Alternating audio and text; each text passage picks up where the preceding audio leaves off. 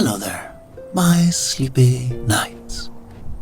Tonight, we'll venture on a journey through ancient mysteries.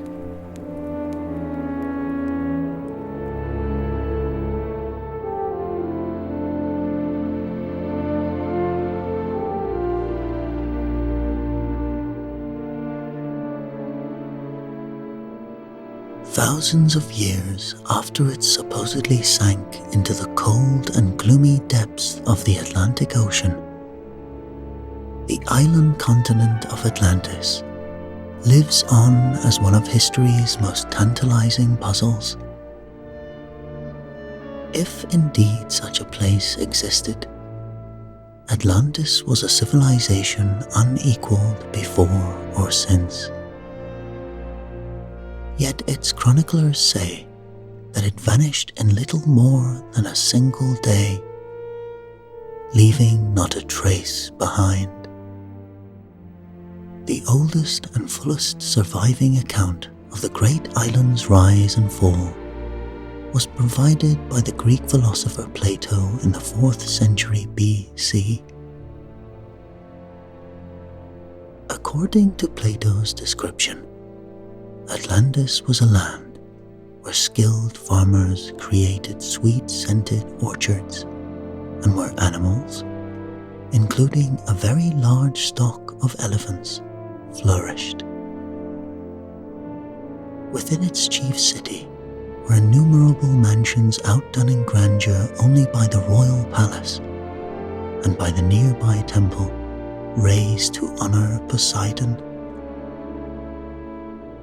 But neither gold nor glory could save the Atlanteans from themselves. Their growing materialism mightily offended the gods, wrote Plato, and the whole civilization was condemned to a swift and spectacular end. Atlantis has often been linked with other places of mystery, among them the pyramids of Egypt and the stone slabs of Stonehenge. Unlike those brooding monuments, however, the land that Plato portrayed is no more tangible than memory or dreams. But many people believe that the drowned country's wealth of silver, copper and gold still glimmers for the finding on the ocean floor. Perhaps one day, they say, some bold salvager may even bring to light Atlantis' fabled golden tablets, graven with the laws of earthly paradise.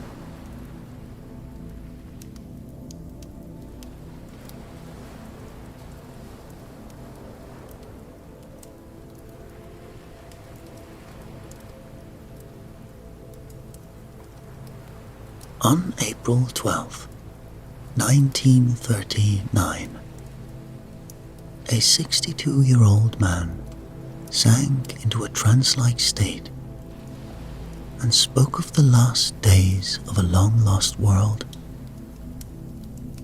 If his thoughts were disjointed, his meaning was as clear as it was startling.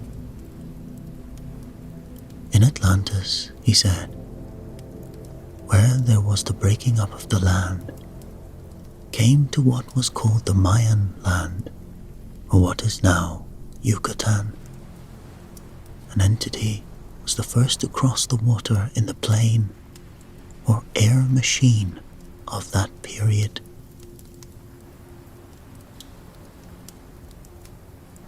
The speaker was Edgar Cayce, known as the Sleeping Prophet, because he invariably experienced his visions in a seeming stupor. For 2 decades, this enigmatic American seer would astound listeners with confidently detailed pronouncements about the fabled island continent of Atlantis. hailed as a greatly gifted clairvoyant and healer, Casey told of an ancient place that, before it was swallowed by the ocean, had produced technological marvels not to be seen again until the 20th century. He spoke of living men and women who, in earlier incarnations, had been citizens of this vanished continental nation.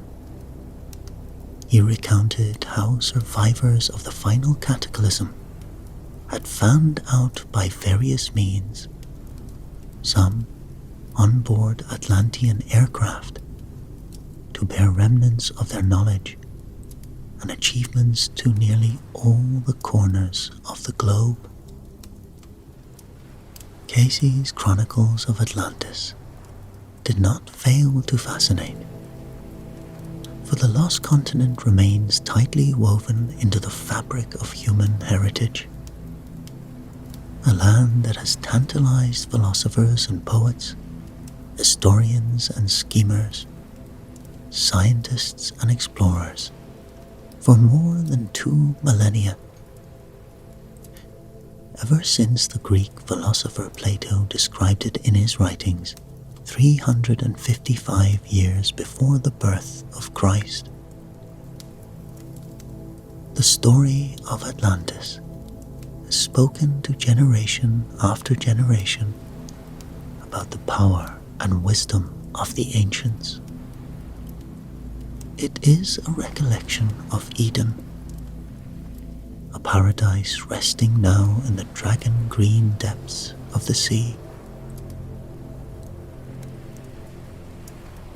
Human ambitions may vault beyond the earth to the moon and planets, and even the most distant stars, but memories of that wondrous continent still persist. And not alone in the stranger revelations of Edgar Casey. The world is filled with mysterious sights, regions, and structures that excite the imagination and lead to speculation about their origins and purposes.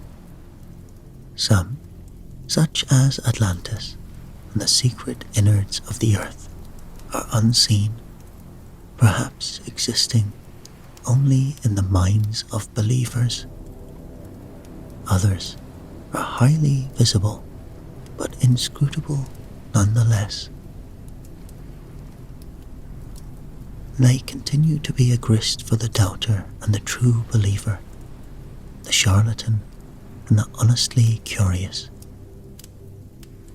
But of all the mystic places, the most enigmatic and the source of many of the rest is the lost island continent of Atlantis,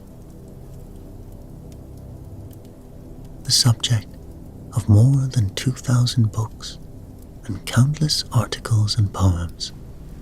Atlantis has been traced to a long list of sites and regions in the world, among them most of the oceans and continents, to mountain ranges such as the Atlas Mountains of North Africa, to the deserts in Sahara, to islands such as Malta in the Mediterranean and Bimini in the Caribbean.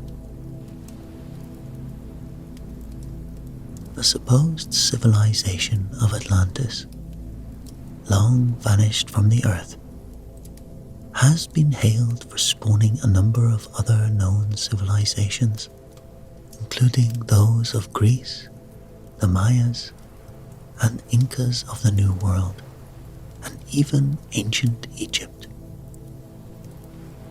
It has also been linked to the high cultures of 2 other allegedly lost continents, Mu and Lemuria. The first known account of Atlantis was supplied by Greek thinker Plato, a student of the philosopher Socrates.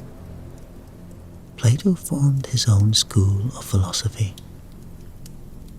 He wrote out his philosophy in the form of dialogues, playlets that featured his former teacher Socrates as the main character. Such is the case in the Republic, the dialogue in which Socrates and his interlocutors work out their ideal philosophy of government. Apparently, Plato tried but failed to persuade the ruler of Syracuse, in what is now Sicily, to adopt his political philosophy. Then, late in life, he composed 2 more dialogues that picked up where the Republic had left off. It is in these, Timaeus and Critias, written around 355 BC, when Plato was in his 70s, that the earliest surviving description of the lost continent appears.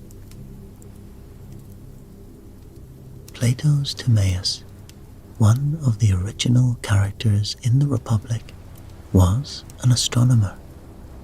Most of the dialogue for him deals with what was then known about the natural world and its origins. The dialogue is written as if it had occurred the day after the conversation that makes up the Republic, before Timaeus speaks about the natural sciences. Another remarkable discussant, Critias the historian, says that he knows of a place where the philosophy of governance had been just as proposed in the Republic. The story of that privileged locale, Critias explains, had been passed down to him from relatives by word of mouth and a few scribbled notes by the Greek statesman Solon, who had heard it a century and a half earlier from Egyptian priests.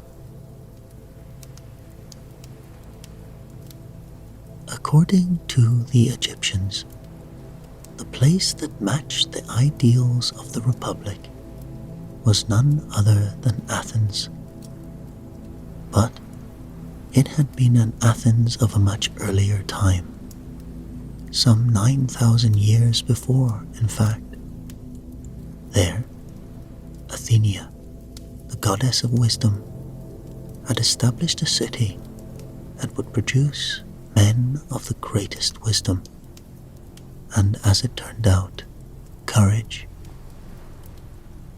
For beyond the Pillars of Hercules, there was a threatening island larger than northern Africa and Asia Minor combined.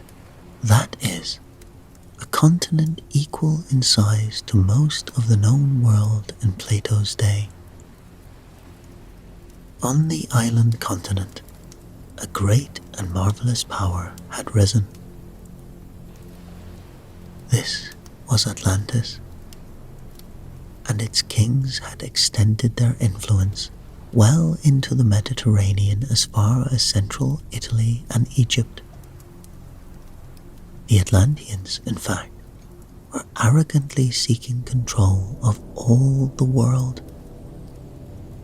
Then, the Athenian warriors defeated the armies of Atlantis in a great battle, and the city's leaders liberated all those east of the Pillars of Hercules. But on the heels of this glorious victory came violent earthquakes and floods that destroyed the early Athenians and sank the entire continent of Atlantis under the sea, all in a devastating period of a day and a night. Such catastrophes, the Egyptian priest had informed Solon, was certainly common enough in the world, but the Greeks had lost the early records of their history.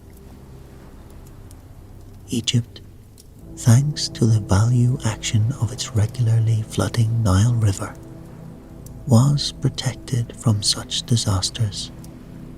Thus, it still retained knowledge of ancient cataclysms. With that brief mention of an early war, Atlantis became a tantalizing part of the historical record, but it remained for Critias, in the dialogue named for him, to describe Atlantis in detail.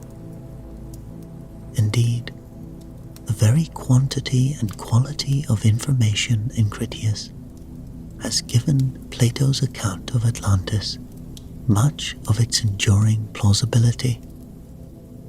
Critias's report is filled with architectural, engineering, and ceremonial detail that would hardly have been needed if all Plato had in mind was to create a parable or legend to help him make a philosophical point.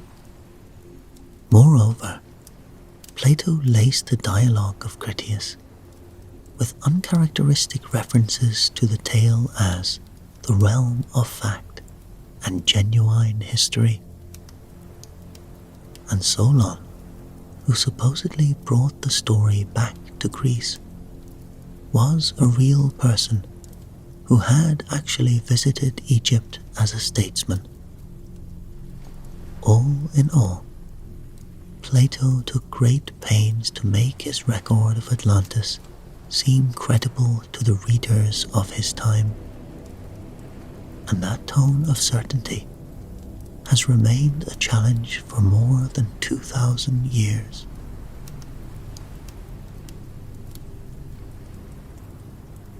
Today, of course, few people believe in Poseidon, the Greek god of the sea, or in any of the rest of the Hellenic pantheon. But when Critias resumed his account of Atlantis, he quite naturally spoke in terms of divine origins. In the earliest of times, he explained, when the gods were dividing the earth among themselves, Poseidon chose the fair and bounteous continent and the islands that would come to be known as Atlantis. There, with a woman named Cleito, he sired 5 sets of twin sons. The firstborn child was Atlas, for whom the continent and the surrounding ocean were named. Poseidon divided Atlantis into 10 parts, granting Atlas the biggest and best portion, and making him sovereign over his brothers, who were made rulers over the remaining provinces. Atlantis was a land of bountiful plains, extensive stands of timber, and a rich flora and fauna, including great herds of elephants. The ground was seamed with the ore of gold, silver, and other metals, including a copper that Plato wrote sparkled like fire. At the southern end of the continent, the kings built a city of magnificence to match the great power that so rich a land soon achieved. This city, also called Atlantis, consisted of concentric rings of land and waterways. In the center, on a high hill where Poseidon and Cleito had conceived Atlas and his twin brother, the Atlanteans raised a great temple to Poseidon, with a statue of the god riding a golden chariot through the sea in the company of dolphins.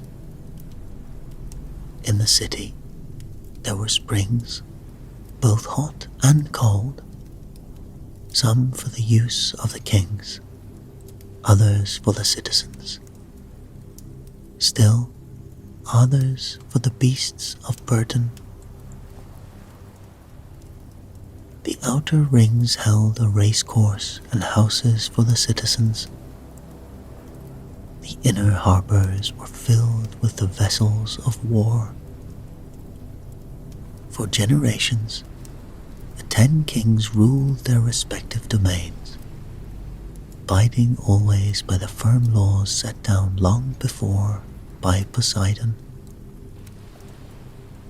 At alternative intervals of 5 and 6 years, the monarchs would meet together and perform a long and complex ceremony in which a wild bull, captured with a noose, was sacrificed and its blood allowed to course down over sacred bronze columns in the temple. Afterward, the kings donned sacred dark robes and discussed among themselves any transgressions between kingdoms that might have occurred in the interval since the last assembly. They inscribed the results of these deliberations on tablets of gold. It was not long before Atlantis, gifted with wealth, strength, and internal harmony, began to extend its power outward. But at the same time, the divine and virtuous character of its populace had begun to weaken with the passage of years. Human nature, Critias reported, got the upper hand. The Atlanteans began to exhibit less seemly qualities. Uncurbed ambition, greed, and ugliness grew among the citizens and their rulers as well. Perceiving that an honorable race was in a woeful plight, Critias said, Zeus summoned the gods to determine what punishment to inflict on Atlantis. And when he had called them together, he spoke as follows. And this is where Critias breaks off. For unknown reasons, Plato ended his chronicle of Atlantis before he had given the details. Only touched upon in the earlier dialogue of Timaeus, of the war with the Atlanteans and the terrible earthquake and floods that sank the once blessed continent into the depths of the sea. Despite Plato's best efforts to make Atlantis seem real, his descriptive account was soon the subject of controversy. Even his student Aristotle claimed that Plato had fabricated the Atlantis story and contrived the continent's catastrophic demise as a literary convenience. For many centuries after, scholarship in the Western world was based on the reading of texts by the greats of earlier times, and philosophers generally aligned themselves in schools of thought that were either Aristotelian or Platonic. The Platonists claimed that Plato's account of Atlantis was straight history, while Aristotelians took the opposite point of view and maintained that the lost continent was pure myth. Even so, It was easy enough to believe that a mysterious land might once have existed in the vastness of the Atlantic. The seas beyond the Strait of Gibraltar remained largely unexplored, and, in the minds and maps of men, were perilously laced with reefs and shallows, not to mention strange and dangerous creatures.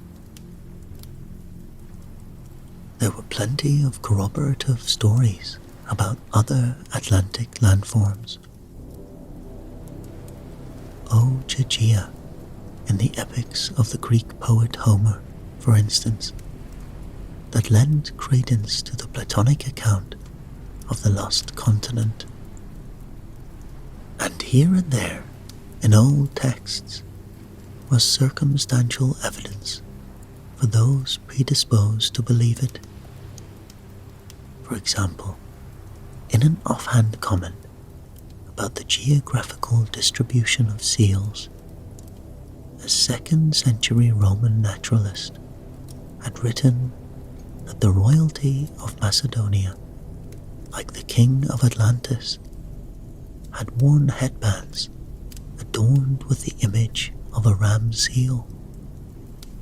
Presumably, the real-life Macedonians had adopted this emblem in emulation of equally substantial Atlanteans.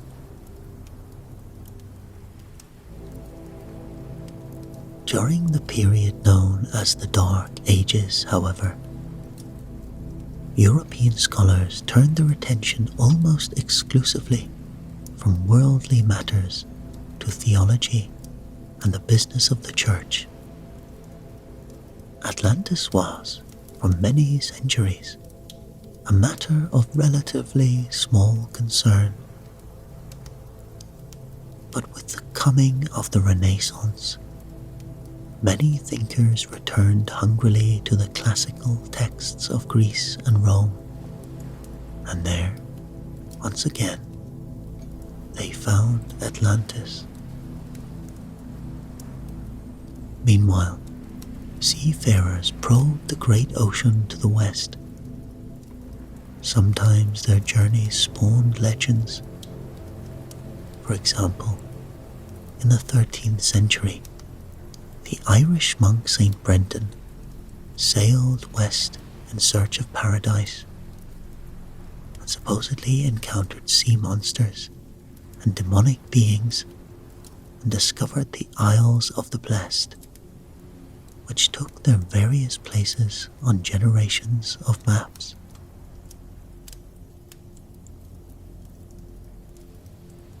By the time Columbus set sail, map makers had endowed the Atlantic Ocean with numerous other islands, both real and imagined. Among them, Avalon, the fabled land where King Arthur was said to have gone after receiving mortal wounds at the Battle of Camlan. Close by were the Azores and the Canaries, lying only a few hundred miles off the coast of North Africa. Some scholars believe that these islands may be the mountainous remnants of a sunken land.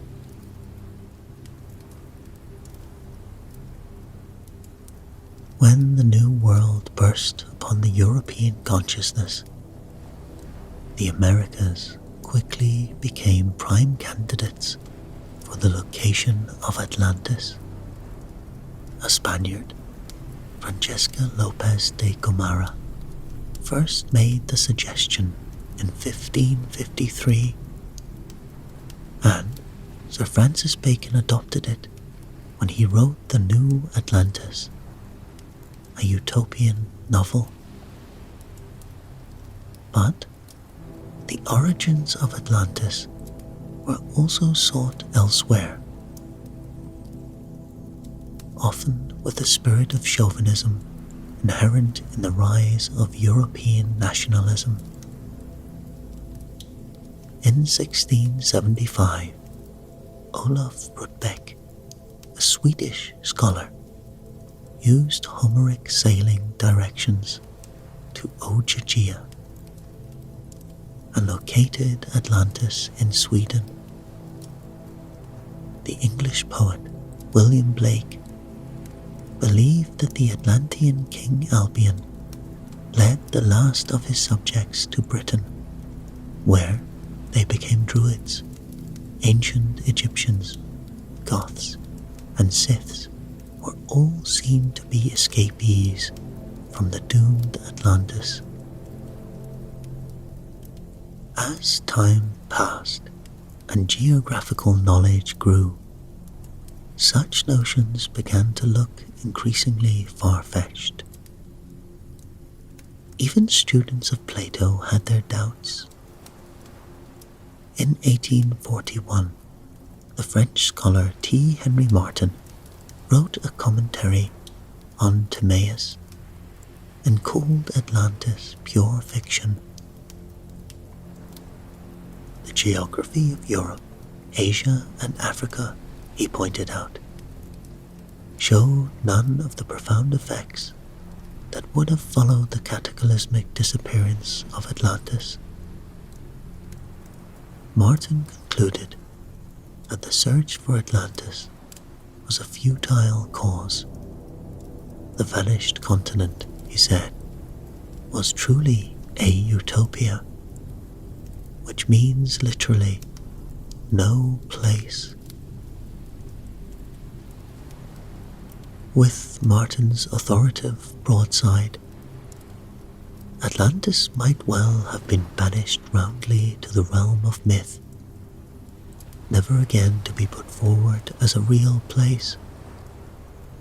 But within a few decades, the lost continent found a new and eloquent champion, and a highly unlikely one at that.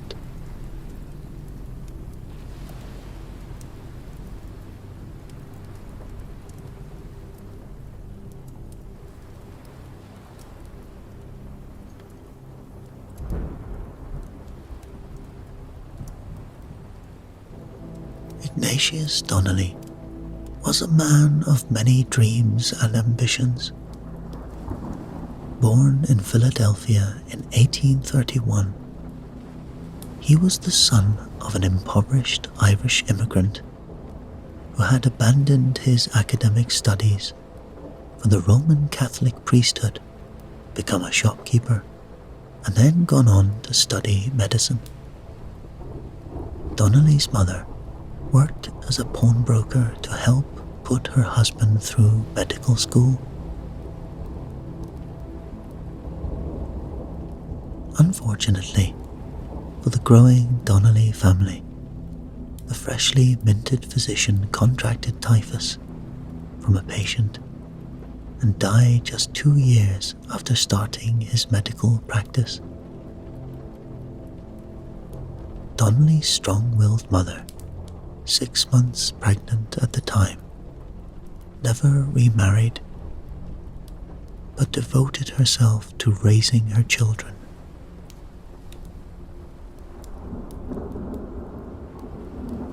She was a strict disciplinarian who encouraged her offspring to excel.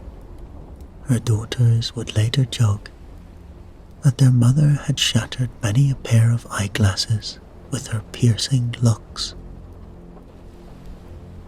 Following his graduation from the prestigious Central High School, where he lived up to his mother's expectations by reading widely and developing a striking talent for writing poetry and prose, the short, red-haired Ignatius Donnelly hired on as a clerk for an up-and-coming Philadelphia lawyer. After 3 years, qualified to be a lawyer himself, Donnelly set up his own practice. Drawn into democratic politics, he soon made his mark and drew praise from the powerful Senator John C. Breckinridge.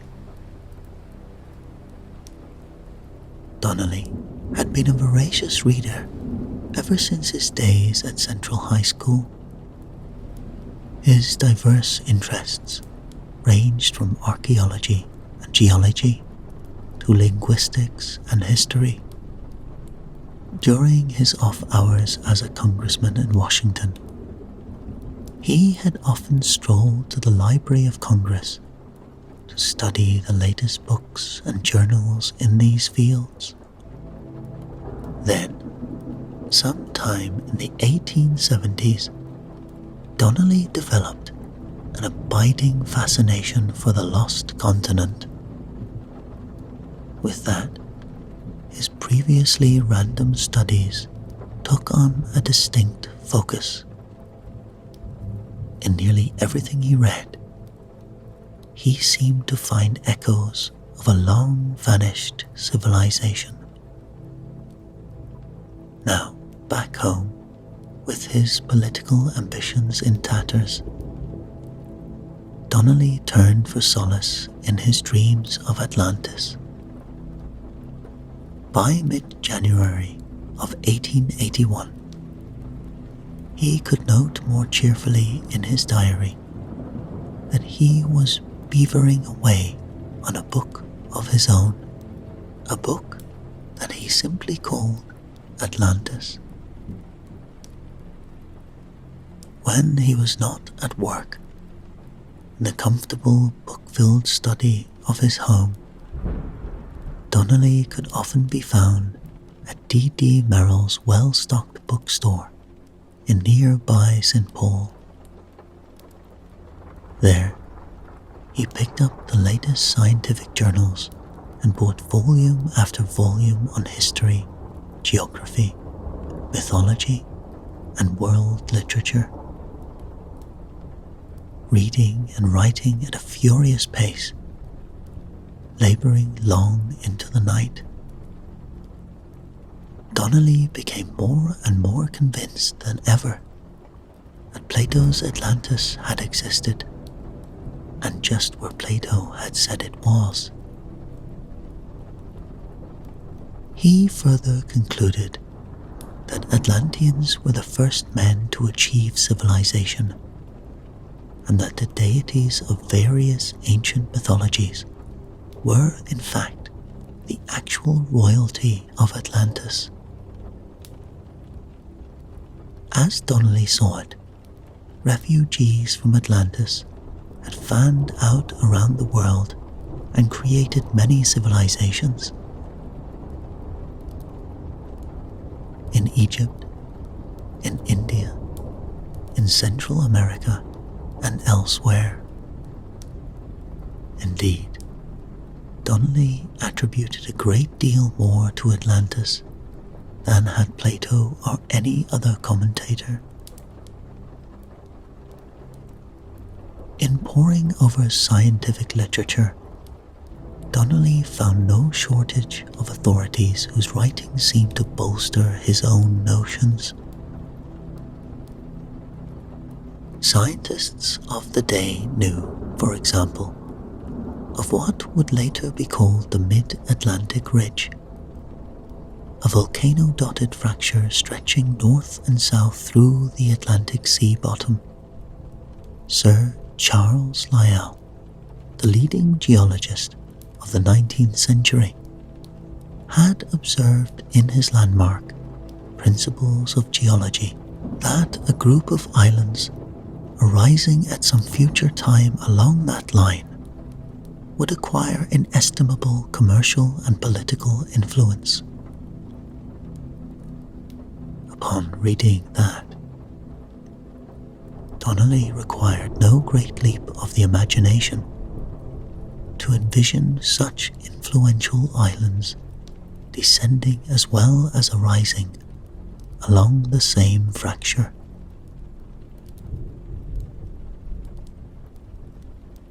Donnelly also found corroboration for his developing Atlantis theories in the world of botany.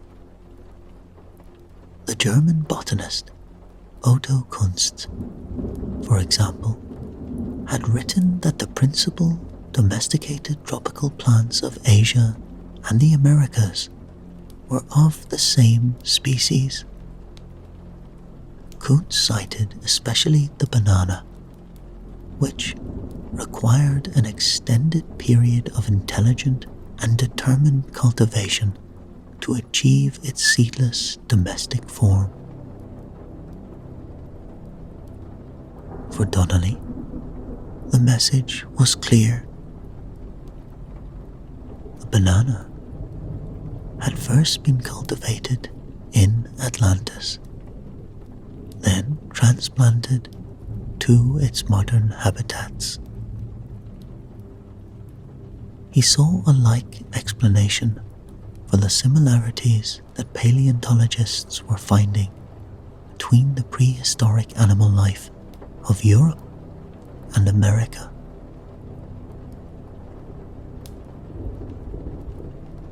More important for his thesis, Donnelly discerned far too many similarities between widely separated cultures to be explainable as mere coincidence. As his research led him to find legends from Asian civilizations, American Indian cultures, and the ancient civilizations of the Middle East, Donnelly totally rejected the possibility that such kindred stories could have arisen by chance. The only possible explanation for so universal a concept, he concluded, had to be a single source: the lost continent of Atlantis, from which the tale of deluge had spread, changing slightly, but not importantly through centuries of oral transmission. This sort of pattern loomed wherever Donnelly looked. A favourite symbol of the Bronze Age, he found, was the spiral, and spiral images cropped up at old sites in Scotland, in Switzerland, and in the rock face carvings of the Sioux Indians in New Mexico.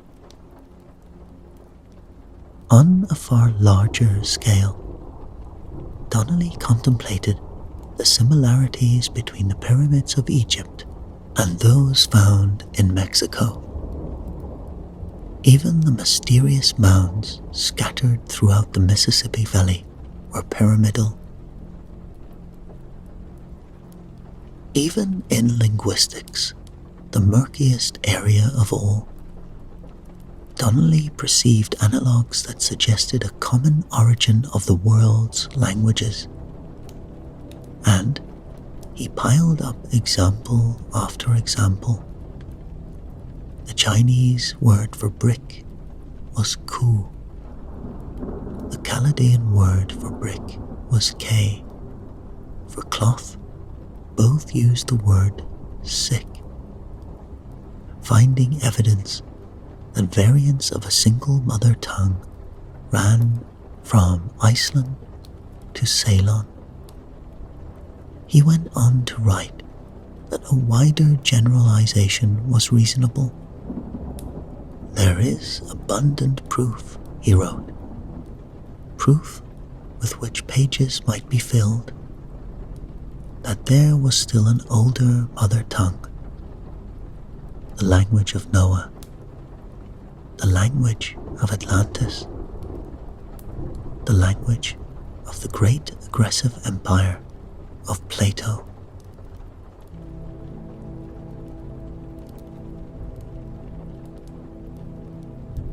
Writing at a feverish pace, Donnelly completed his book in mid-March of 1881. Soon afterward, armed with letters of introduction from his St. Paul bookseller, he travelled to New York to make the rounds of the major publishers. Donnelly's Atlantis went on sale in early 1882. not even the enthusiastic author was fully prepared for the acclaim it elicited. Early reviews called it plausible and suggested that it was one of the most notable books of the century. William Gladstone, Great Britain's Prime Minister at the time, read the book and wrote Donnelly a glowing letter. Donnelly's vision of the lost continent found an immense audience. New Orleans would devote its Mardi Gras celebration the next year to the theme of Atlantis. And so great was the book's reception in America and abroad that its author was elected to membership in the American Association for the Advancement of Science. Atlantis was soon available in translation throughout Europe, and many people on both sides of the Atlantic were thoroughly convinced by Donnelly's marshalling of evidence from science, literature, folklore, and mythology.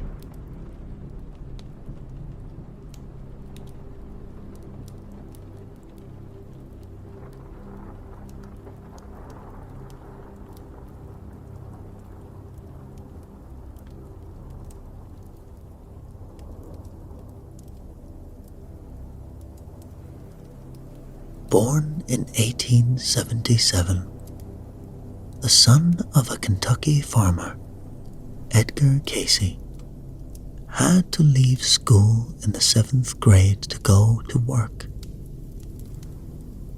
Later, he hoped to become a preacher, but came down with a throat ailment that reduced his voice to the merest whisper. After doctors failed to cure him, he asked a friend to put him in a hypnotic trance. In this state, Casey spoke out in a loud, firm voice, diagnosing his problem and prescribing the remedy that ultimately worked.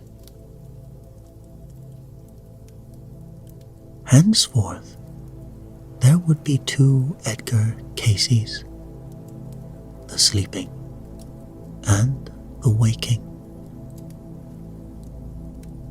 For years, until his death in 1945, Casey spent a great deal of his time submerged in deep trances, seeking the causes of people's physical ailments and disabilities, as well as prescribing cures.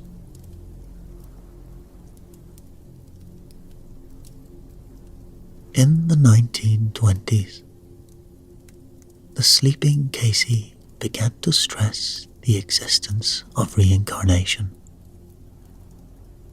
the rebirth of departed souls in new bodies. Often, when tracking a patient's previous lives in what were known as life readings, as opposed to readings made for healing purposes, Casey would allude cryptically to a previous life in Atlantis, calling the spirit from that earlier time an entity. One subject of a life reading was told, in Atlantean land, entity ruled in pomp and power, and in understanding of the mysteries of the application of that often termed the night side of life, or in applying the universal forces as understood in the period. A relatively simple man, Casey was deeply religious and was not widely read. he was sometimes astounded to learn what he had said in a trance state, and the waking Casey worried for a time about his sleeping counterpart's ideas about reincarnation, fearing that they might be unchristian. In fact, the Atlantean references seemed almost incidental. But like all of Casey's readings after 1932, when an institute was founded to support his work, they were written down. In 650 different readings that Casey gave for different people over a period of 21 years, a vivid picture of the ancient world of Atlantis emerged, and the picture was remarkably consistent in its own terms. The accumulated fragments do not contradict themselves. Casey's Atlantis was right where Plato had said it was, in the Atlantic Ocean. The position the continent of Atlantis occupied, he said, in a reading given in 1932, is between the Gulf of Mexico on the one hand and the Mediterranean upon the other. It was of continental size, and people lived there for thousands of years, during which it went through 3 great catastrophic periods of a breakup, the last being about 10,000 years ago, when it disappeared. Before the end, however, the Atlanteans appeared to have developed a highly advanced civilization that was technologically on par with the industrialized world of the 20th century.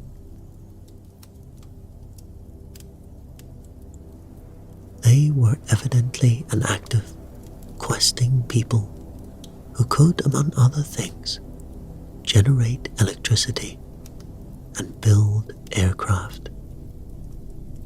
As Casey intoned during a life reading, entity was what would be in the present the electrical engineer, applied those forces or influences for airplanes, ships, and what you would today call radio for constructive or destructive purposes.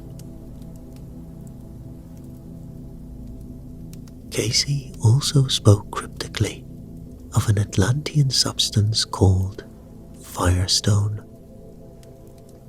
Used to generate energy, it has been likened by some to the radioactive materials employed in modern times to produce nuclear power. As Casey explained in a reading more than a decade before the first public demonstration of atomic energy,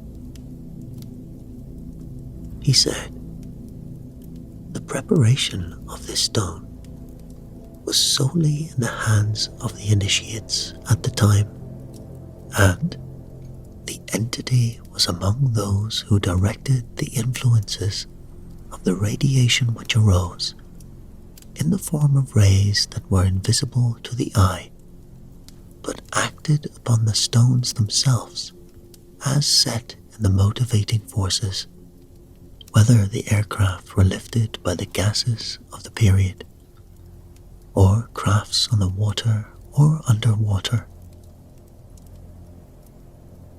These vehicles, Casey went on to say, were impelled by the concentration of rays from the stone, which was centered in the middle of the power station.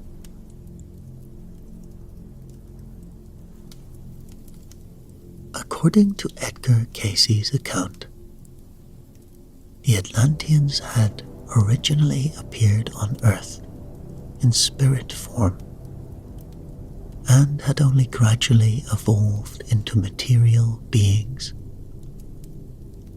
This was, it seems, the beginning of the end for Atlantis. The more fleshy its inhabitants became over the generations, the more troubled their civilization became. Casey said in 1937, during a sleep state, in Atlantean land, when there were those disturbing forces, or just previous to the first disturbing forces that brought the first destruction of the continent, through the application of spiritual things for self-indulgent of material peoples. A faction called the Sons of Belial finally gained control of Atlantis, mistreating the land's producers and casting them into a kind of slave status. Society, like the land itself, began to fall apart, and Casey suggested that the cataclysmic end was caused not only by geological upheavals, but also by misuse of technology. In addition to telling the life and death of Atlantis, Casey also made a tantalizing prediction. In the late 1960s, he said the western region of the long submerged continent would begin to reappear near the Caribbean island of Bimini. And then, in 1968, divers happened to find in the waters just off Bimini what seemed to be a long roadway paved with rectangular blocks of stone. Many believed that the sleeping Casey's prophecy had come to pass, that this was an actual remnant of the vanished Atlantean civilization. Indeed, radiocarbon dating of the monumental blocks indicated an age of some 12,000 years.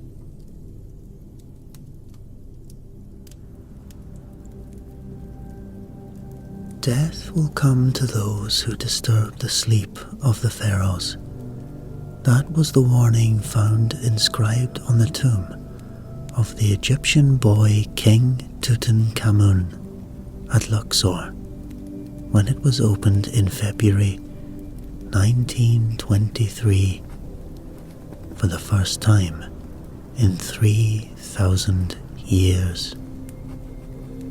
The man who led the expedition to Egypt to excavate the ancient tomb was an Englishman, 57-year-old Lord Carnarvon, and the curse of the pharaohs was well known to him. He knew what had happened to the man who, in the late 19th century, had brought another pharaoh's coffin back to England. Arthur Weigall, one of the men in Lord Carnarvon's team, had told him all about the owner of that coffin. No sooner had he obtained the coffin than he lost his arm when his gun exploded. The ship in which the coffin was sent home was wrecked. The house in which it was kept was burnt down. The photographer who took a picture of it shot himself.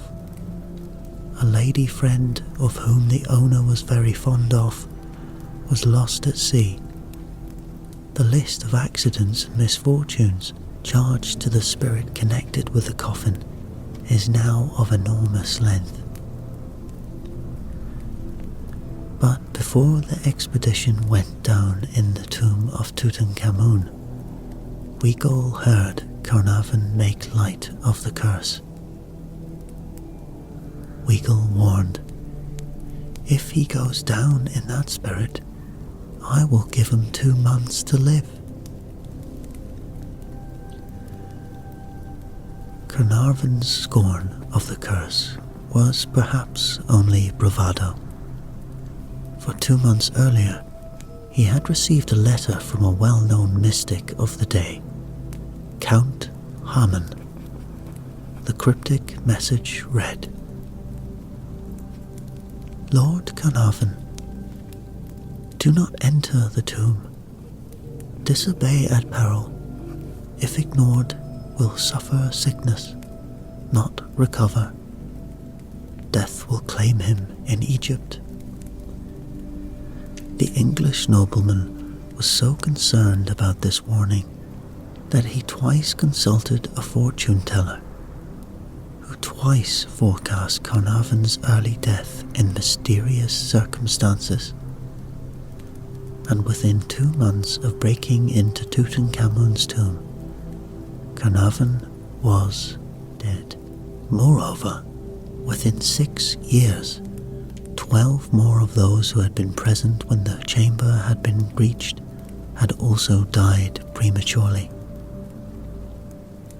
And over the years that followed, the curse of the pharaohs claimed several more victims among those who had been associated with the fateful expedition. One of them was the man who had twice warned Carnarvon of disaster, Weagle. The sinister saga began in April of 1923, when one morning Carnarvon awoke in his Cairo hotel room and said, "I feel like hell." By the time his son arrived at the hotel, Carnarvon was unconscious. That night, he died. His death was attributed to a mosquito bite, which was noted to be in the same place as a blemish on the mummified body of King Tutankhamun. Carnarvon's son was resting in an adjoining room at the moment of his father's death. He said, "The lights suddenly went out all over Cairo. We lit candles and prayed." Shortly afterwards, there was another death at the hotel. American archaeologist Arthur Mays, who had been one of the leading members of the expedition, complained of tiredness, suddenly went into a coma and died before doctors could even diagnose what was wrong with him. Deaths followed one upon another. A close friend of Carnarvon, George Gould, rushed to Egypt as soon as he heard of the Earl's death. Gould visited the pharaoh's tomb. The next day, he had a high fever. He died within 12 hours. Radiologist Archibald Reed, who x-rayed Tutankhamun's body, complained of exhaustion. So, he went home to England and died shortly afterwards. Carnarvon's personal secretary on the expedition, Richard Bethel, was found dead in bed from apparent heart failure. British industrialist Joel Wool was one of the first visitors to the tomb. He died soon afterwards from a mysterious fever. By 1930, only 2 of the original team of excavators who had broken into the tomb were still alive. The curse of the pharaohs was still taking its toll half a century later. In 1970, the sole survivor of the Tutankhamun expedition, 70-year-old Richard Adamson, gave a television interview to explode the myth of the death curse. He told viewers, "I don't believe in the myth for one moment." Afterwards, as he left the Norwich television studios, his taxi collided with a tractor, throwing him out onto the road. A passing lorry missed his head by inches. It was the third time that Adamson, who had been a security guard to Lord Carnarvon's expedition, had tried to put paid to the legend. The first time he spoke against it, his wife died within 48 hours. The second time, his son broke his back in a plane crash. And the third occasion, Adamson, recovering in hospital from head injuries, said, "Until now, I refuse to believe that there was any connection between the curse and what happened to my family. But now I'm having second thoughts." A year later, the curse of the pharaohs struck again. But this time, Tutankhamun had no hand in it. British Egyptologist Professor Walter Emery was digging for the tomb of the god of medicine Imhotep at Saqqara, near the pyramids, when he uncovered a statue of Osiris, the god of death. The professor was handling the statue when he fell dead from a cerebral thrombosis. Fears of the curse of the pharaohs were revived in 1972, when the golden mask of Tutankhamun was crafted for shipment to Britain for an exhibition at London's British Museum to mark the 50th anniversary of the tomb's discovery. In charge of the operation was Dr. Gamal Merez, Director General of the Antiquities Department of the Cairo Museum, where he was responsible for the safekeeping of 20 ancient mummies. Dr. Merez did not believe in the curse, not even after his predecessor had suddenly died within hours of signing an agreement to send the treasures of Tutankhamun to Paris. Merez said, "I, more than anyone else in the world, have been involved with the tombs and mummies of the pharaohs, yet I am still alive. I am the living proof that all the tragedies associated with the pharaohs are just coincidence. I don't believe in the curse for one moment."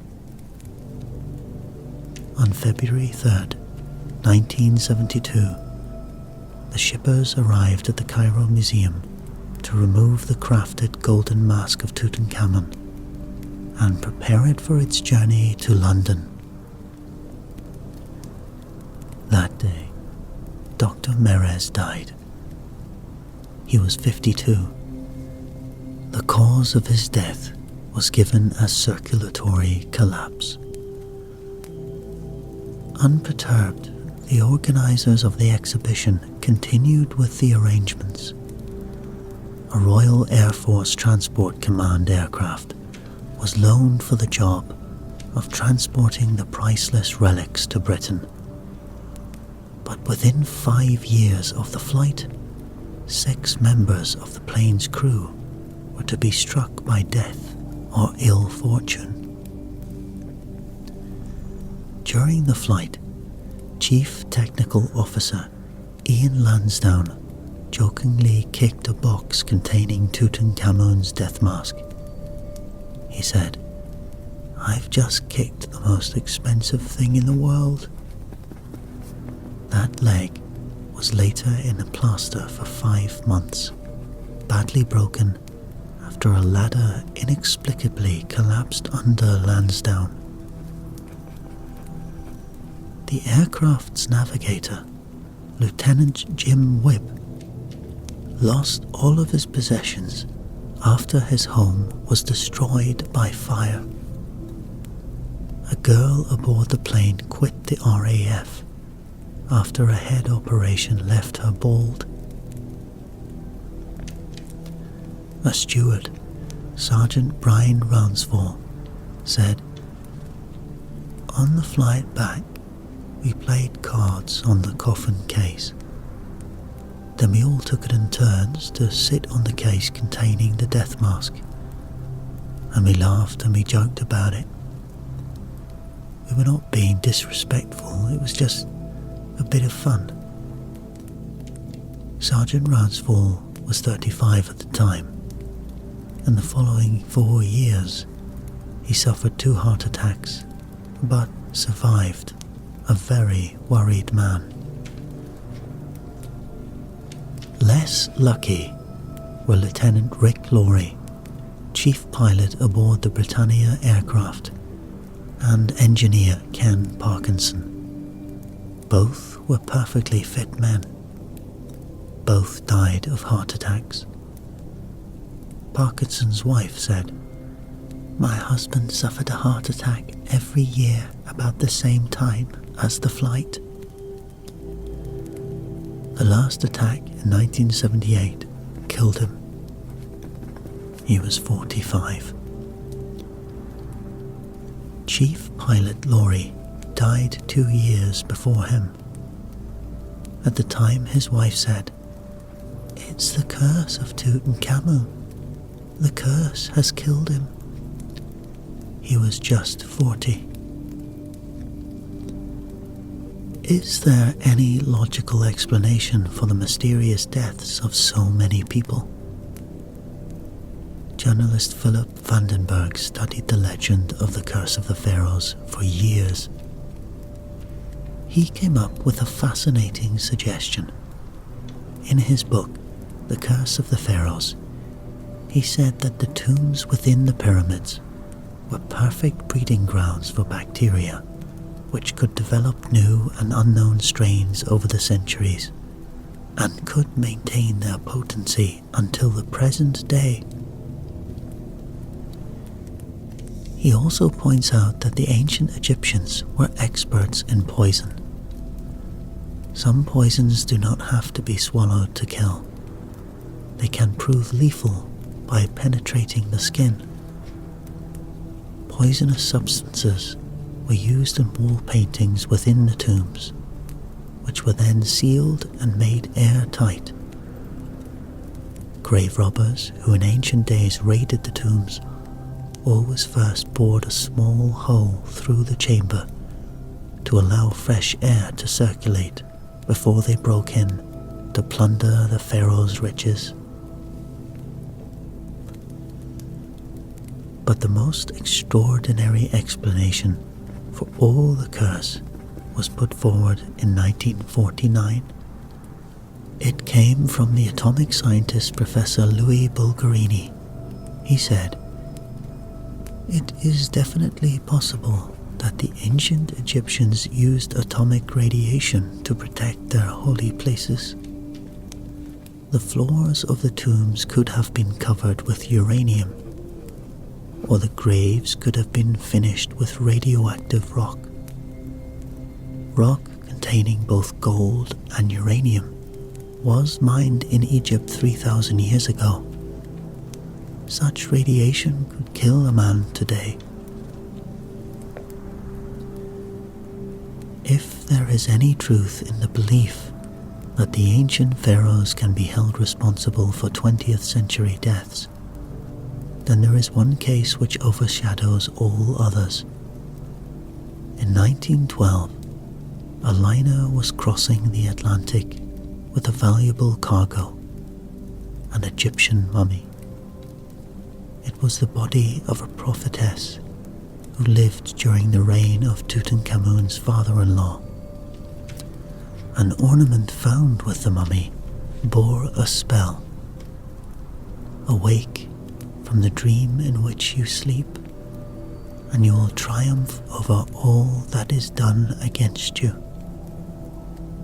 Because of its value, the mummy was not carried in the liner's hold, but in a compartment behind the bridge on which stood the captain, whose errors of judgment played a part in causing his ship to sink. The name of that ship was the Titanic.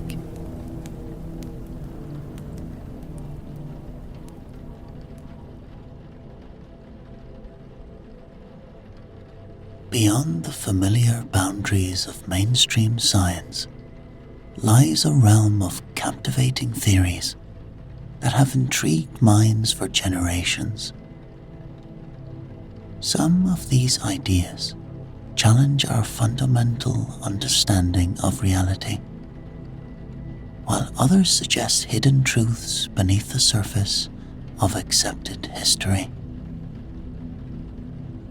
Though often dismissed by conventional wisdom, these theories continue to captivate our collective imagination, spurring discussions that bridge the gap between scientific inquiry and speculative thought. What makes these theories particularly compelling is not just their imaginative scope, but the way they often incorporate verifiable elements of science, history, and documented events. Like threads of truth woven through elaborate tapestries, these factual components lend credibility to larger, more fantastic ideas. Whether discussing the peculiar properties of our moon, the unexplored depths beneath our feet, classified government experiments, or mysterious objects in orbit, each theory builds upon kernels of truth to construct broader, more challenging narratives.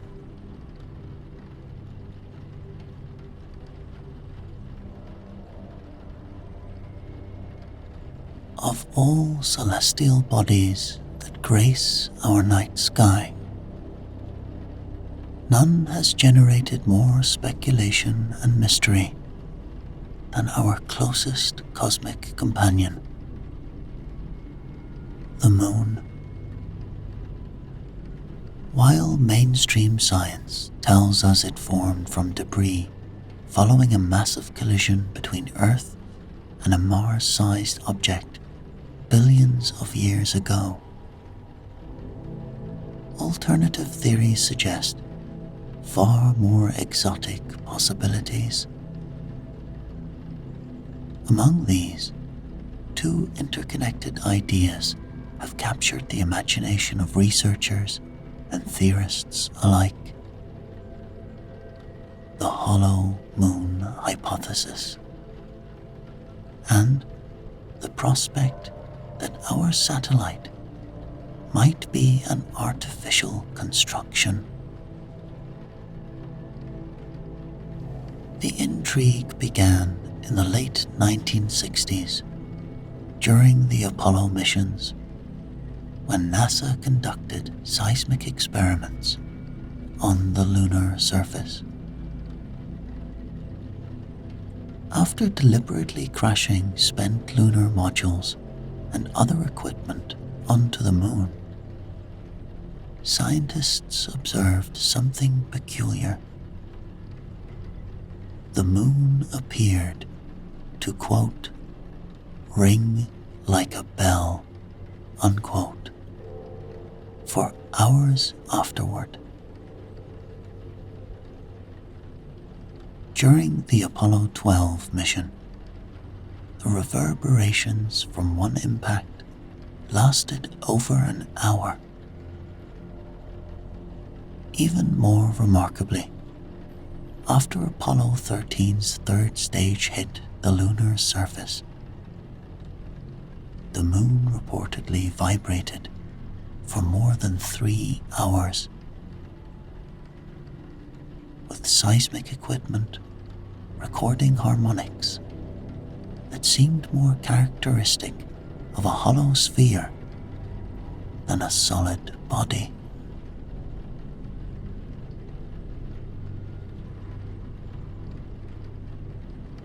The unexpected behavior led to the development of the hollow moon theory. Proponents argue that the moon's density is notably lower than Earth's, despite what conventional models would predict. They point to the fact that the moon's mean density is 3.34 grams per cubic centimeter, while Earth's is 5.5. This significant difference has led some researchers to suggest that large portions of the moon's interior might be empty or composed of much lighter materials than previously thought.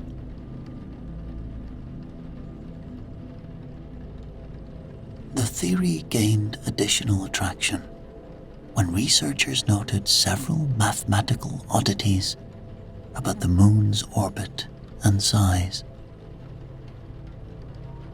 Its apparent size from Earth matches the sun's almost perfectly, allowing for total solar eclipses, a coincidence that some argue is too precise to be natural. Furthermore, the moon maintains a synchronous rotation with Earth, always showing us the same face, which some theorists suggest might be deliberate positioning rather than a natural gravitational effect.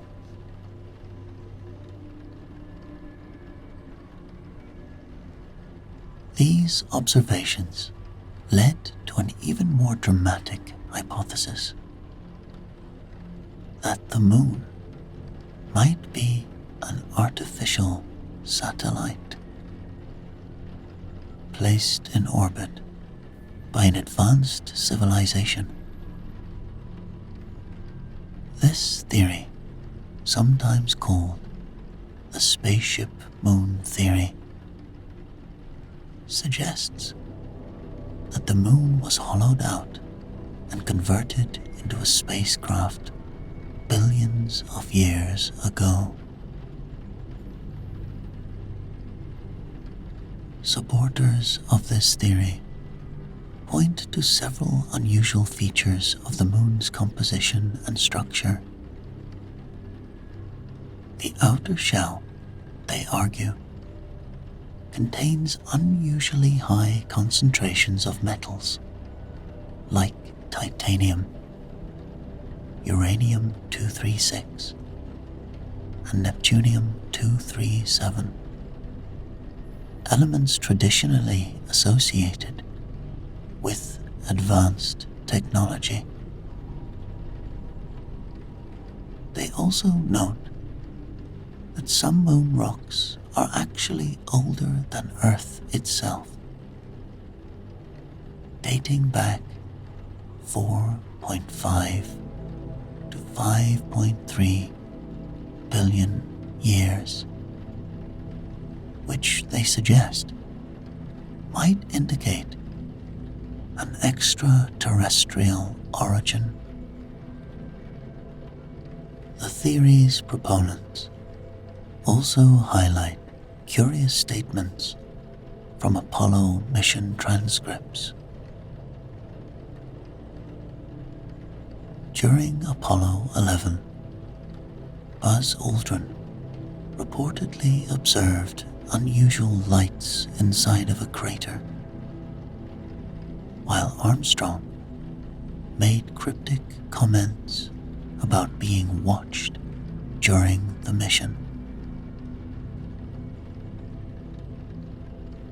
NASA's apparent reluctance to return to the moon with manned missions is sometimes cited as evidence that something significant was discovered there that remains classified.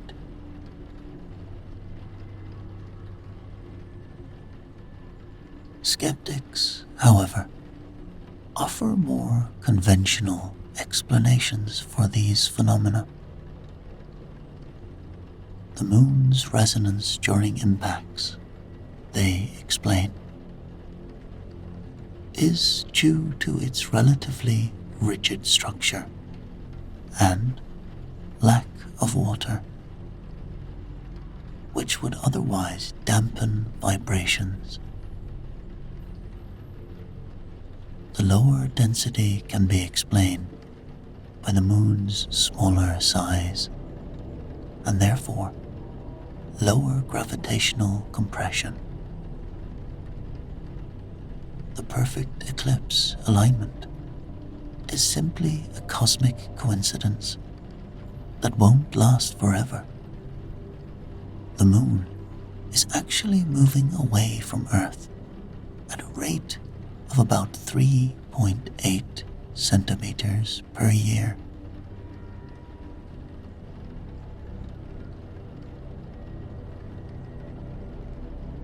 The presence of older materials in lunar rocks, scientists argue, actually supports the giant impact hypothesis, as these materials would have come from the early solar system. The unusual metal concentrations can be explained by natural geological processes, and the supposed anomalous structures have more mundane explanations, or are simply misidentified natural formations. Yet, despite these rational explanations, the moon continues to generate mystery. Recent research has revealed that the moon's core might be much less dense than previously thought, though still not hollow. Lunar missions have discovered vast underground caverns that could potentially serve as bases for human colonization. And our understanding of the moon's formation and evolution continues to evolve as new data becomes available.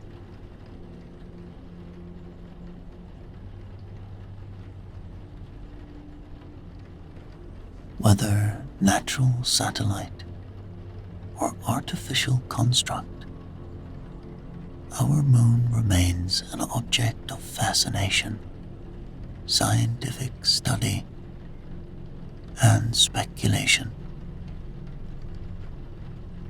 As we plan future lunar missions and permanent bases, perhaps we'll finally uncover definitive answers to these enduring mysteries.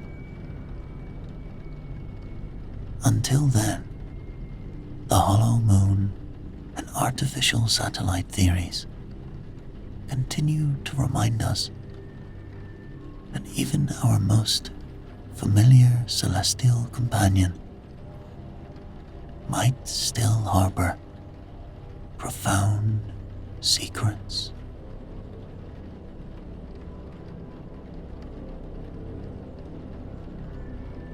Deep beneath our feet lies what conventional science describes as a layered structure of rock, metal, and molten material.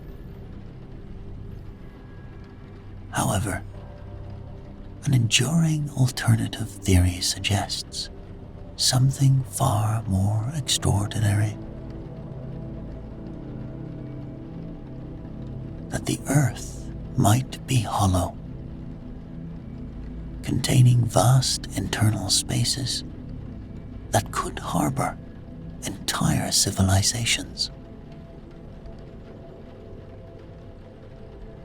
The hollow Earth theory, which has captivated imaginations for centuries, represents one of the most persistent and elaborate alternative explanations for our planet's true nature. The modern conception of a hollow Earth took shape in the early 19th century when John Cleve Symmes Jr., a veteran of the War of 1812, publicly declared that the Earth was hollow and habitable within. He proposed that the planet contained several concentric spheres with wide openings at the poles that allowed entry into these inner realms.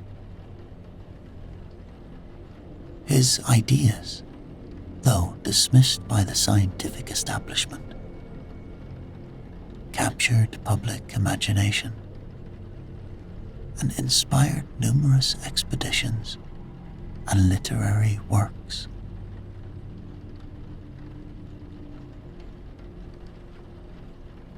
The theory gained additional momentum through the writings of various authors and theorists.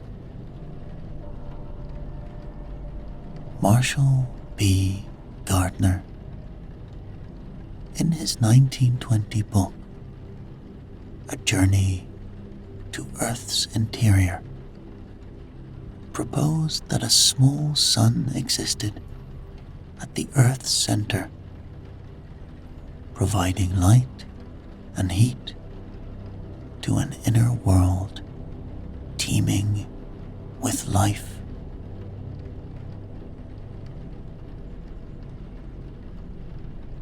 He suggested that the aurora borealis was actually a result of light and energy escaping from this internal sun through the polar openings.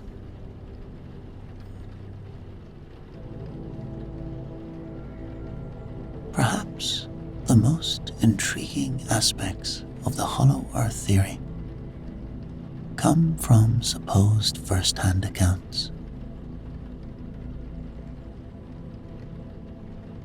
The most famous of these is the controversial diary of Admiral Richard E. Byrd, who allegedly wrote about flying through a polar opening into an inner world during his 1947 Arctic expedition. According to this account, Byrd encountered a vast, inhabited region with lush vegetation, animals, and even advanced civilizations. While the authenticity of this diary is heavily disputed, it has become a cornerstone of hollow Earth literature.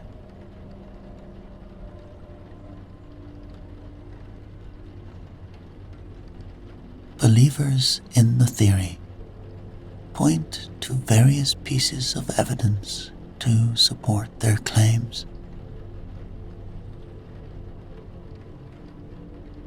They note that many deep caves and cavern systems remain unexplored, suggesting the possibility of vast underground networks.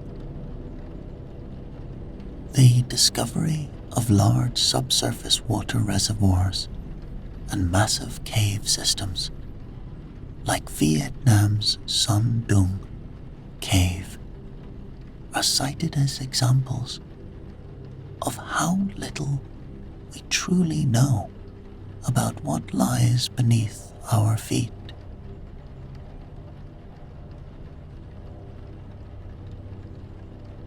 The theory also incorporates various mythological and historical references.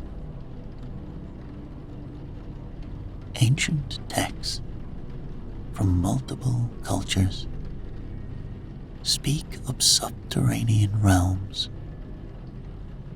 from the Greek underworld to the Hindu Agartha. Native American tribes have legends of ancestors emerging from underground worlds, while Nordic mythology speaks of an inner realm.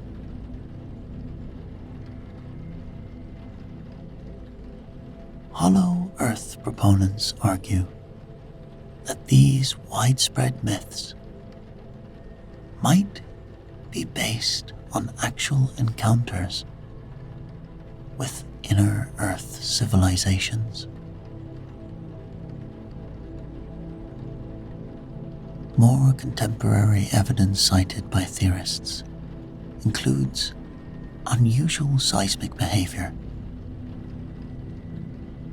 They argue that earthquake waves sometimes behave unexpectedly, possibly indicating large hollow spaces within the Earth. They also point to the fact that certain materials brought up from deep drilling operations don't always match what conventional geology would predict for those depths.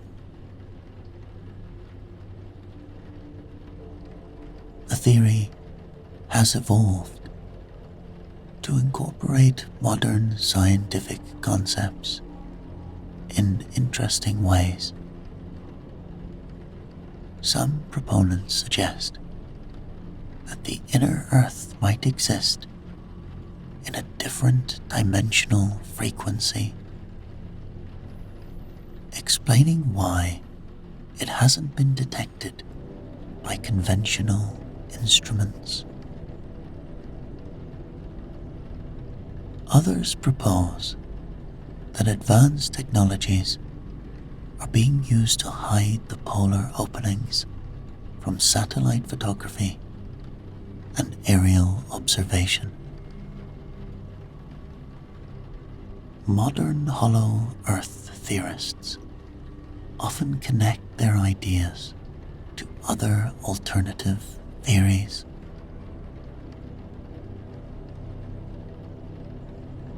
They suggest that UFOs might actually originate from within the Earth rather than outer space, explaining their apparent ability to appear and disappear suddenly. Some believe that ancient advanced civilizations like Atlantis or Lemuria might have retreated into these inner realms rather than being destroyed.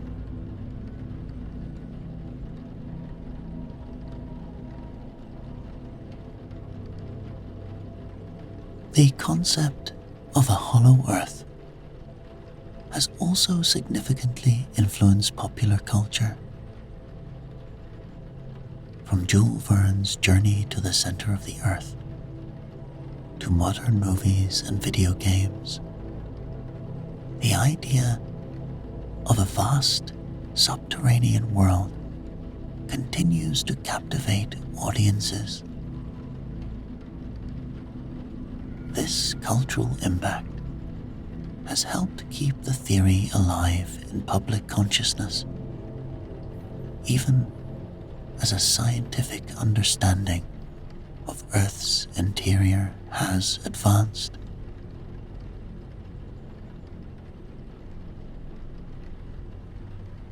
Skeptics, of course, offer numerous scientific objections. They point out the enormous pressures and temperatures inside the Earth make large, habitable cavities physically impossible. Seismic wave patterns clearly indicate a layered internal structure, while the Earth's magnetic field is best explained by a solid inner core surrounded by a liquid outer core. The mass and gravitational properties of our planet also align perfectly with a largely solid sphere rather than a hollow one. Furthermore, modern technology has mapped the Earth's surface in extraordinary detail, including the poles, finding no evidence of the massive openings that hollow Earth theory requires.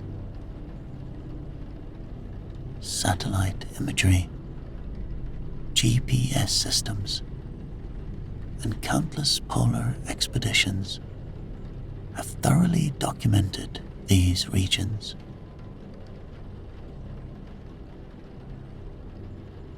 Yet, despite these scientific counter-arguments, the hollow Earth theory persists. Perhaps because it speaks to something deeper in human psychology. Our desire to believe that undiscovered worlds might exist just beyond our reach. It reminds us that humans have always been drawn to the unknown, seeking to explore and understand the mysteries that lie beneath the surface of our everyday reality.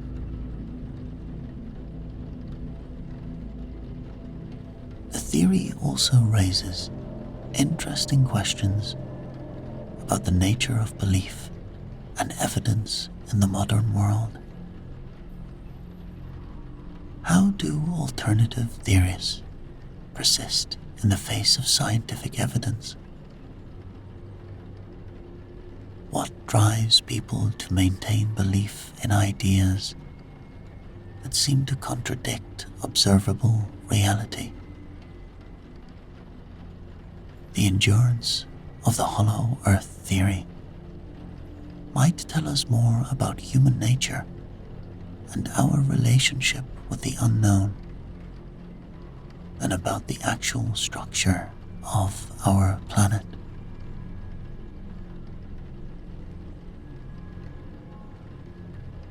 As we continue to explore and understand our world, the hollow Earth theory serves as a reminder that humanity's capacity for imagination and speculation knows no bounds. Whether viewed as a serious alternative theory or a fascinating example of human creativity, it remains one of the most elaborate and enduring alternative explanations for the nature of our world.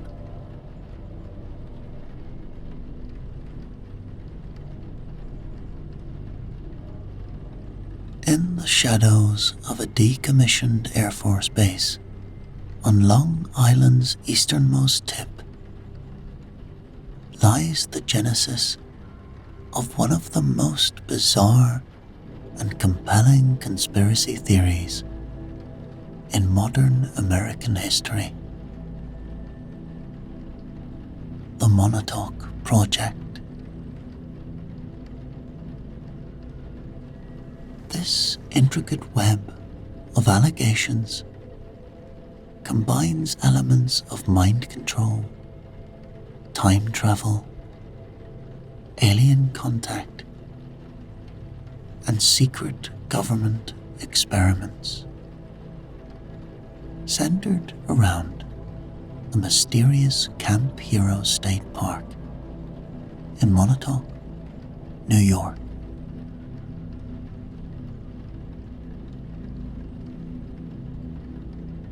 The story begins in the 1980s when Preston Nichols and Peter Moon published the Montauk Project, Experiments in Time, claiming to have recovered repressed memories of their involvement in secret experiments conducted at Camp Hero.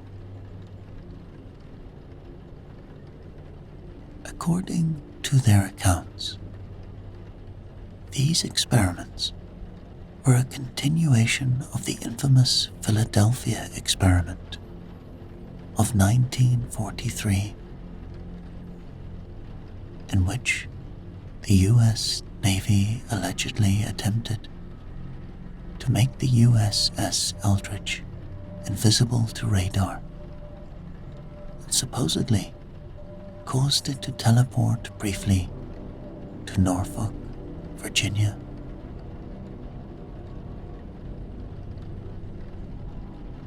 According to the theory, the Montauk Project originated in the late 1960s when researchers discovered they could harness the frequency of human consciousness.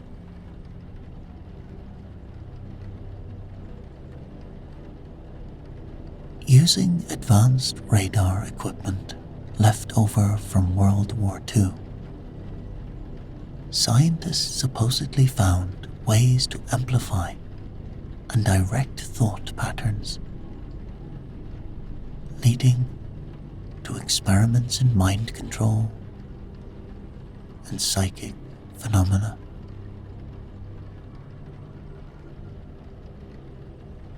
The massive AN/FPS-35 radar installation at Camp Hero, still visible today, is often cited as the primary tool for these experiments.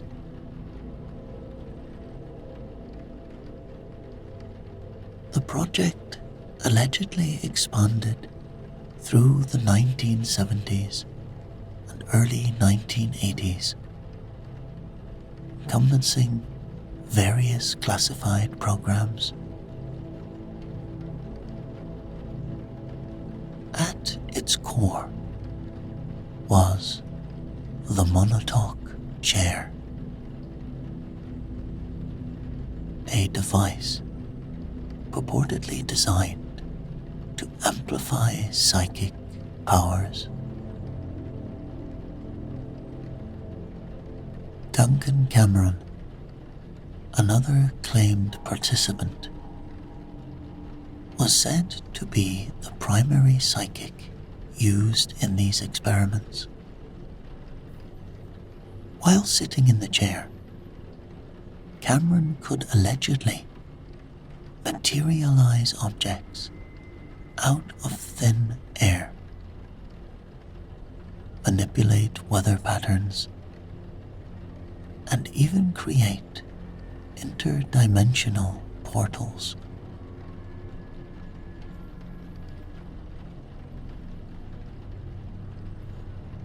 One of the most extraordinary claims involves time travel experiments. According to Nichols and others, researchers successfully created a time tunnel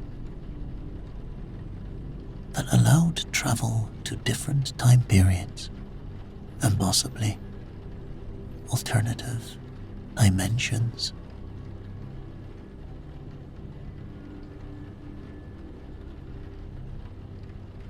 The project supposedly peaked on August 12, 1983, when an experiment went catastrophically wrong. The story goes that Cameron, while in the Montauk chair, manifested a monster from his subconscious that went on a rampage through the facility. This event, known as the Montauk Monster Incident, allegedly led to the project's termination when participants sabotaged the equipment to prevent further experiments.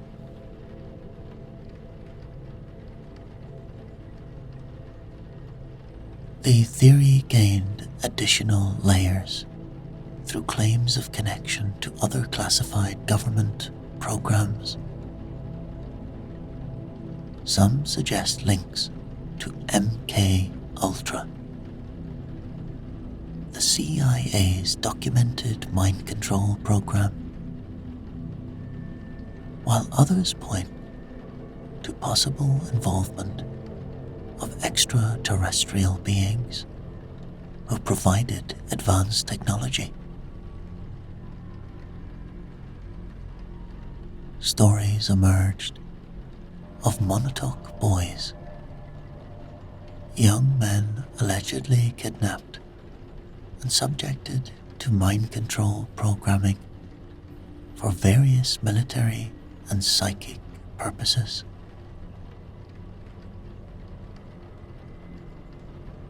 Physical evidence cited by believers includes the unusual architecture of Campiro itself. The base was designed to look like a typical New England fishing village from the air, complete with a false town square to disguise its military nature. Underground facilities supposedly extend up to 12 levels below the surface, though official records only acknowledge a few basement levels. Strange equipment has reportedly been removed from the site over the years, and witnesses describe unusual security measures still in place long after the base's official closure.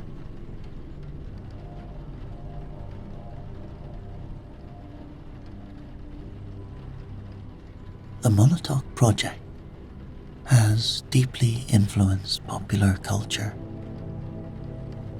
most notably serving as inspiration for the hit series Stranger Things. The show's creators, the Duffer Brothers, have acknowledged drawing from Montauk legends, originally even planning to set their story in the Long Island town.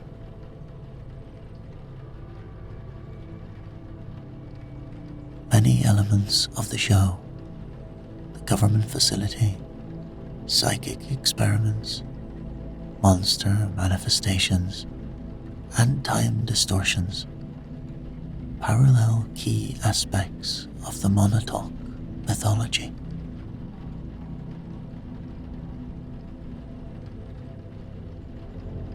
Supporting evidence cited by theorists includes unusual atmospheric phenomena reported around Montauk, with residents describing strange lights unexplained radio interference, and electronic equipment malfunctions.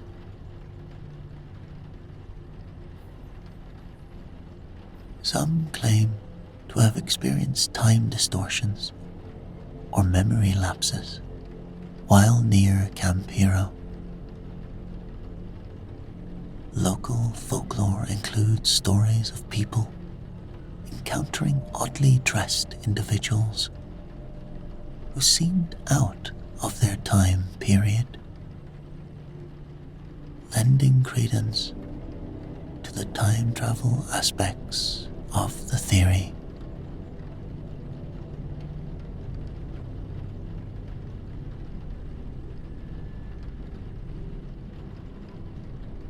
Documentation has emerged showing that psychological warfare experiments were indeed conducted in the Montauk area during the Cold War.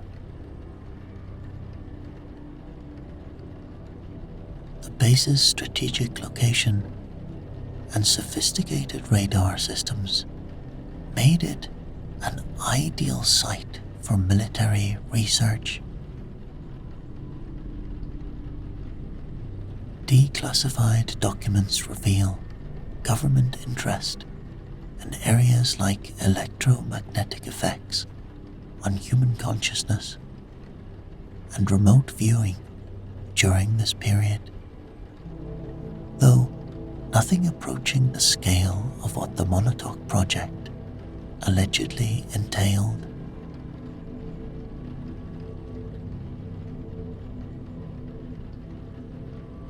Skeptics point out numerous inconsistencies in the various accounts and the lack of verifiable evidence for the more extraordinary claims. They note that many of the project's supposed technological achievements would have violated known laws of physics. The base's actual history as a coastal defense installation and radar facility is well documented, with more mundane explanations for most of its unusual features.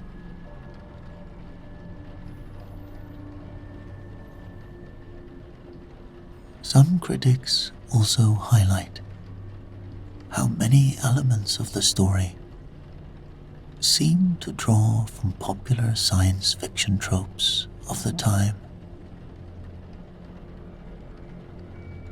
The Philadelphia experiment connection, for instance, wasn't part of the original narratives, but was added later,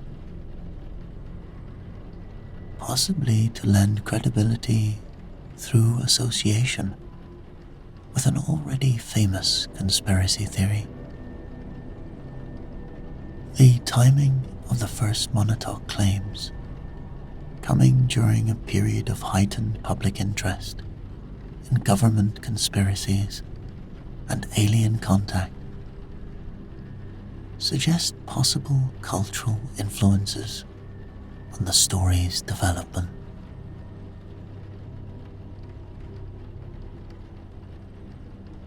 However, the theory's persistence might reflect deeper truths about actual classified research conducted during the Cold War. While the specific claims about time travel and monster manifestations may be fictional, the government's interest in psychic research, mind control, and unusual psychological warfare techniques is well documented through programs like MK Ultra and Project Stargate.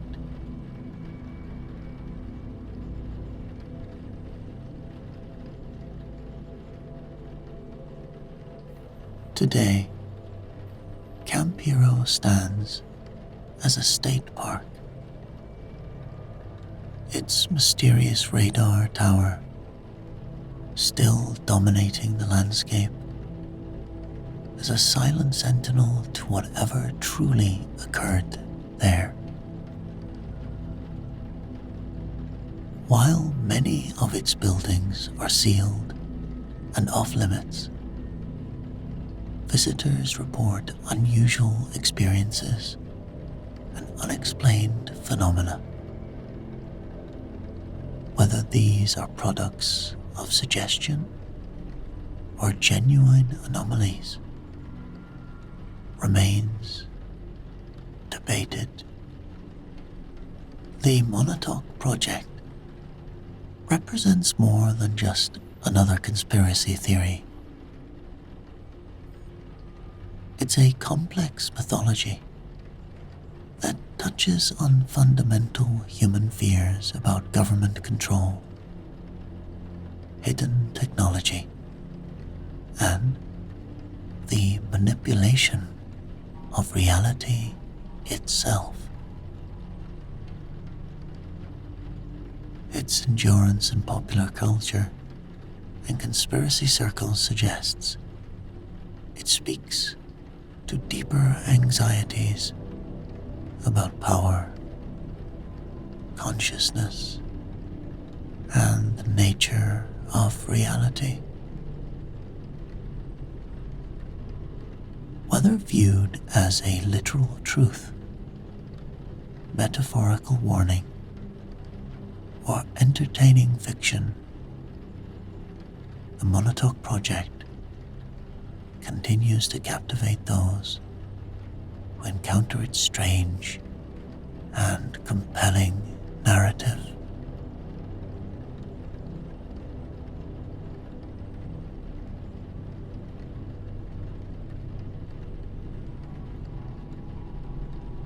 Orbiting silently above our planet is what some believe to be one of the most compelling pieces of evidence for extraterrestrial intelligence.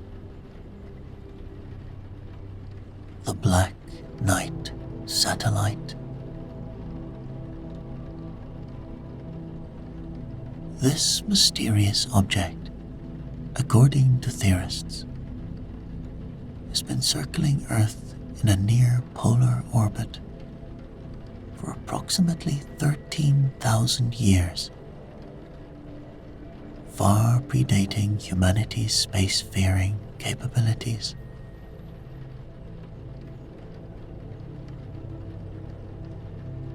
The story of the Black Knight begins in 1954, when newspapers reported that two satellites were discovered orbiting Earth at a time when neither the United States nor the Soviet Union had the capability to launch such objects.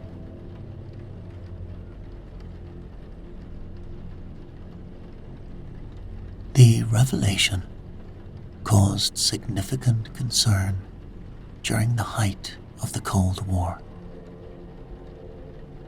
But the story soon faded from headlines. However, mysterious signals from space had been detected even earlier. In 1899, Nikola Tesla announced he had received rhythmic signals that he believed originated from another planet.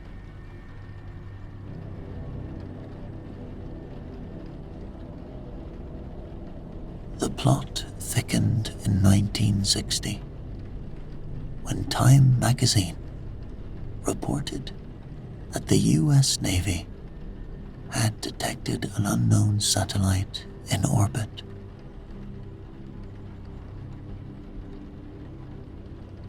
The object appeared to be in a peculiar polar orbit, different from the equatorial orbits typically used by human-made satellites.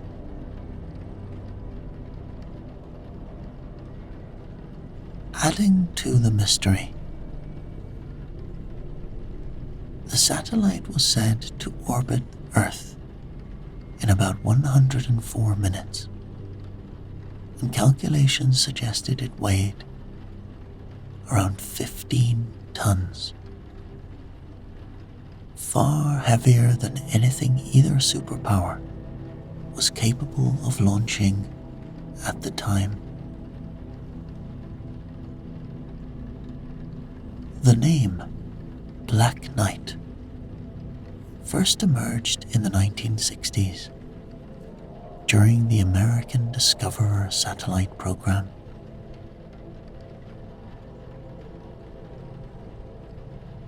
The media used the term to refer to unknown objects spotted in orbit, though the current theory suggests that these various sightings were all of the same mysterious satellite.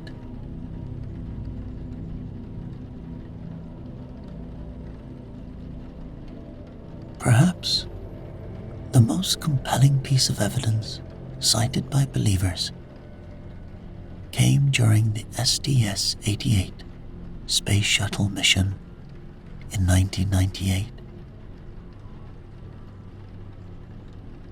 During this mission, astronauts captured photographs of a strange object in orbit,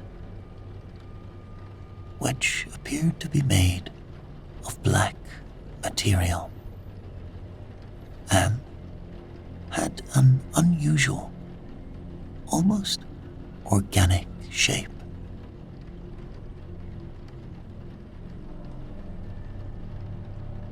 These images, available in NASA's archives, show what looks like a thermal blanket lost during the mission. But some theorists maintain they actually depict the legendary Black Knight. Proponents of the Black Knight theory suggest several intriguing possibilities about its origin and purpose. Some believe it's an artificial satellite placed in orbit by an advanced ancient civilization on Earth, while others argue it's an alien probe sent to monitor human development. The most elaborate theories suggest it's a beacon or communication device, possibly connected to the signals Tesla detected.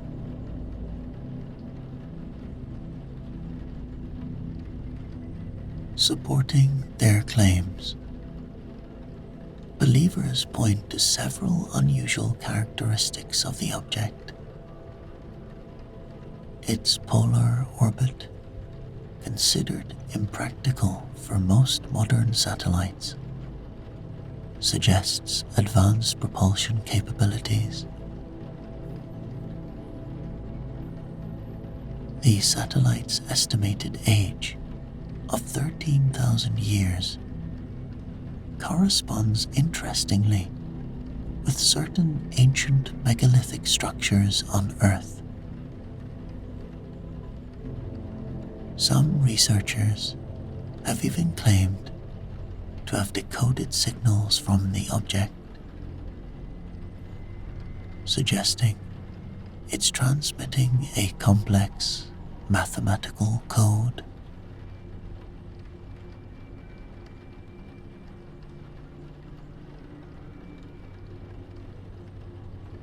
The theory gained additional credibility through statements from Scottish astronomer Duncan Lunan, who, in 1973, claimed to have decoded long delay echoes of radio signals from space.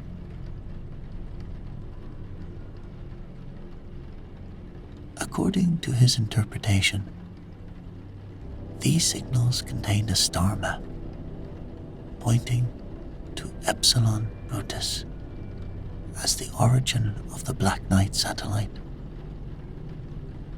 suggesting it was sent from that star system approximately 13,000 years ago.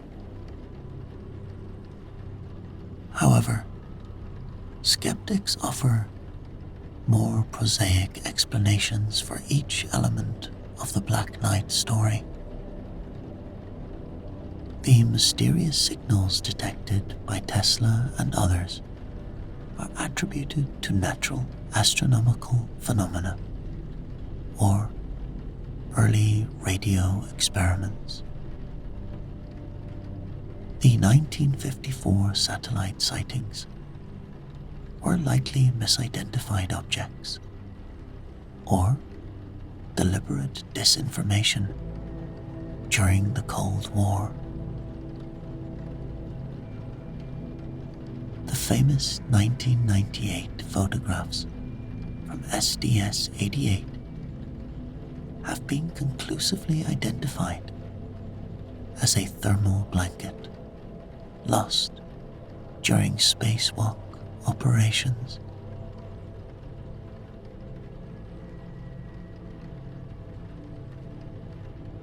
Modern astronomers point out that tracking technology has advanced significantly since the early days of space exploration. Any large object in Earth orbit would be carefully monitored and catalogued. The fact that no modern space agency officially recognizes the Black Knight satellite's existence suggests it may be more legend than reality.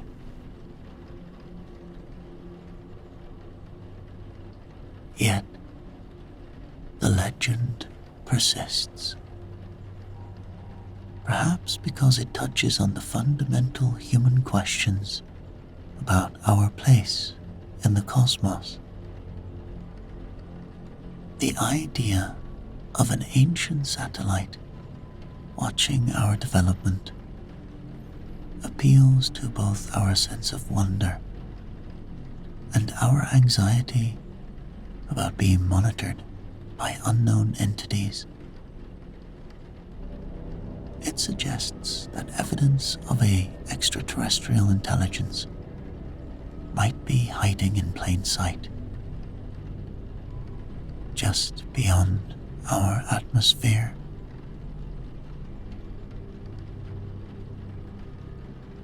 Whether viewed as an alien artifact, a misidentified piece of space debris, or a complex modern myth, the Black Knight satellite represents humanity's enduring fascination with the possibility of extraterrestrial contact.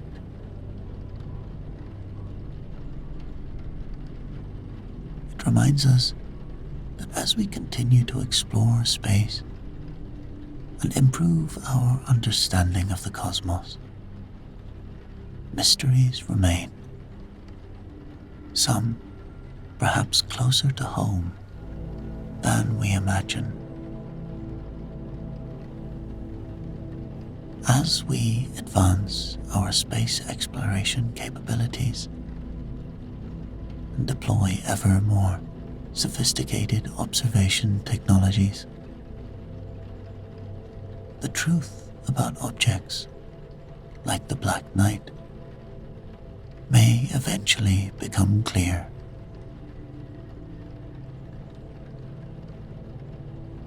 Until then, it remains one of space exploration's most intriguing mysteries, challenging our assumptions about human history and our possible place in a larger cosmic community.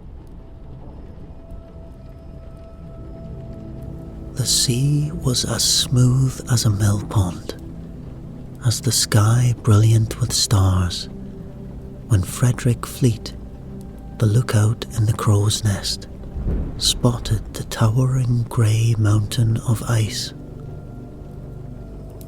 "Iceberg right ahead," he shouted down the telephone to the bridge.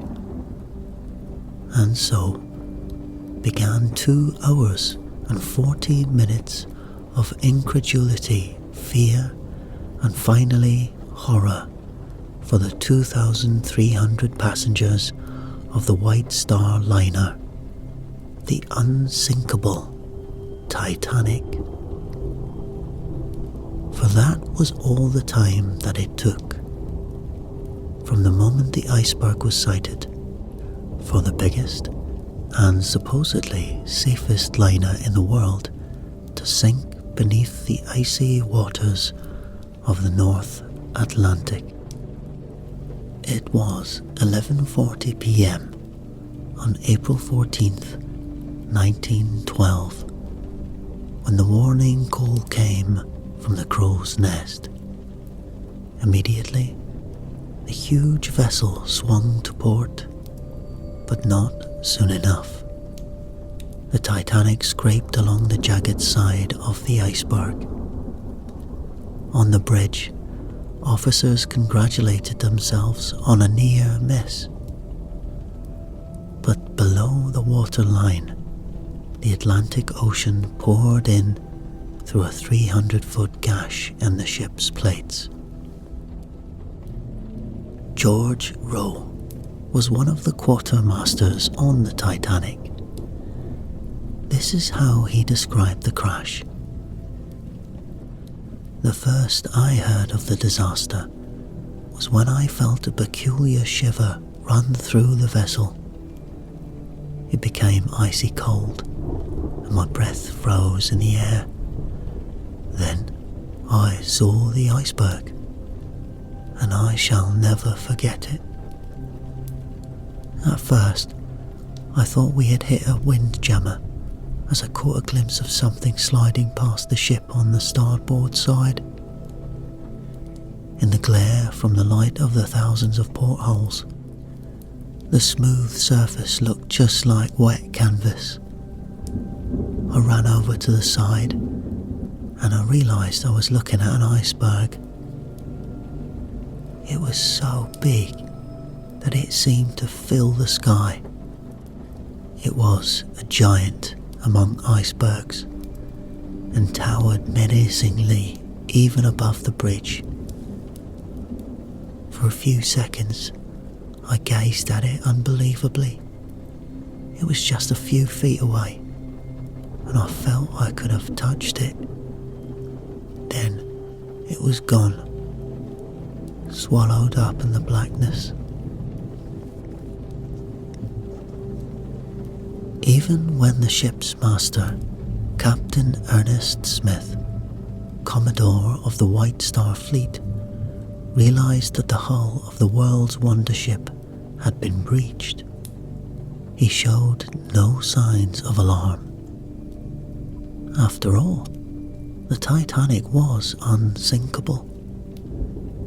That had been the proud boast when the liner had left Southampton for New York 4 days earlier, at the start of her maiden voyage. The ship's 850-foot long hull had been made up of 14 watertight compartments, and the ship had a double bottom. It was the safest in the world. In fact, the Titanic could have remained afloat with all of her first 4 watertight compartments flooded. But the iceberg had torn through the first 5, and because of some strange quirk in the ship's design, bulkhead number 5 did not stretch up as high into the ship as the others. With the first 4 compartments flooded, the liner's bows would dip. The water would flow over bulkhead number 5 into the 6th compartment, then into the 7th and the 8th, and it would then simply be a matter of time. The myth of the Titanic's unsinkability was only one of an incredible combination of human errors, without which neither the liner nor the 1,513 lives need have been lost. Why was the Titanic travelling so fast, 22 knots, when a mass of icebergs had been reported in the area? Just before the crash, the liner was at full ahead, despite the fact that during the evening, wireless signals had been received from other vessels, including the Baltic, containing the information that she was headed straight into an iceberg. The Baltic's message had been handed to George Ismay, the line's managing director, who showed it to some of the passengers before it was posted in the chart room at 7:15 p.m. Why was the Titanic's radio out of contact with other shipping? A final ice warning message was sent to the liner by the MESPA at 9:40 p.m. It is known that the message was received by the Titanic, but it was never acknowledged, and it is doubtful whether it ever reached the bridge. If that message had got through and been heeded by Captain Smith, the 1,513 lives would certainly have been saved. For less than an hour earlier, Smith had been heard discussing the danger of icebergs with his officer of the watch. Smith gave orders for a strict lookout to be kept, but he did not feel that the situation was serious enough to warrant a cut in speed. Why, also, did the Titanic only have 16 lifeboats, with just 1,250 seats for the 2,300 people on board? The liner had sufficient fittings to handle 48 lifeboats.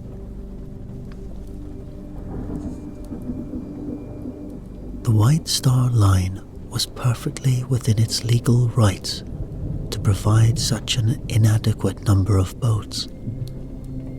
British Board of Trade regulations covering the ship had been drawn up in 1894 and were now ridiculously out of date. The rules specified the number of lifeboats to be carried by passenger ships of more than 10,000 tons. Liners had grown in size dramatically since then. The Titanic was 46,328 tons. Yet, the regulations had never been amended. But the biggest question mark of all hangs over the role of another passenger ship, the Californian, one of the vessels that had earlier since sent ice warnings to the Titanic. Because of the ice danger, it had stopped only about 8 miles away from the spot where the Titanic was slowly sinking. Yet, it did not arrive on the scene until after the Titanic had slipped beneath the surface of the Atlantic. Aboard the 6,000-ton Californian, it had been an uneventful night. Earlier in the evening, the wireless operator had tried to break in on messages being sent out by the Titanic in order to warn of the ice danger. No one knows the exact nature of the warning that he eventually sent. What is known is that he felt snubbed by its ungracious reception. At the end of his duty, he went down to his bunk after switching off his wireless set. The time was 11:30, just 10 minutes before the Titanic hit the iceberg. On the bridge of the Californian, the third officer watched the lights of the Titanic speeding towards them. He reported to the ship's master, Captain Stanley Lord, who suggested that they try to contact the liner by Morse light. They tried, over and over again, but there was no response whatever from the Titanic, which sped by into the ice field. Aboard the Titanic, the passengers were at first puzzled rather than frightened by the slight listing of the ship. As they walked up the stairways onto the deck to find out what had happened, there was no sign of panic. They firmly believed the boasts about the liner's invincibility. Although the Titanic struck the iceberg at 11:40 p.m., it was not until 5 minutes after midnight that the order was given. Uncover the lifeboats. As crewmen pulled off the boat's canvas covers, the ship's band struck up a ragtime tune and kept on playing. Later, there was a bang and a flash as the first distress rocket went off. The passengers at last began to realize that they might be in danger. Until then, people had been reluctant to get into the lifeboats. Wives had pleaded with crewmen to be allowed to stay with their husbands. Husbands had urged them to get into the boats. And now, officers called out, women and children first, and no one argued. One of the first-class passengers, Lady Duff Gordon, had refused to get into several boats. Then, she and her husband found themselves standing beside one of the officers who was in charge of a small lifeboat and who had been having little success in persuading passengers to get into it. The officer said, "Do get into the boat, madam. I shall be so pleased if you would." Lady Duff Gordon stepped into the lifeboat. American millionaire Benjamin Guggenheim had been wrapped in warm clothing by his steward. He appeared on deck, sought out his valet, and reappeared later wearing full evening dress. "So that I will go down like a gentleman," he said. Others who were to go down with the ship that night were its captain, its designer, Thomas Andrews, millionaire Isidor Strauss, Colonel John Jacob Astor, who was returning from honeymoon with his bride, and famed journalist William Stead. Stead would never have died if he had heeded his own warning. For in 1892, he had written a short story describing his vision of a mighty liner sinking in northern waters with the loss of 100 lives. Stead, who was a spiritualist, had foreseen his own death. Death, indeed, was now not far away for most of the passengers of the Titanic.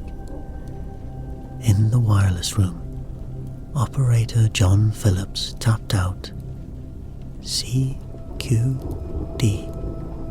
CQD, over and over again.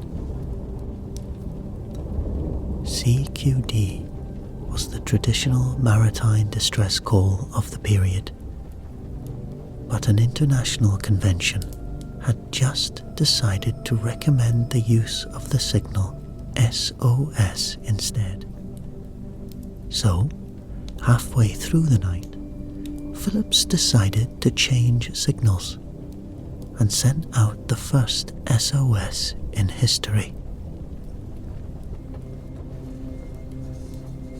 Half a dozen ships began racing to the scene, but the two ships closest to the Titanic did not hear the desperate calls for help. Aboard the stationary Californian, the wireless operator was fast asleep, and 60 miles away, the Cunard liner Carpathia was streaming southwards with its wireless operator away from his set on the ship's bridge. When he did return to the wireless room, the time was almost midnight. He decided to put through a courtesy call to the great new liner he knew to be in the vicinity. Unbelievably, he heard the reply, SOS. We have struck an iceberg. Come at once. At 2 o'clock, the Titanic's wireless operator received the order. Abandon ship. It's every man for himself. He ignored it and continued tapping out SOS. SOS. Until the very last moment. In one of the last overcrowded lifeboats to leave the Titanic stood Mrs. Emily Richards, then just 24, and off to join her husband in the USA. She had her 10-month-old baby, George, in her arms. She said later, "We pulled away from the liner. The sea was full of wreckage and bodies. Some people had jumped overboard and were screaming for help. The sea was very icy. We wanted to pick them up, but our boat was overloaded already." As the lifeboats drifted away from the doomed liner, the passengers who had escaped looked back helplessly on a scene that they thought could only have been dreamed up in hell. The Titanic lay with rows and rows of lights still blazing on a mill pond sea, dotted with icebergs.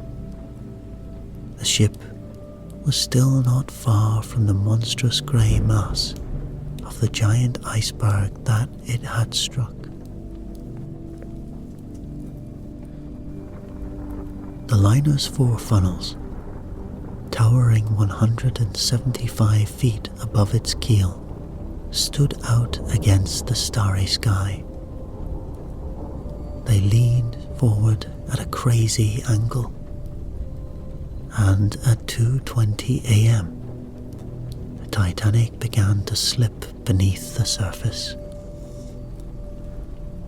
The band was still playing, its music carrying eerily across the still expanse of the sea. But now the ragtime had ended, and a hymn was struck up.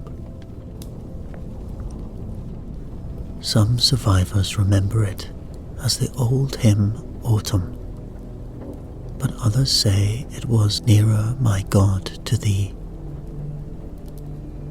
The ship's lights illuminated hundreds of spider-like figures clinging to the deck and to the sides of the liner as its propellers were lifted high above the water line. One by one, they fell or jumped into the sea, certain for frozen death.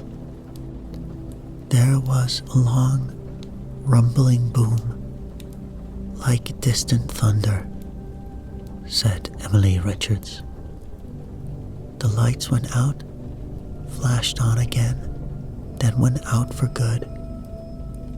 The stern rose until it was pointing almost straight up in the air. Then the Titanic swiftly and smoothly slipped out of sight.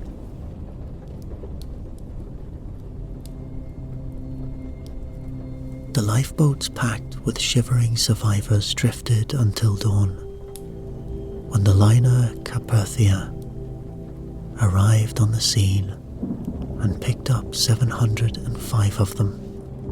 Most of the survivors were first and second class ticket holders. These had been given priority in the lifeboats, and all their children were saved. Of the steerage children, only a third survived. The officers on the bridge of the Californian had kept occasional watch on the Titanic through binoculars. They had noted how, like on their own ship, it had stopped amid the ice. They had watched the flickering lights in the distance. They had again tried to contact the Titanic by Morse light, but had received no response and given up. Then, at 12:45 a.m., they had seen rockets bursting into the air over the Titanic. They had thought that such a display of fireworks was most curious, but did not investigate. At 2:20 a.m., the men on the Californian noticed that the lights in the distance had disappeared. Still, they took no action. Courts of inquiry in Britain and America later severely censured Captain Lord of the Californian for failing to appreciate the nature of the rocket signals reported to him. Lord contested the findings right up to his death in 1962. The inquiries also found that Captain Smith had made a mistake in not turning south or reducing speed, but no blame was attached to his course of action because it was common practice at the time. The British inquiry also made some important recommendations. It advised that the number of lifeboats on a ship should be based on the number of people carried and not on tonnage. The ship's wireless should be manned night and day, and it warned that any captain running his ship full speed into an ice field in future would lay himself open to the charge of negligence, all of which came much too late to save those who perished. It was a disaster that, strangely, had been foreshadowed not only by William Stead's short story, but in uncanny detail in a novel published 14 years earlier. The book, written by Morgan Robertson, told the story of the biggest and most luxurious liner ever built, of how it set out from Southampton to New York on its maiden voyage, of how it hit an iceberg in the North Atlantic, of how its hull was torn open beneath the waterline, and of how it sank with an appalling loss of life because it failed to carry enough lifeboats. The name of the ship was the Titan.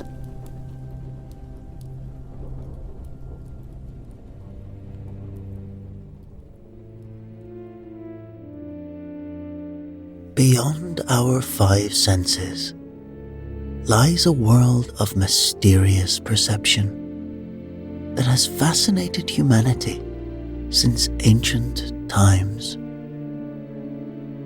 While we navigate daily life through sight, sound, smell, taste, and touch, countless stories throughout history suggest the existence of other ways of knowing, channels of awareness that transcend our physical senses. The phenomenon of second sight appears in virtually every culture and era. From Tibetan mystics to Native American shamans, from ancient Greek oracles to medieval seers, certain individuals have reportedly possessed abilities that defy conventional explanation.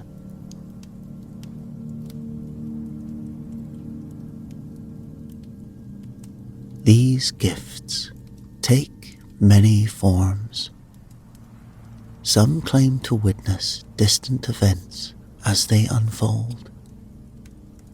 Others describe mental connections that allow them to share thoughts across vast distances, while still others report glimpses of future events or vivid visions of the past.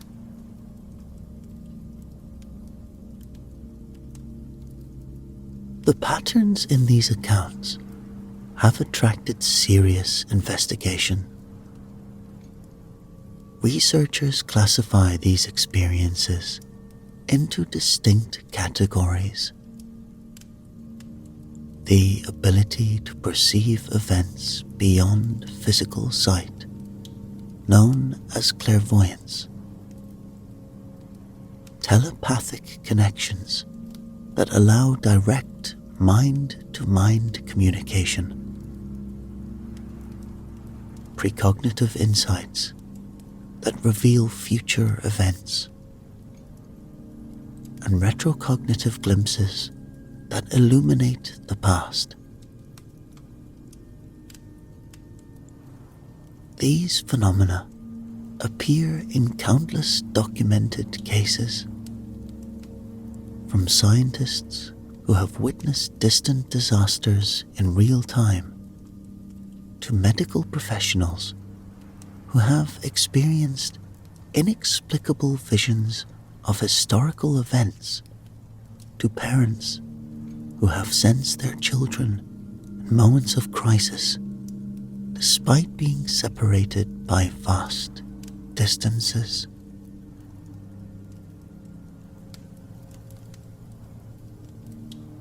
While science has made tremendous strides in understanding the human mind, these experiences remain at the edge of our comprehension, challenging our assumptions about the nature of perception and, of course, consciousness itself.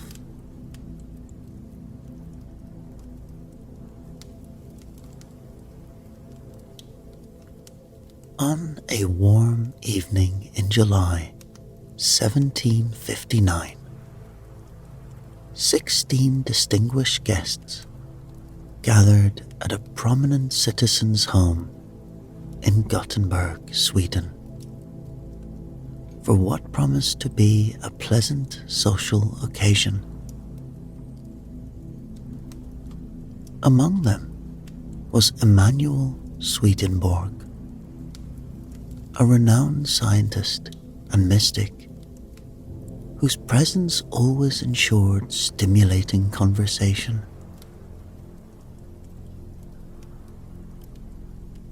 However, this particular evening would be remembered not for its social discourse, but for an inexplicable demonstration of psychic vision.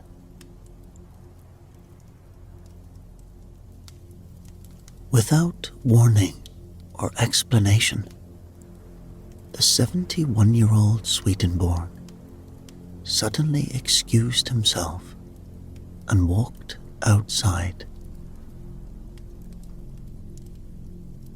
When he returned, his face had lost its color, and his demeanor had transformed from sociable to deeply troubled. He announced to the startled gathering that a fire was raging in Stockholm, nearly 300 miles away. More specifically, he claimed the blaze had already consumed a friend's house and was threatening his own residence.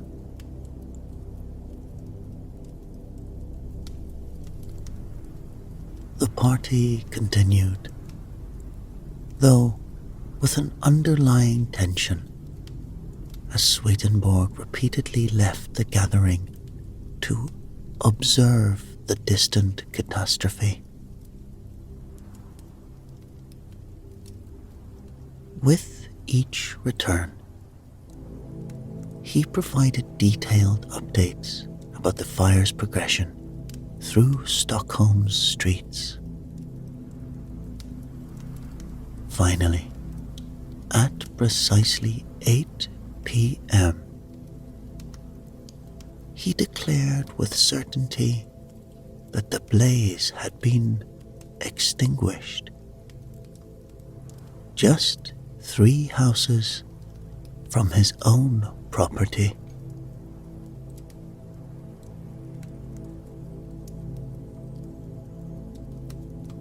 By the following morning, word of Swedenborg's strange vision had spread throughout. His city buzzed with speculation. Had the respected scientist and engineer truly witnessed a distant disaster through some inexplicable means? Or had age finally begun to affect his famously brilliant mind?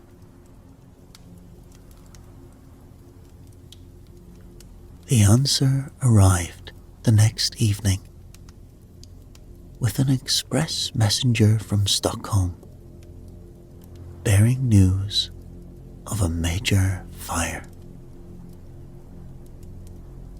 3 days later, a second messenger arrived with detailed reports that precisely matched Swedenborg's real-time account. The fire's path, its progression, and most remarkably, its conclusion just 3 doors from his home at exactly 8 p.m.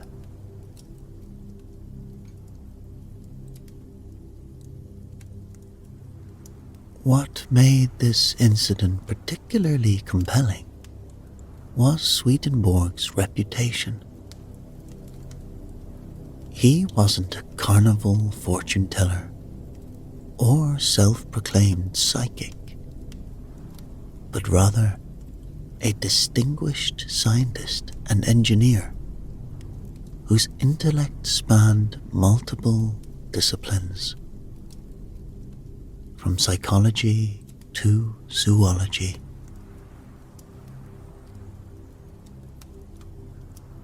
Until his late 50s, he had focused entirely on scientific and engineering pursuits.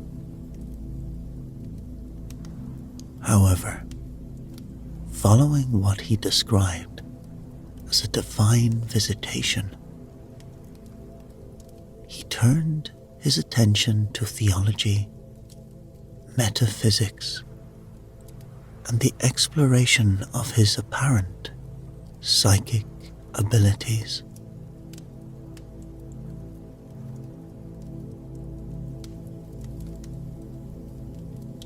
The Stockholm fire incident remains one of the most well-documented historical cases of clairvoyance. The ability to perceive events beyond the range of physical sight. The presence of 16 credible witnesses, the precise details provided, and the subsequent confirmation of those details through independent sources make it difficult to dismiss as mere coincidence or fabrication.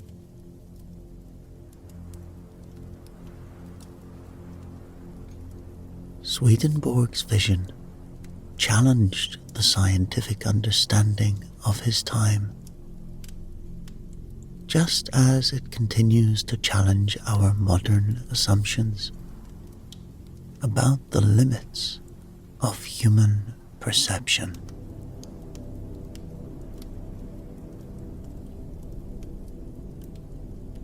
How could a man, without any physical means of communication, witness events occurring hundreds of miles away with such precision?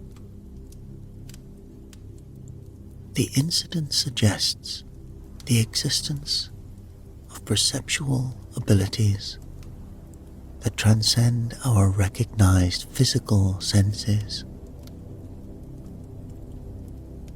raising questions about consciousness, time, and the nature of reality itself.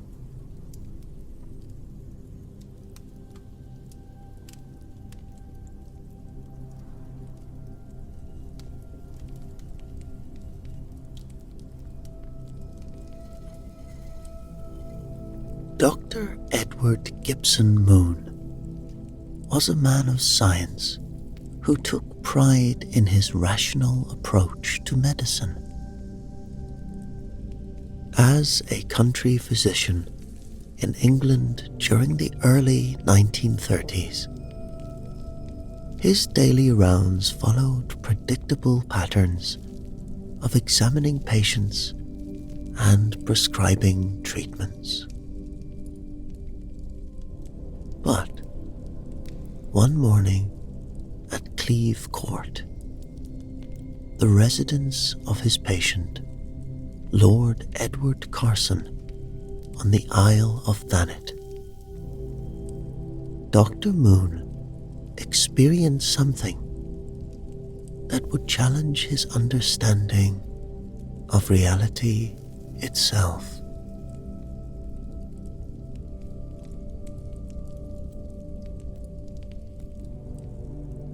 Cleeve Court was a stately home with a distinctive layout.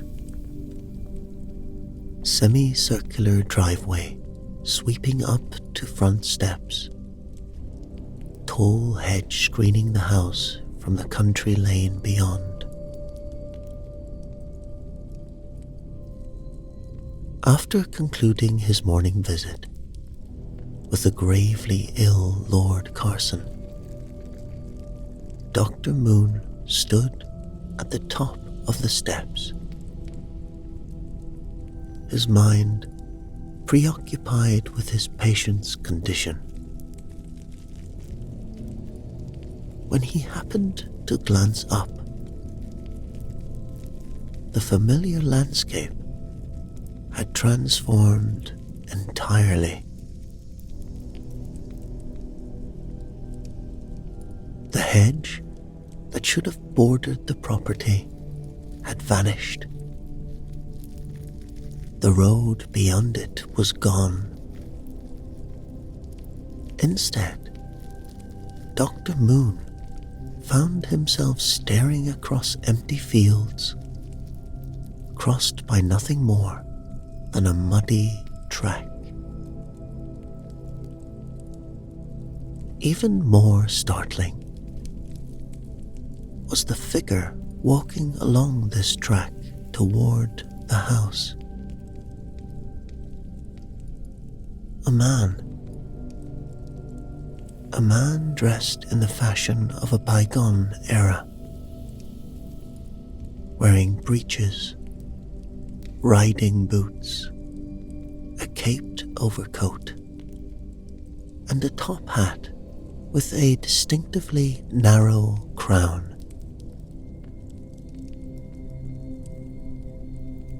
He carried a flint lock, completing the image of someone who had stepped straight out of the late 18th or early 19th century.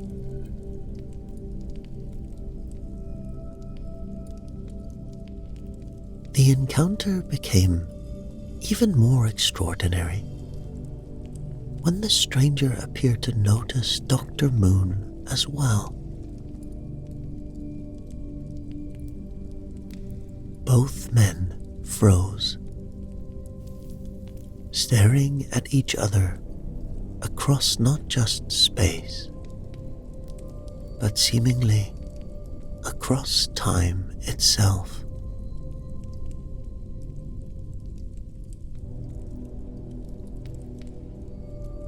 In that moment of mutual recognition,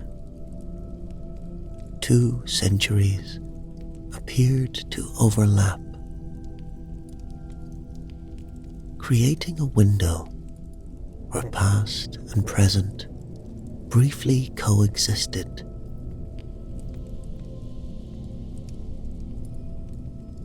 Struggling to make sense of what he was seeing, Dr. Moon turned to check if Cleve Court still stood behind him. It did, solid and unchanged. But when he looked back toward the fields, reality had snapped back into place. The hedge had returned. The road was where it should be, and the mysterious stranger had vanished as completely as if he had never existed.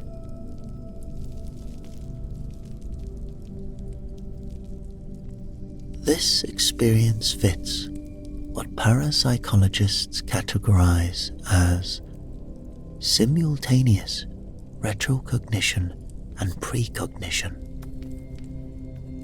a two-way tear in the fabric of time.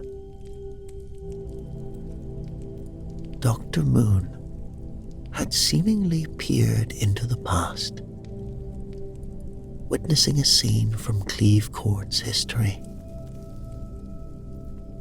Meanwhile, the stranger's apparent ability to see Dr. Moon suggested that he had experienced a moment of precognition, glimpsing someone from his future.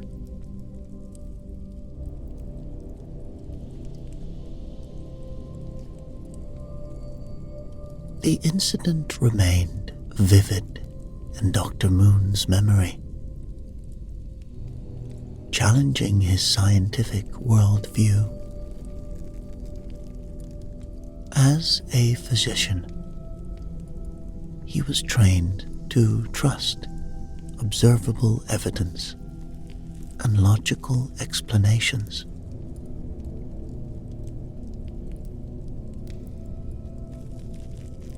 Yet, here was an experience that defied both,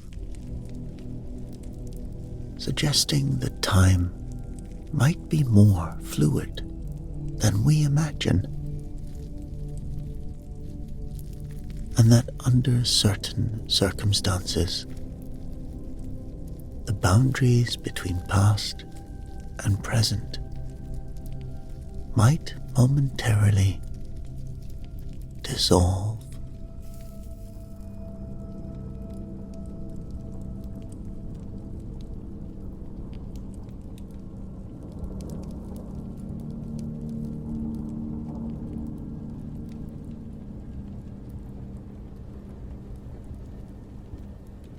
In 1955, in the small town of Cedarburg, Wisconsin,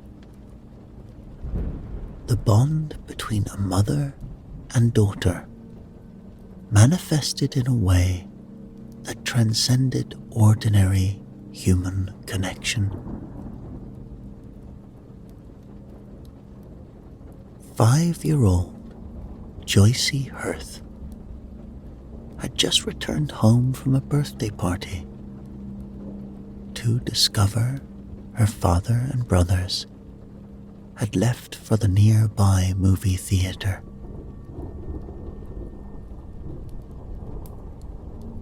Disappointed at being left behind, and knowing the theater was merely a block and a half away,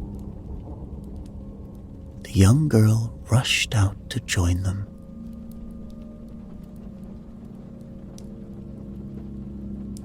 Her mother, also named Joycey, remained at home, performing the mundane task of washing dishes at the kitchen sink. What happened next would demonstrate the extraordinary psychic connection that can exist between parent and child. Without any external warning or stimulus, Mrs. Hirth was suddenly gripped by the absolute certainty that her daughter had been in an accident.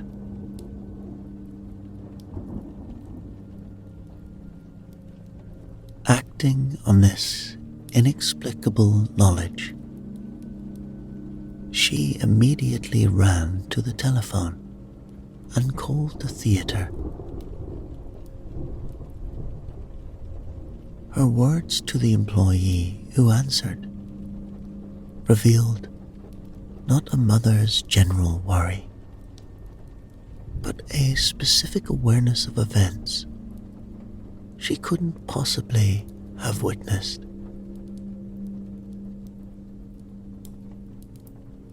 My little girl was on the way to the theater. She has had an accident.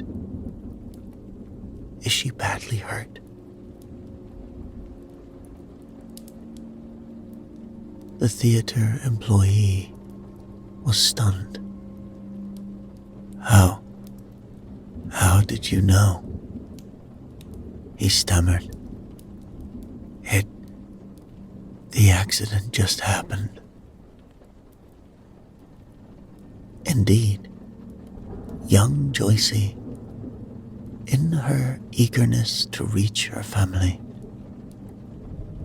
had run into the path of a moving car just outside the theater. She had bounced off the fender and landed on the pavement, fortunately escaping serious injury.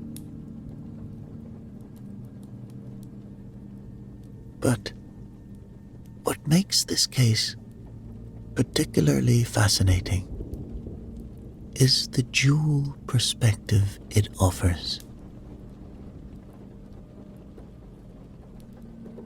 The mother later explained that she had no visual premonition or mental image of the accident. Instead, she experienced an overwhelming certainty, a knowledge so compelling that she acted without hesitation or doubt.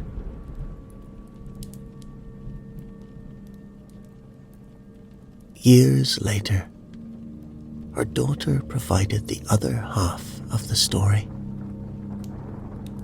recalling that in the moments after being struck by the car, she had run to the side of the street, mentally crying out, "Mama, Mama, Mama."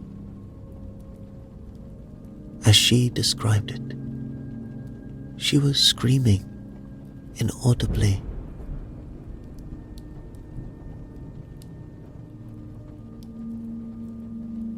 This incident represents a compelling case of telepathy. Direct mind-to-mind communication that bypasses traditional sensory channels. The timing of Mrs. Hurth's knowledge rules out mere coincidence or general maternal intuition. She didn't just sense something was wrong. She knew exactly what had happened and where to call for confirmation.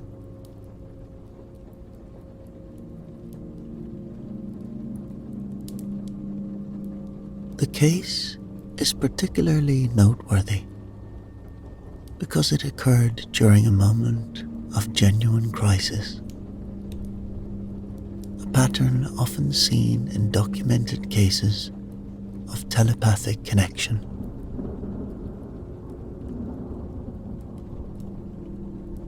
The daughter's intense emotional state and desperate mental calls for her mother seemed to have created a bridge between their minds,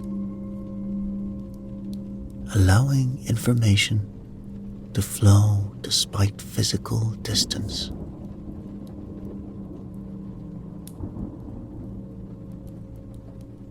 The Hurth incident joins countless other documented cases where parents, particularly mothers, have received accurate information about their children's distress through unexplainable means. It suggests that the bonds between certain individuals, especially close family members, might operate on levels beyond our current scientific understanding, creating channels of communication that transcend ordinary physical limitations.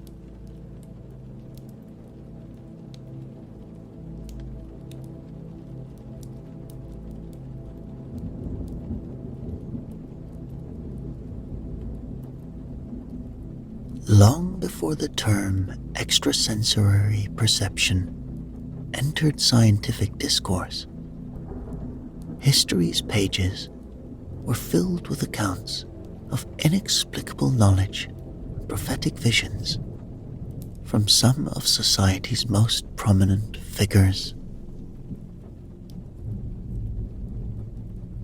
While modern skeptics might dismiss these as mere coincidence, the sheer number of documented cases from respectable historical figures presents a compelling argument for human perception extending beyond our 5 physical senses.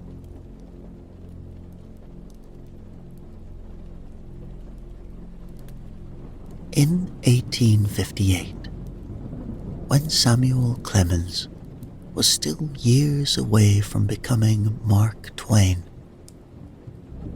he experienced one of the most chilling prophetic visions ever documented.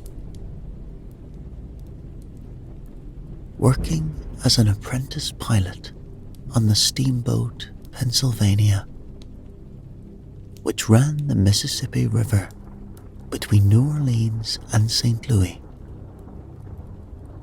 Clemens shared the vessel with his younger brother Henry, a handsome youth of 20 who served as a clerk.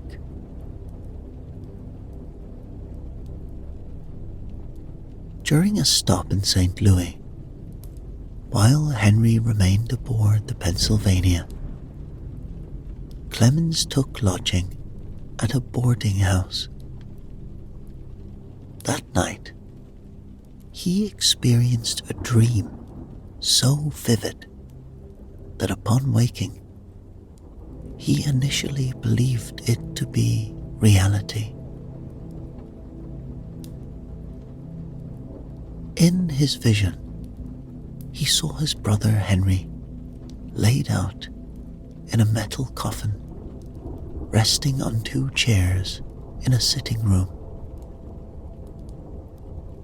On Henry's chest lay a bouquet of white flowers with a single crimson bloom at its center.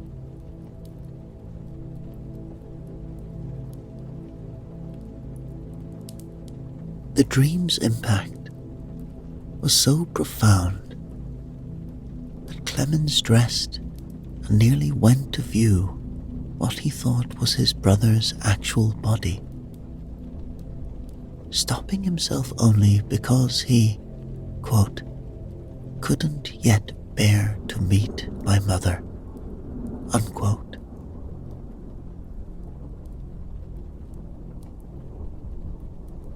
After walking a block, reality suddenly flashed upon him. It had only been a dream. Though he shared the vision with his sister, he kept it from Henry during their final trip downriver together. In New Orleans, fate intervened when Clemens was transferred to another steamboat, the Lacey. The night before they parted, the brothers discussed river disasters, with Clemens advising Henry to keep his head in emergencies while passengers panicked, help women and children into lifeboats, and then swim for shore. Neither brother knew how prophetic this conversation would prove. Days later, as the Lacey reached Greenville, Mississippi, devastating news arrived. The Pennsylvania had suffered a catastrophic boiler explosion near Memphis.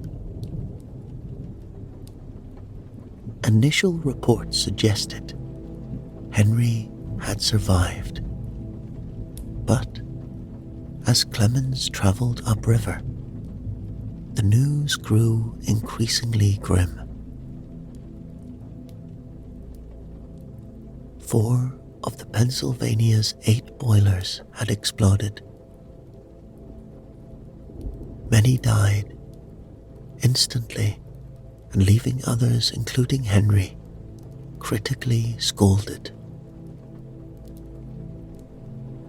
Clemens reached Memphis to find his brother still alive, but suffering terribly. After Henry's death, exhausted with grief, Clemens found temporary refuge with a kind local citizen. When he finally went to view his brother's body, he discovered a scene that matched his dream with chilling precision. Henry lay in a metal coffin provided by charitable Memphis ladies who had taken pity on the handsome young man, resting on 2 chairs. As Clemens stood there, an elderly woman entered and placed a bouquet of white flowers, centered with a single red rose, on Henry's chest, completing the vision in devastating detail.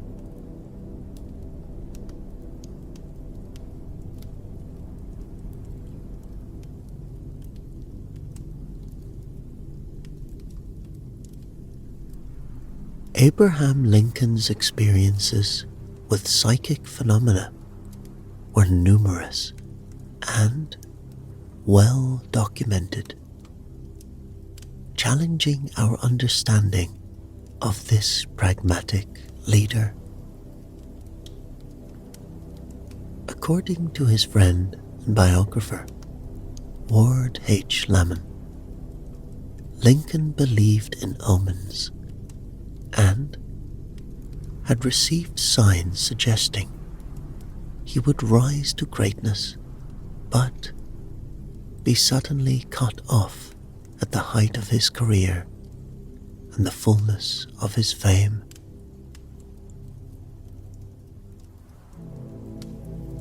Shortly after his first election in 1860, Lincoln encountered a striking vision while looking into a mirror. He saw 2 images of himself,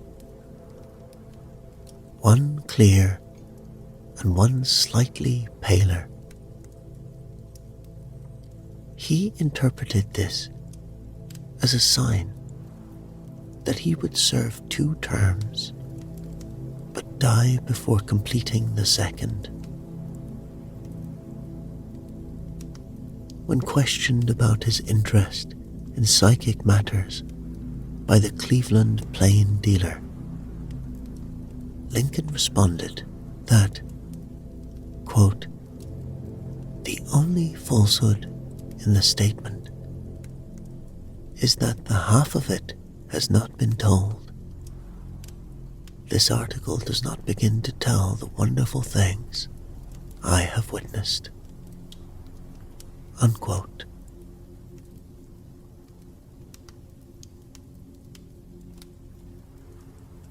Perhaps most chilling was a dream Lincoln shared with Lamont.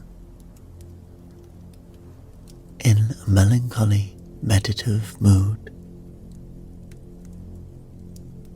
In this vision, Lincoln wandered through an eerily quiet White House, following the sound of distant weeping. Upon reaching the East Room, he encountered a shocking scene.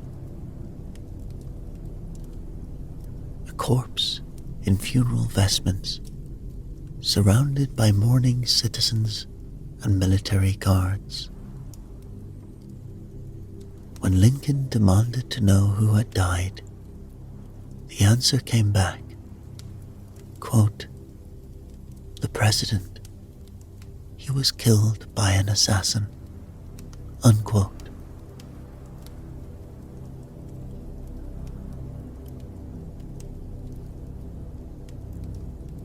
The night of Lincoln's assassination carried another remarkable instance of psychic perception.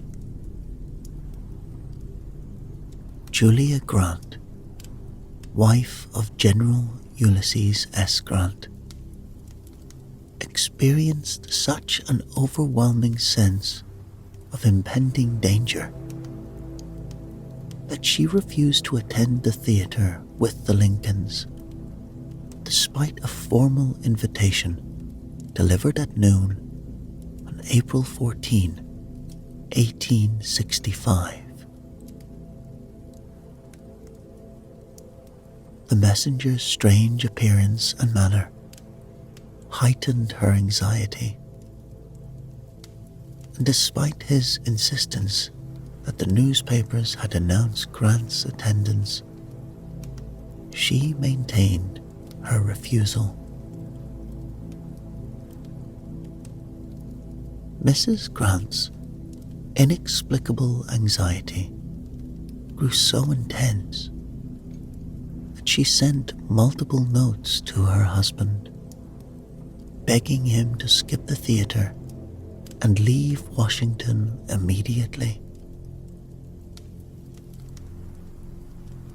Her sense of foreboding led her to tell a friend, quote, "I am glad I am going away tonight. Do you know, I believe there will be an outbreak tonight, or soon. I just feel it." Unquote. The Grants had reached Philadelphia when news of the assassination reached them, later learning that the general had also been on Booth's list of intended victims.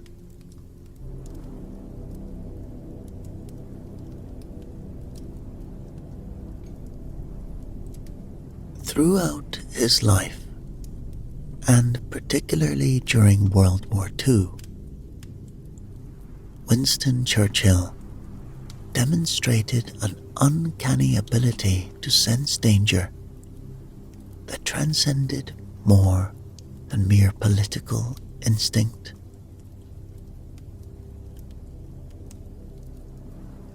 During the Luftwaffe's assault on London, these premonitions repeatedly saved lives, including his own.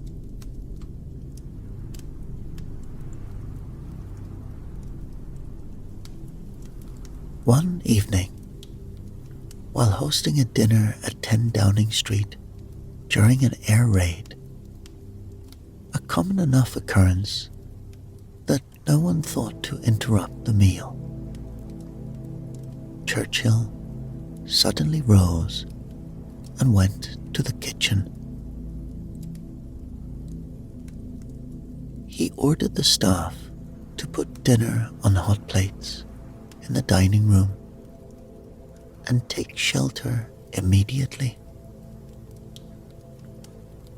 Minutes later, a bomb destroyed the kitchen while the staff remained safely underground.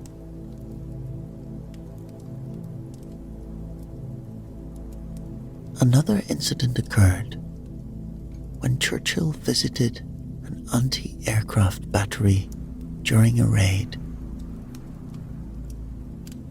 Returning to his staff car, he inexplicably bypassed his usual seat on the near side, instead walking around to open the far door himself.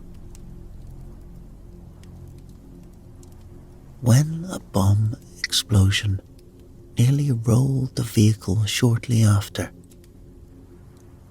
his unexpected position on the far side provided the counterweight that prevented a catastrophic overturn.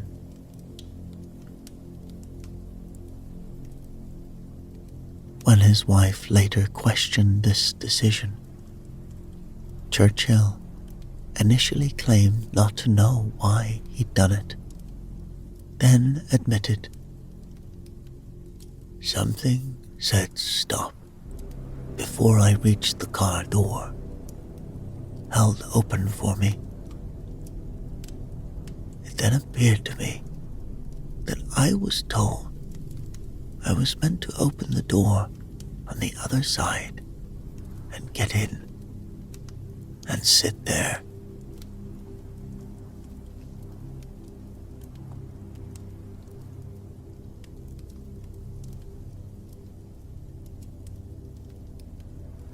While many historical figures simply accepted their psychic experiences without investigation, author Upton Sinclair and his wife Mary Craig Sinclair took a more methodical approach. Despite his reputation as a skeptic, Sinclair became convinced through personal experience that the human mind possessed capabilities beyond normal sensory perception. Over 3 years, the couple conducted a series of telepathic experiments. Their method was straightforward. Upton would seclude himself in his study and draw random objects, while his wife, in a distant room, would attempt to receive and reproduce the images. Of 290 attempts, 65 proved completely successful, with another 155 showing partial accuracy. Results that far exceeded probability. The experiments even extended to long-distance telepathy. When Craig successfully received and drew an image of a table fork that her brother-in-law had sketched 40 miles away. These results led Sinclair to propose the existence of a, quote, universal mind stuff, unquote. A shared consciousness underlying individual human awareness that could potentially explain telepathic communication.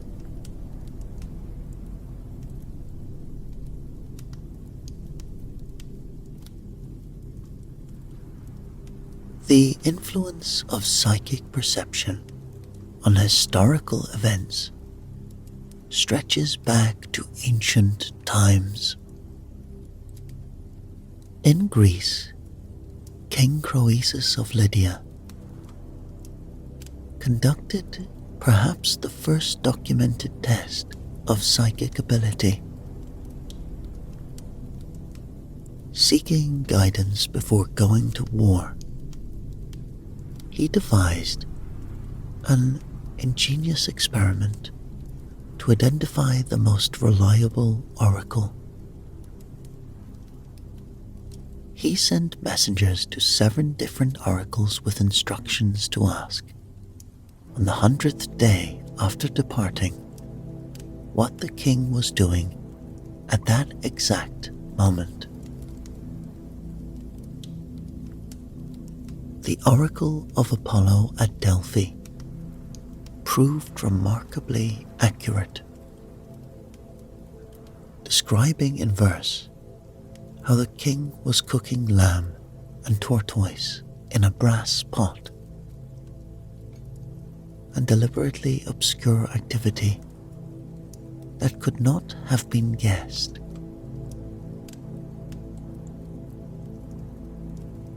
Unfortunately, when the king then consulted this oracle about his future war plans, he failed to fully interpret its ambiguous response about, quote, a great army being defeated, unquote, leading to his own downfall rather than his enemies.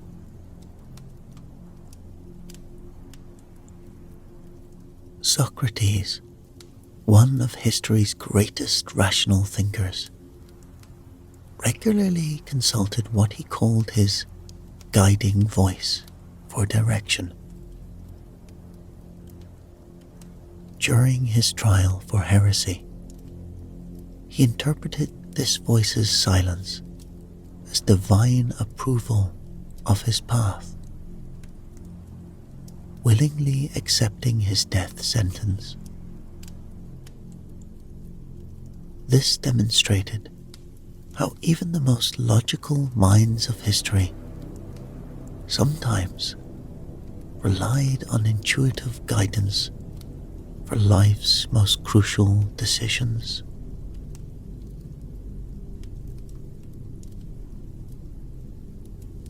Joan of Arc's remarkable military success stemmed partly from her reported psychic abilities. The peasant girl who led France to victory claimed to hear divine voices that guided her actions. Her predictions proved extraordinarily accurate,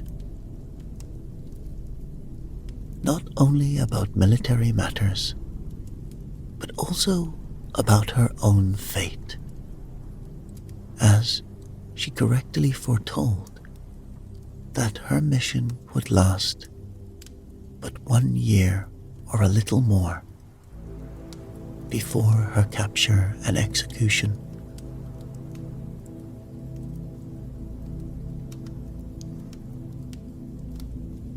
The list of historical figures who experience psychic phenomena reads like a list of who's who of human achievement. Robert Schumann, Thomas Edison, Charles Camille Saint-Saëns, all reported inexplicable psychic experiences. Their accounts suggest that such perception might be more common among highly accomplished individuals than generally acknowledged.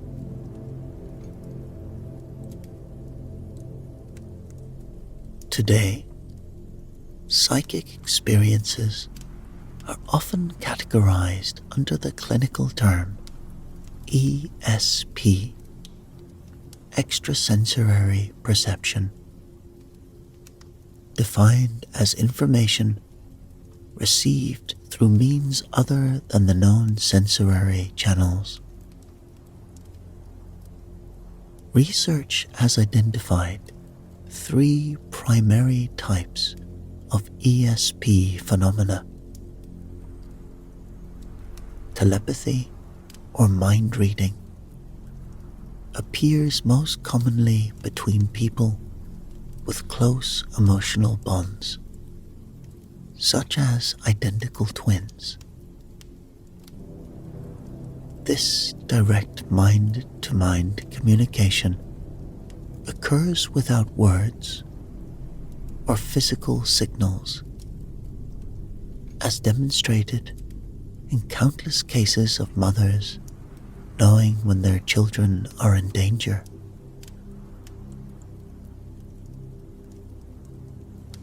Clairvoyance, or second sight, involves awareness of distant events or objects, while sometimes manifesting as prolonged visions of significant events like fires or accidents.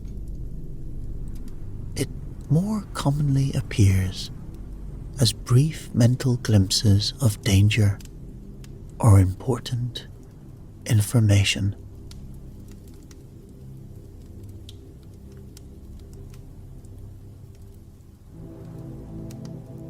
precognition, the ability to know future events, ranges from detailed prophetic visions like Mark Twain's to more general premonitions of impending events.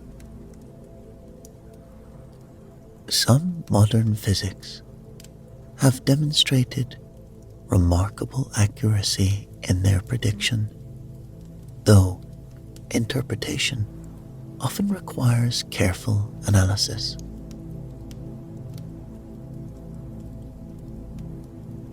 The persistence of psychic phenomena throughout human history, particularly among respected and rational individuals, suggest capabilities of human consciousness that extend beyond our current scientific understanding. Recent surveys indicate that 67% of adult Americans believe they have experienced some form of ESP, with an estimated 20 million reporting profound psychic experiences.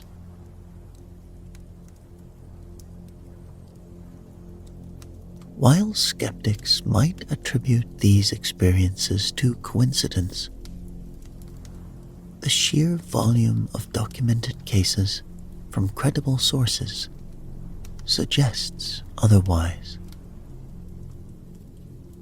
As Upton Sinclair concluded after his careful experiments, quote, "There is another and supernormal way of getting knowledge," unquote. His suggestion of universal mind stuff, a shared consciousness underlying individual awareness, offers one possible explanation for these mysterious capabilities.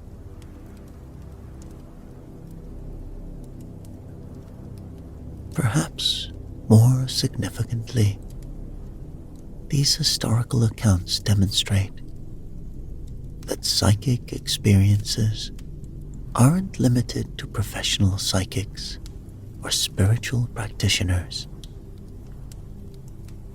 From presidents to authors, from military leaders to scientists, individuals known for their rational thinking and practical achievements have reported moments when their perception transcended physical limitations.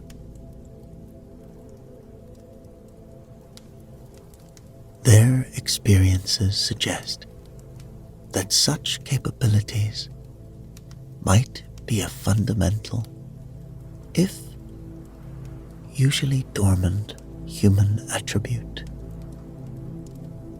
one that manifests most strongly in moments of crisis or deep emotional connection.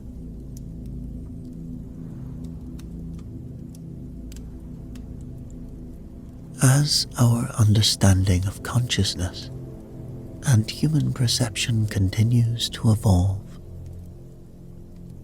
these historical accounts provide valuable insight to capabilities that science is only beginning to explore. They remind us that human consciousness might be far more expansive and interconnected than our current models suggest, capable of reaching across space and time in ways we are only starting to comprehend.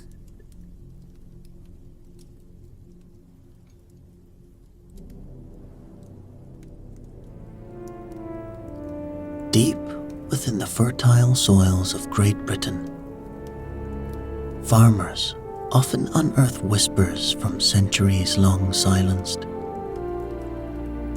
This island's rich loam, saturated with millennia of human drama, regularly surrenders its buried secrets to those who disturb its rest. It is a land where turning a spadeful of earth might reveal a denarius from Rome's imperial reach, or perhaps a buckle dropped by some questing knight amid the mists of medieval times. Each artifact carries with it fragments of lives once lived, ambitions once pursued, and mysteries that linger like morning fog across the countryside.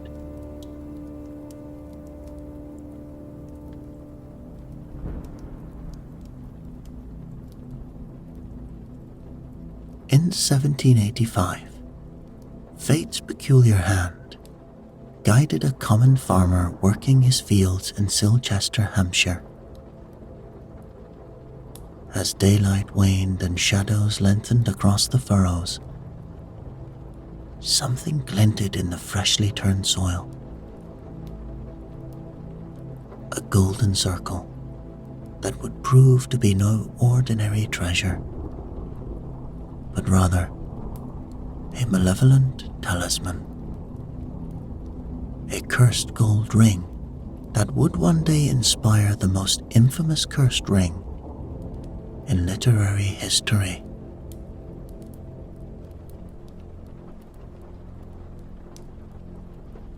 The artifact revealed itself as a substantial signet ring bearing the concave likeness of Venus etched upon its bezel.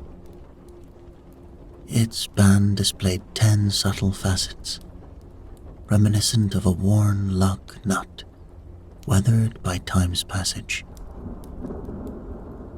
Most curious of all, etched into the outer circumference in reverse, were Latin words, designed to leave its impression in sealing wax as Senesci annus, live well in God.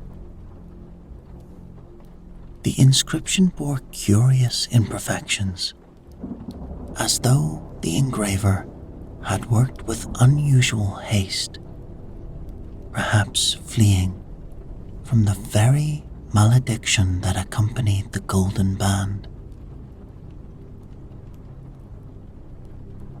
What eyes had gazed upon this golden circle? What finger had it adorned? What secrets did it hold locked within its molecular structure? Memories impressed upon its atoms like the very curse inscribed upon its counterpart.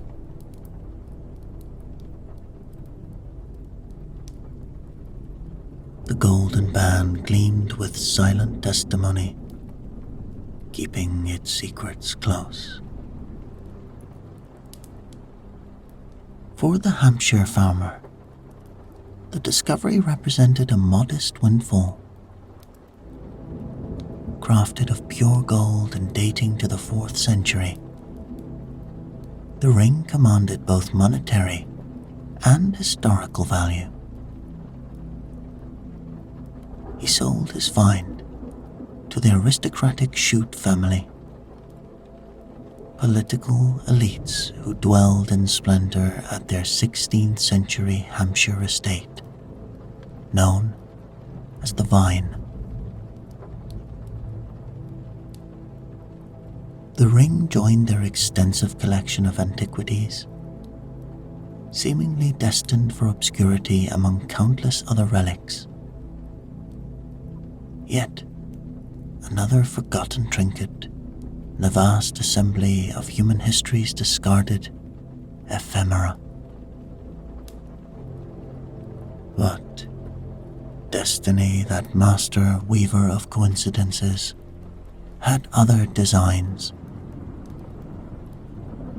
Perhaps the curse itself worked its subtle influence across time, refusing to be forgotten, demanding recognition of its dark purpose.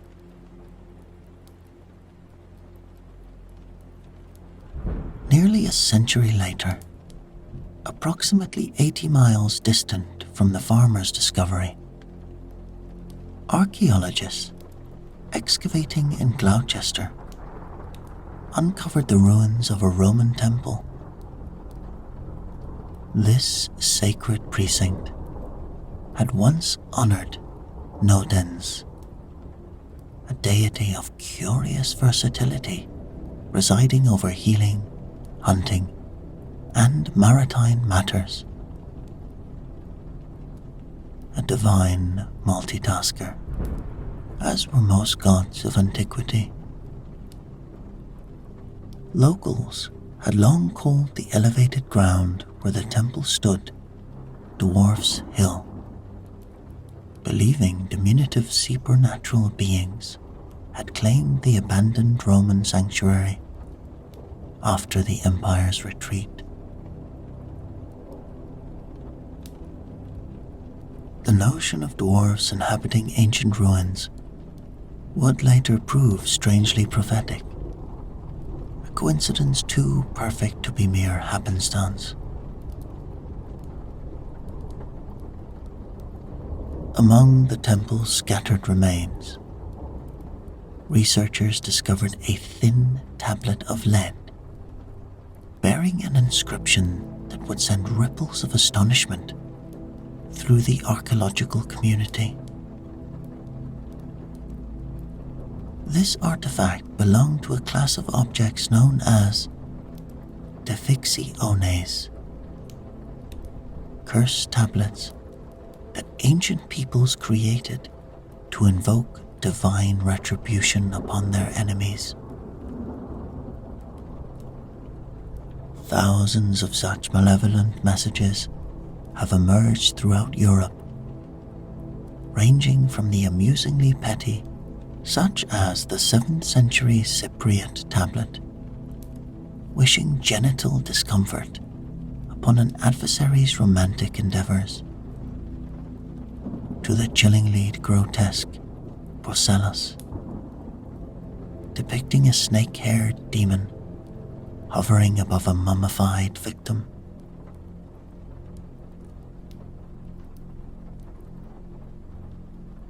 The ancients took their curses very seriously, investing them with all the venom and spite their hearts could muster. These were not casual utterances, but carefully crafted invocations.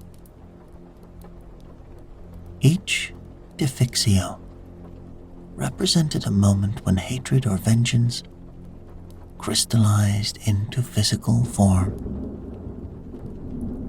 tangible evidence of ancient grudges now outliving their bearers by millennia.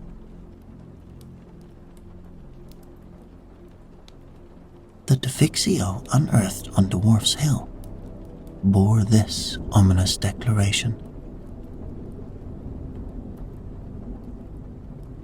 "For the god, no dens.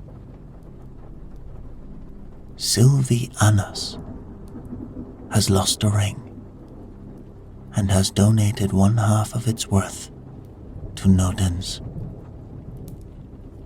Among those named, Seni C. Annas.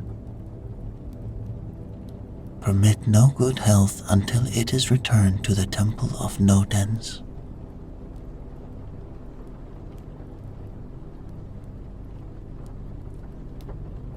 Consider this remarkable convergence. A golden ring inscribed with the name Senesi Annas, discovered 80 miles distant from a tablet invoking supernatural vengeance upon a man of identical name who had purloined a ring. In those ancient days, Senesi Annas was hardly a common appellation. Certainly no equivalent to today's John Smith. The statistical improbability alone suggests forces beyond mere coincidence at work.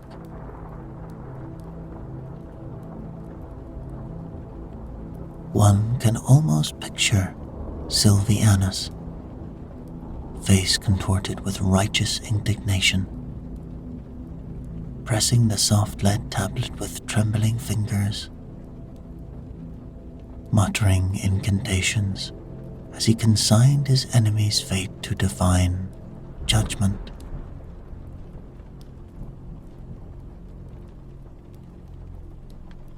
In 1888, Chalner William Chute, inheritor of the Vine estate, documented this extraordinary connection between the lead tablet and his family's golden ring in his scholarly work, A History of the Vine in Hampshire. He postulated that Senesianus had stolen this ring from Sylvianus while both were visiting Noden's temple. A plausible scenario, as pilgrims often remained overnight and immersed themselves in healing waters.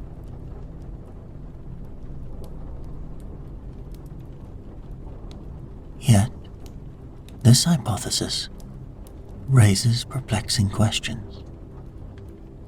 If the ring originally belonged to Sylvianus, why bear Senesianus's name?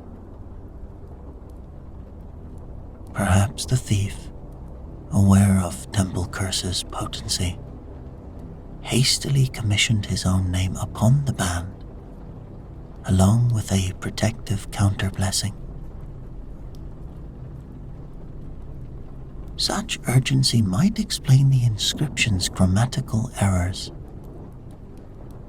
Alternatively, perhaps Senesianus lost the ring to Sylvianus through gambling, but reclaimed it illegitimately. Or, of course, there could be darker possibilities. Perhaps Senesianus acquired the ring through violence.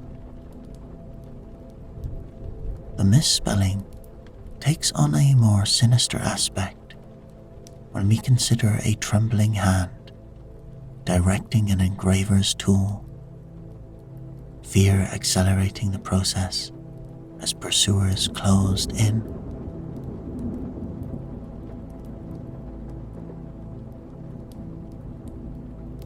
Whether Sylvianus's supernatural imprecation achieved its intended effect remains lost to history.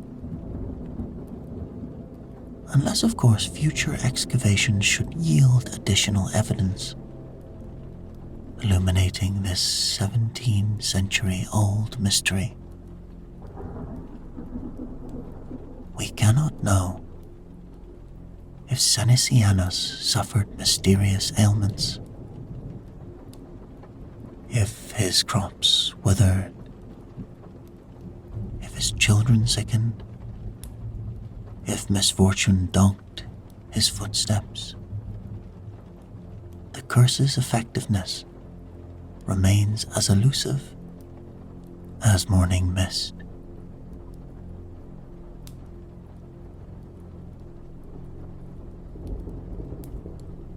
The narrative takes an even more extraordinary turn in 1929,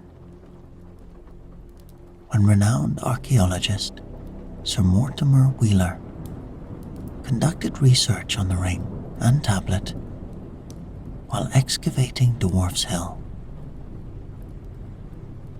Requiring scholarly assistance regarding the etymology of the god Nodens, Wheeler consulted an expert in Anglo-Saxon linguistics. a distinguished Oxford University professor named John Ronald Reuel Tolkien, known to posterity as J.R.R. Tolkien. Imagine Tolkien poring over these ancient artifacts, his scholarly mind absorbing the particulars of this antique drama. A cursed ring, a thief, a pursuit across miles, a place called the Dwarf's Hill. The elements arranged themselves in his subconscious like pieces on a chessboard, awaiting the moment when imagination would rearrange them into something new, yet eerily familiar.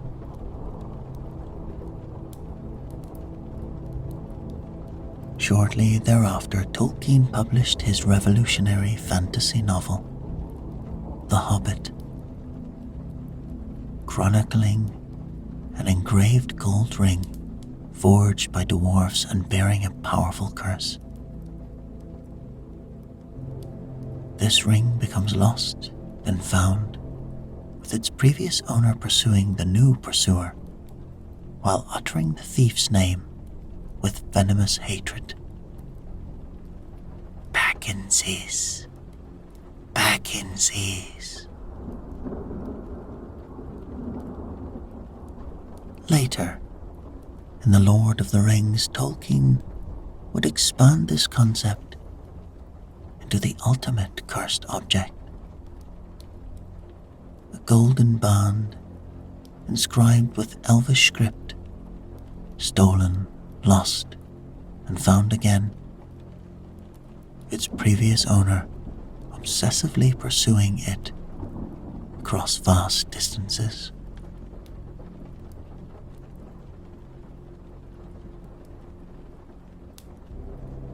The parallels are striking, a timeline suggestive.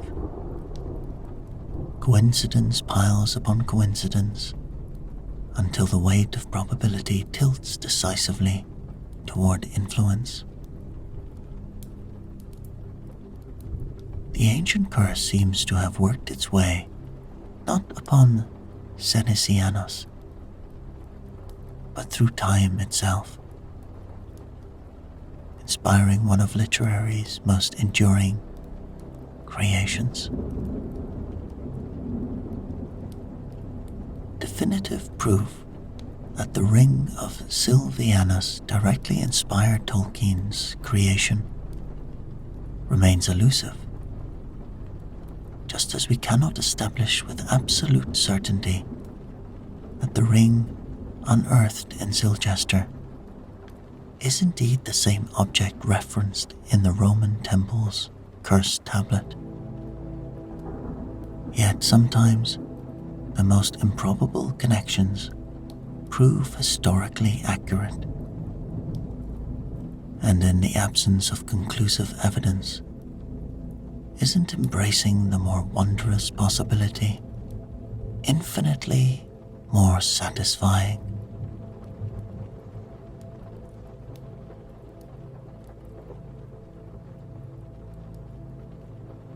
Today, curious visitors can behold this enigmatic artifact at the Vine,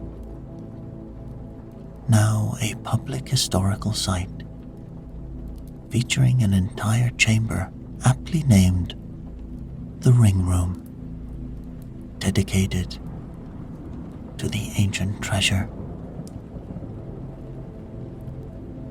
There, the gleaming ring of Silvianus rests beside a replica of the cursed tablet. The original Defixio remains on display at the museum in Lindy Camp. More tellingly, These archaeological wonders share their exhibition space with perhaps the most significant artifact of all, a first edition of J.R.R. Tolkien's The Hobbit.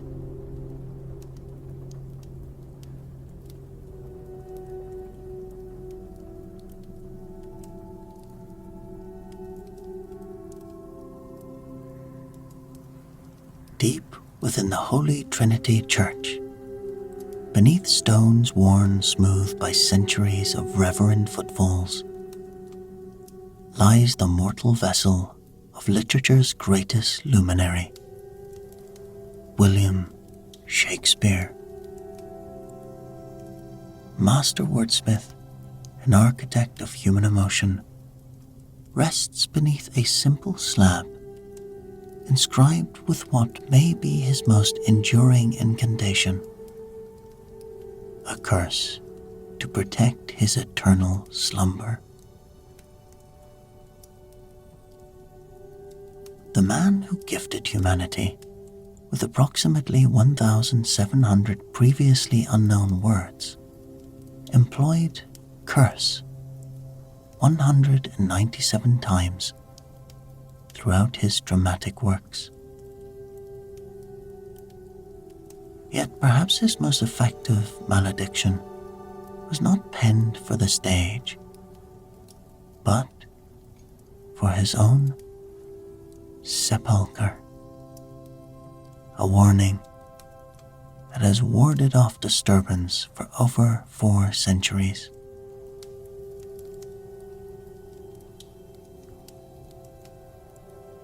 William Shakespeare materialized in 1564 in the modest English town of Stratford-upon-Avon, northwest of London. Born to a glove-maker father and a mother of farming lineage. His marriage to Anne Hathaway occurred when he was merely 18.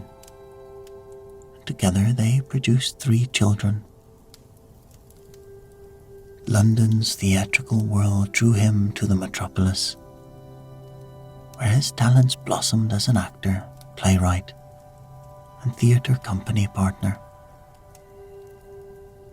At 49, having transformed the very architecture of language, he returned to his natal soil, where he expired 3 years later in 1616.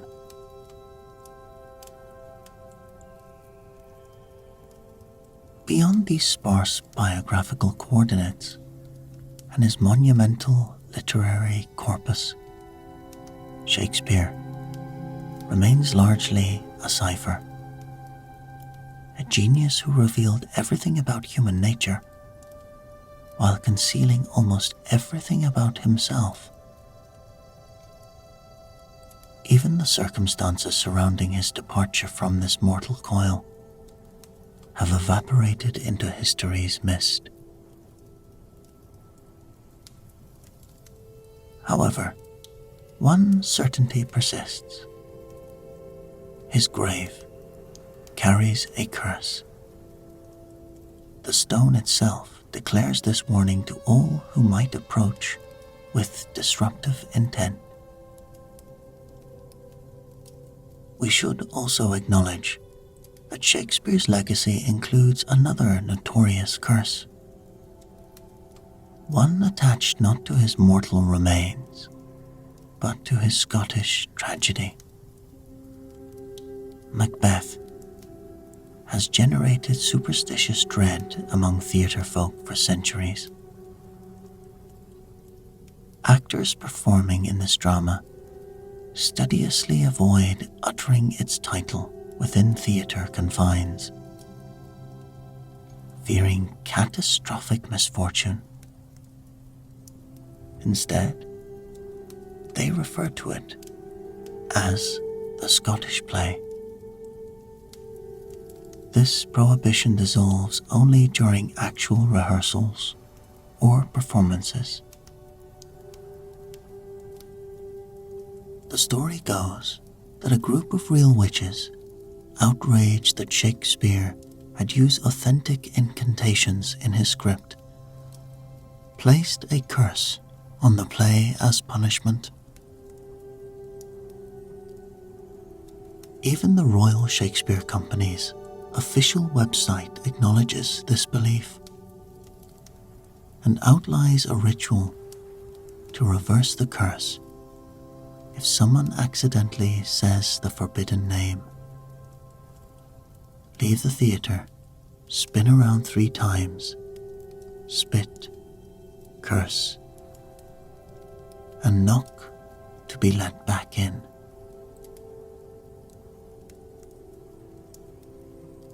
While the Macbeth curse is mostly a concern for those in theatre, the curse on Shakespeare's grave could, in theory, affect anyone who disturbs his final resting place.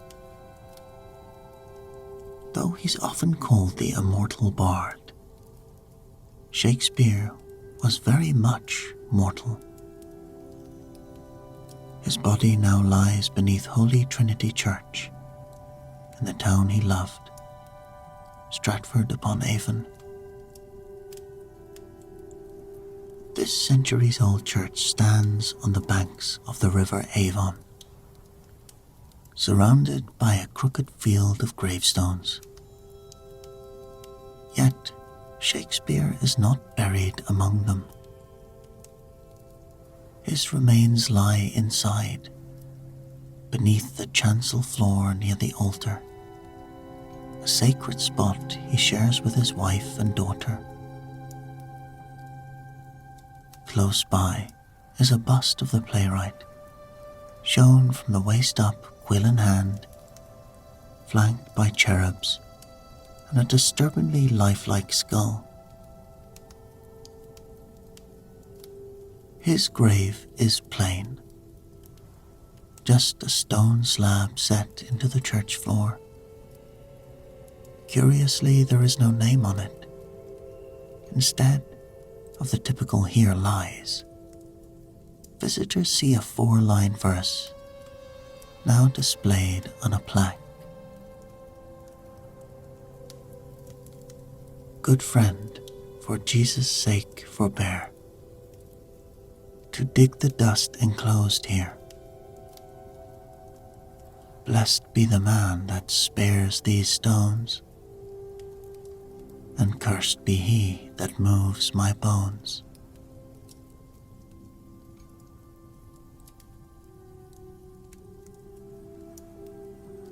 According to historians, Shakespeare wrote this himself, not as poetic flourish, but out of practical concern. In his time, exhumations were common, whether for space, science, or souvenir seekers. In his case, admirers might have tried to steal his bones. This verse was his final stage direction. A simple, clear message. Do not disturb. The English have mostly respected that wish. When the church needed restoration work in 2008, officials reassured the public that Shakespeare's bones would remain untouched. Such is the power of the bard's final warning. Still, a rumor has lingered for years that Shakespeare's skull is missing. Some say it was taken long ago.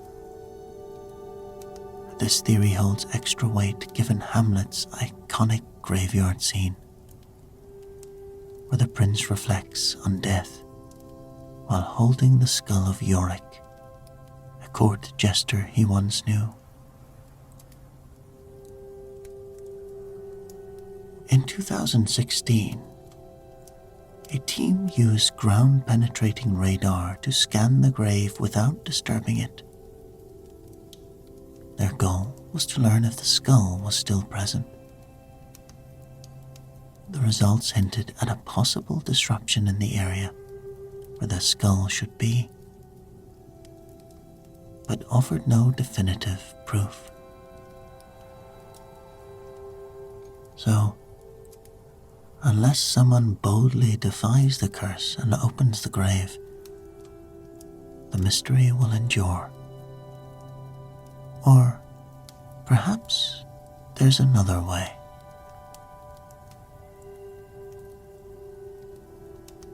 In a 2015 interview with The Telegraph, Professor Francis Thackeray of the University Witwatersrand in Johannesburg suggested a high-tech solution. He said we could possibly get around that by at least exposing the bones and doing high-resolution non-destructive laser surface scanning for forensic analysis without moving a single bone. Besides, Shakespeare said nothing about teeth in that epitaph.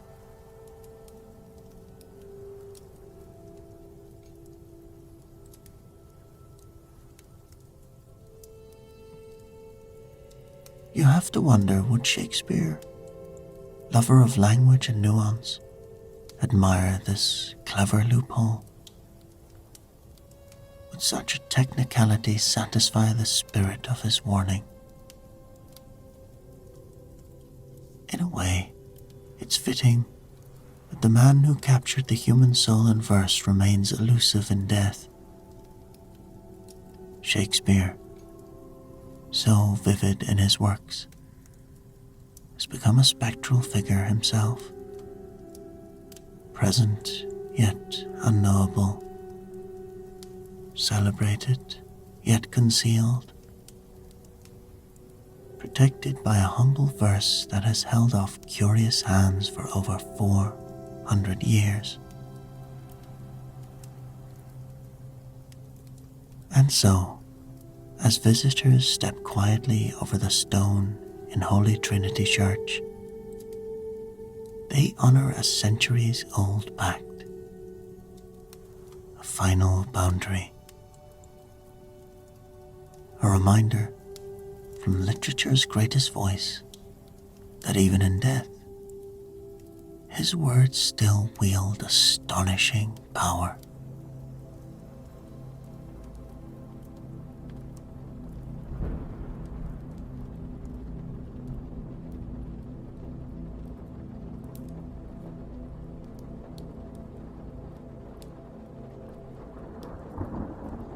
Within the shadowed realm, where art and the occult intertwine, a curious distinction emerges. Bad art merely offends the eye, while cursed art devours its surroundings in ravenous flame. The mass-produced prints collectively known as the Crying Boy paintings stand as perhaps the most infamous example of the latter category. Artwork that refuses to burn while everything around it surrenders to fire.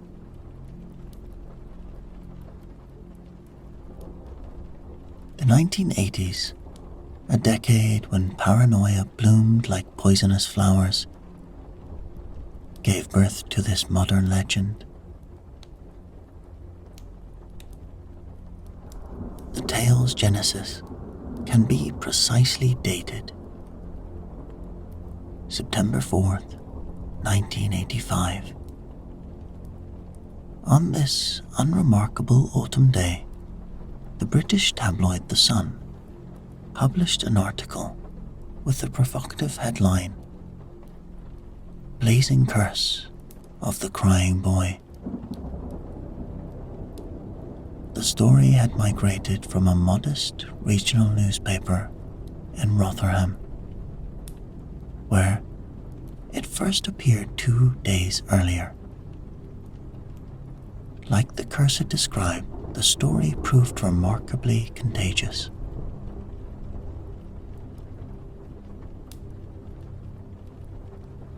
The narrative centered on the whole family's inexplicable misfortune. Their home had been transformed into a blackened husk by merciless flames. Yet, amid this destruction, one object remained pristine and untouched. A cheap department store print depicting a tearful child with impossibly large, sad eyes. Such selective preservation might easily be dismissed as coincidence. Fires are notoriously fickle entities, often leaving random items untouched through the strange physics of heat and combustion. What elevated this curious story to the realm of supernatural legend was a quotation attributed to a firefighter at the scene. This unnamed witness, whose testimony would forever alter the painting's legacy, claimed that similar mass-produced images of crying children had survived dozens of house fires since the early 1970s. More ominously, he suggested the fire department had accumulated approximately 50 such examples, creating an inadvertent gallery of fireproof sorrow.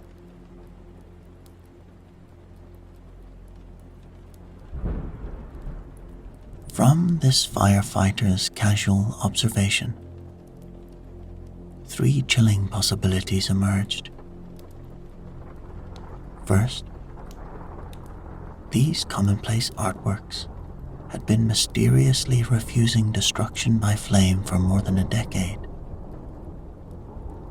Second, homes displaying these images appeared strangely susceptible to fire, as though the painted tears somehow manifested real destruction. Third,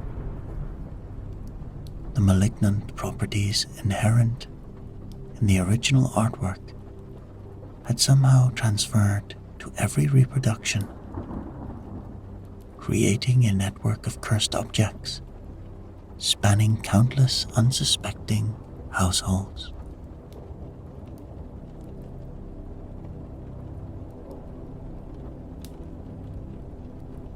This third implication resonates with particular horror in our mass production society.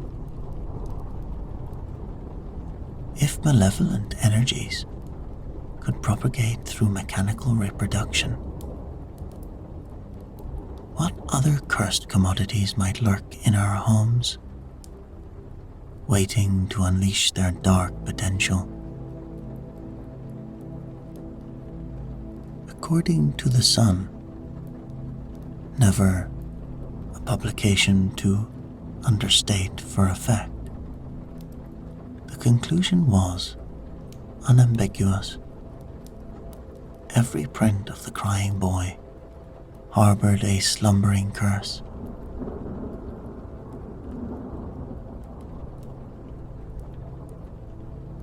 Fear spread like the very fires associated with the paintings. After The Sun invited readers to relinquish their potentially dangerous artwork, an astounding 2,500 copies of Weeping Children arrived from households across England. Curiously, this massive collection revealed unexpected diversity. Not all depicted the same doleful child. Some showed multiple children in tearful communion, while others featured young girls rather than boys.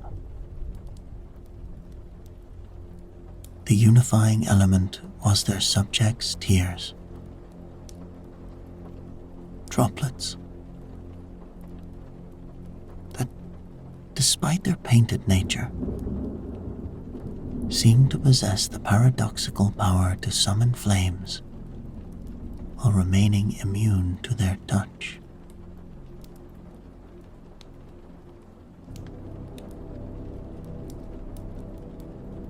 With calculated theatricality, the sun orchestrated a mass exorcism of sorts. On Halloween night, when ancient superstition suggests the boundary between worlds grows thin, the newspaper constructed a massive pyre of the submitted paintings. In a particularly British juxtaposition of the sacred and profane, the publication later printed images of this purifying blaze attended by one of its infamous page 3 girls. Rather than extinguishing the legend, the publicity stunt only intensified public fascination. Over subsequent years, an elaborate backstory materialized for the painting's supposed subject.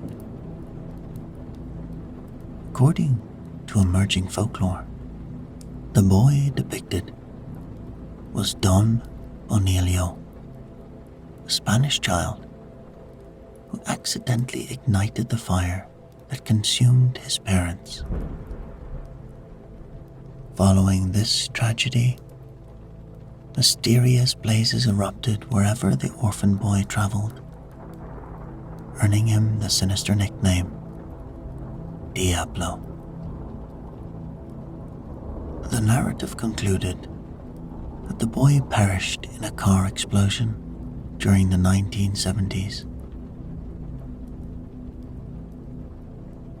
This ghastly biography provides satisfying narrative coherence, yet dissolves under factual scrutiny. No definitive identification of any such child exists.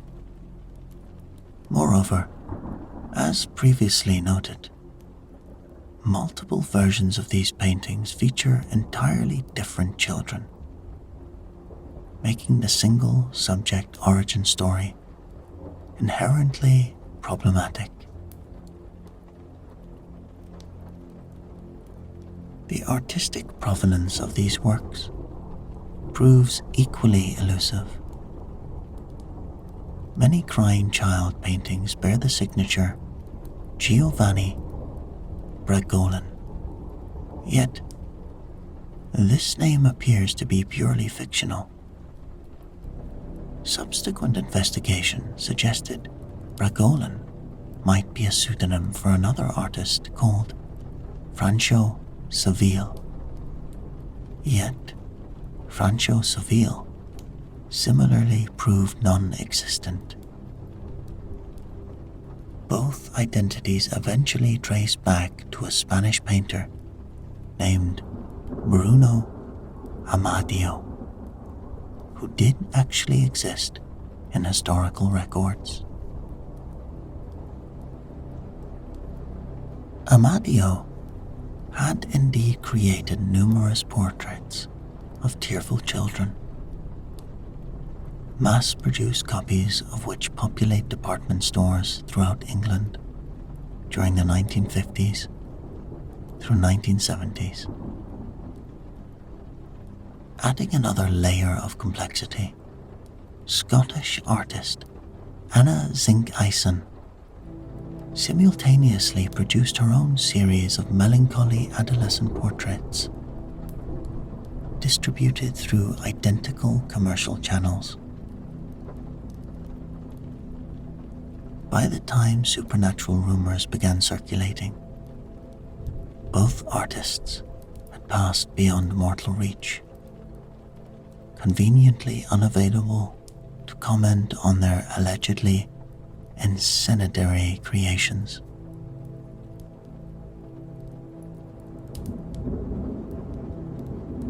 many of the legend's most vivid details, particularly the elaborate backstories attributed to the painting's subjects, originated in sensationalistic articles published by The Sun and its competitor, the Daily Mirror.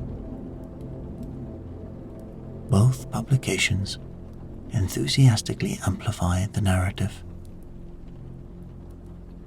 recognizing its perfect alignment with their editorial preference for the bizarre. The legend demonstrated remarkable longevity, remaining culturally relevant in the United Kingdom for decades. In 2010, a quarter century after the initial reports, comedian Steve Punt attempted to test the painting's supernatural properties on his BBC television program. Acquiring a copy of The Crying Boy, Punt conducted a controlled burning experiment while cameras recorded the results. Remarkably, the portrait indeed resisted combustion. The flames merely scorched one corner before mysteriously extinguishing themselves.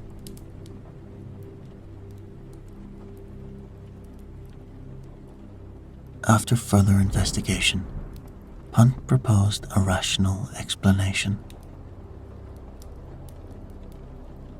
The paintings had been treated with fire-retardant varnish, a common practice for mass-produced prints during the era of production. He further noted that during an actual house fire, the string from which such paintings hung would likely burn through first, causing the portrait to fall face down onto the floor. This combination of flame-resistant coating and protective positioning could explain the painting's apparent immunity to destruction.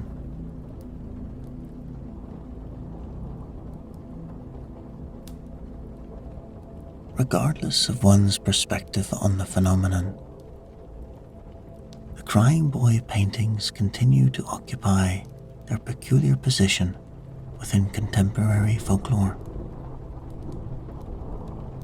Reproductions remain commercially available today, allowing the courageous or foolhardy to conduct their own experiments with these notorious images. Though one might reasonably question the wisdom of inviting such artwork into one's home. For even if science explains away the supernatural elements, there remains something profoundly unsettling about decorating one's wall with captured childhood misery.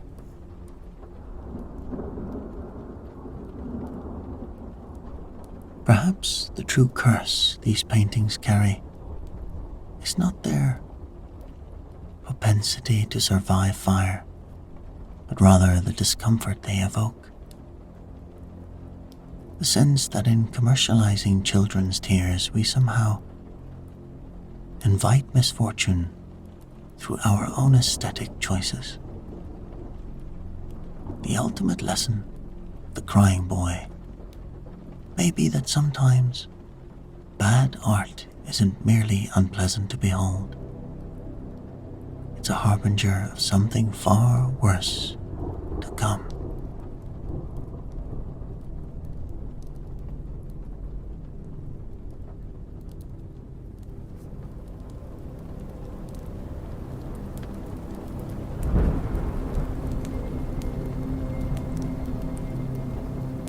The ancient dreamers of Britain, whose practices remained largely undocumented due to the Druids' reluctance to keep written records, faced a formidable challenge.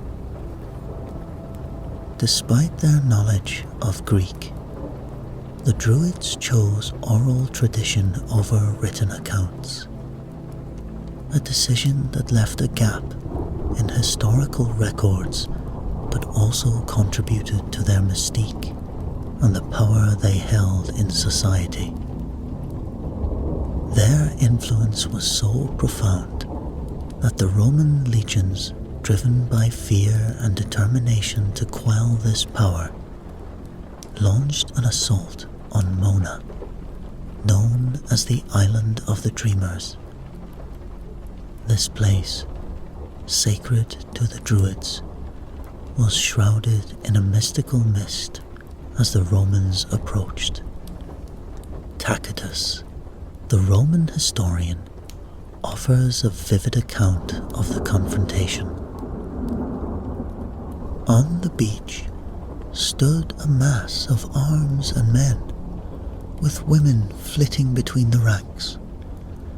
In the style of furies, in robes of deathly black, and with dishevelled hair, they brandished their torches, while a circle of druids, lifting their hands to heaven, struck the troops with such awe at the extraordinary spectacle that, as though their limbs were paralyzed, they exposed their bodies to wounds without an attempt at movement. One Roman governor faced significant resistance from this band of females and fanatics before his forces could break through and begin the desecration of the Druids' sacred groves. This episode, marked by the Romans' uncharacteristic intolerance towards the Druidic religion, highlights the significant threat the Druids' practices pose to Roman authority. It also sets the stage for the exploration of the remnants of these ancient practices and their resurgence in modern interpretations. Among the ancient deities of Britain, Ellen stands out as a patron of roads and journeys, particularly those undertaken in the dream world. Artistic depictions present Ellen in vibrant green, adorned with a majestic rack of antlers, symbolizing her dominion over the pathways to the other world.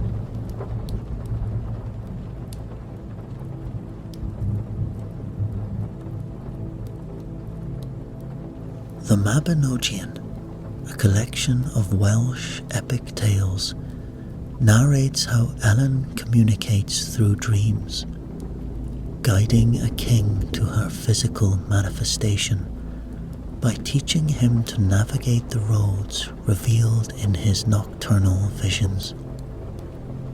This tale underscores the deep-rooted belief in the power of dreams to bridge the earthly realm of the mystical otherworld, a testament to the enduring legacy of Britain's ancient dreamers.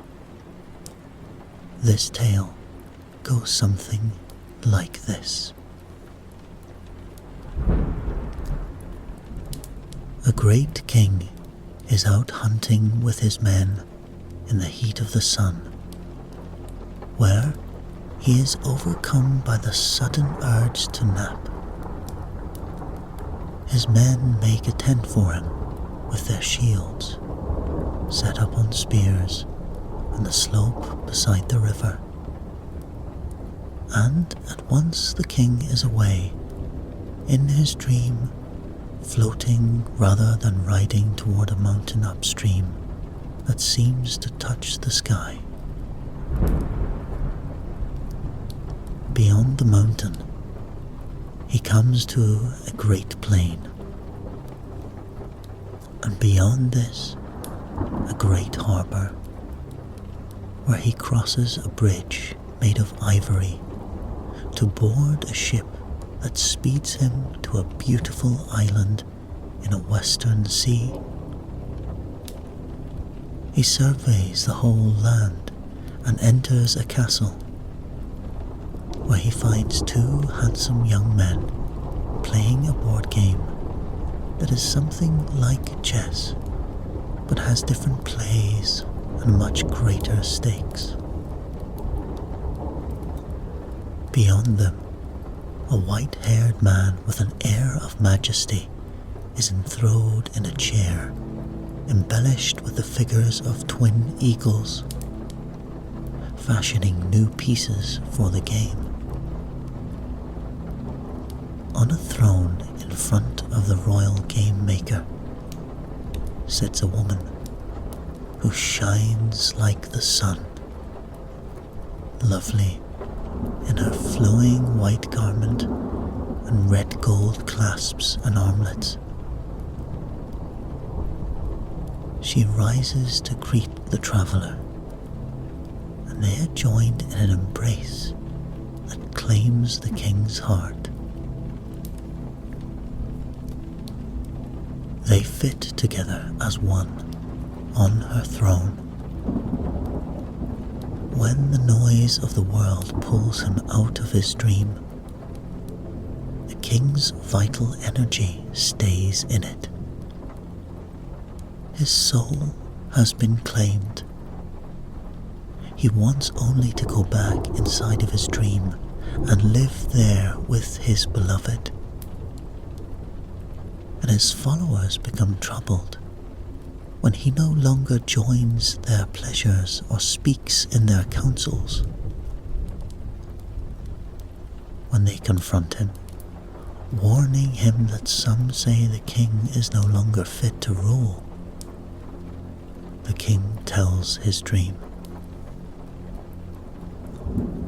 The wise ones of the kingdom confer, and they advise him to send his men out to search the world for 3 full years to find the woman of his dream.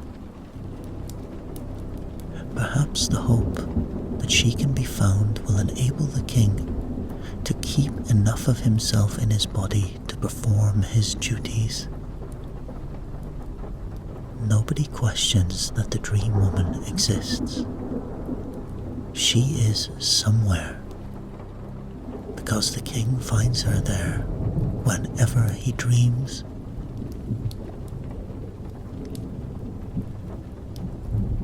The searchers go out, and they fail in their mission. Now the advisors have a better idea. They decide that if the king returns to the place of his dream and sets out from there in the direction he travelled in his dream, perhaps he will recognize the landmarks of his dream, and they will take him to the lady who shines like the sun. The king delegates 13 envoys to try to make the journey on his behalf. They find the mountain that touches the sky, and the ivory bridge to the ship that takes him to the western island, and the castle where the young men play a game while a kingly man makes new pieces, and the woman who shines like the sun. She is not impressed by their rank and power, and so she will not go with them. If their king wants her, he must come and pay court to her himself. So the king takes the road of his dreams and finds the woman sitting with her royal father as he makes pieces for a game that is no ordinary game. The golden-haired woman leaps into his embrace. They make love that night and are married, and the king shares his power and his possessions with her as she directs.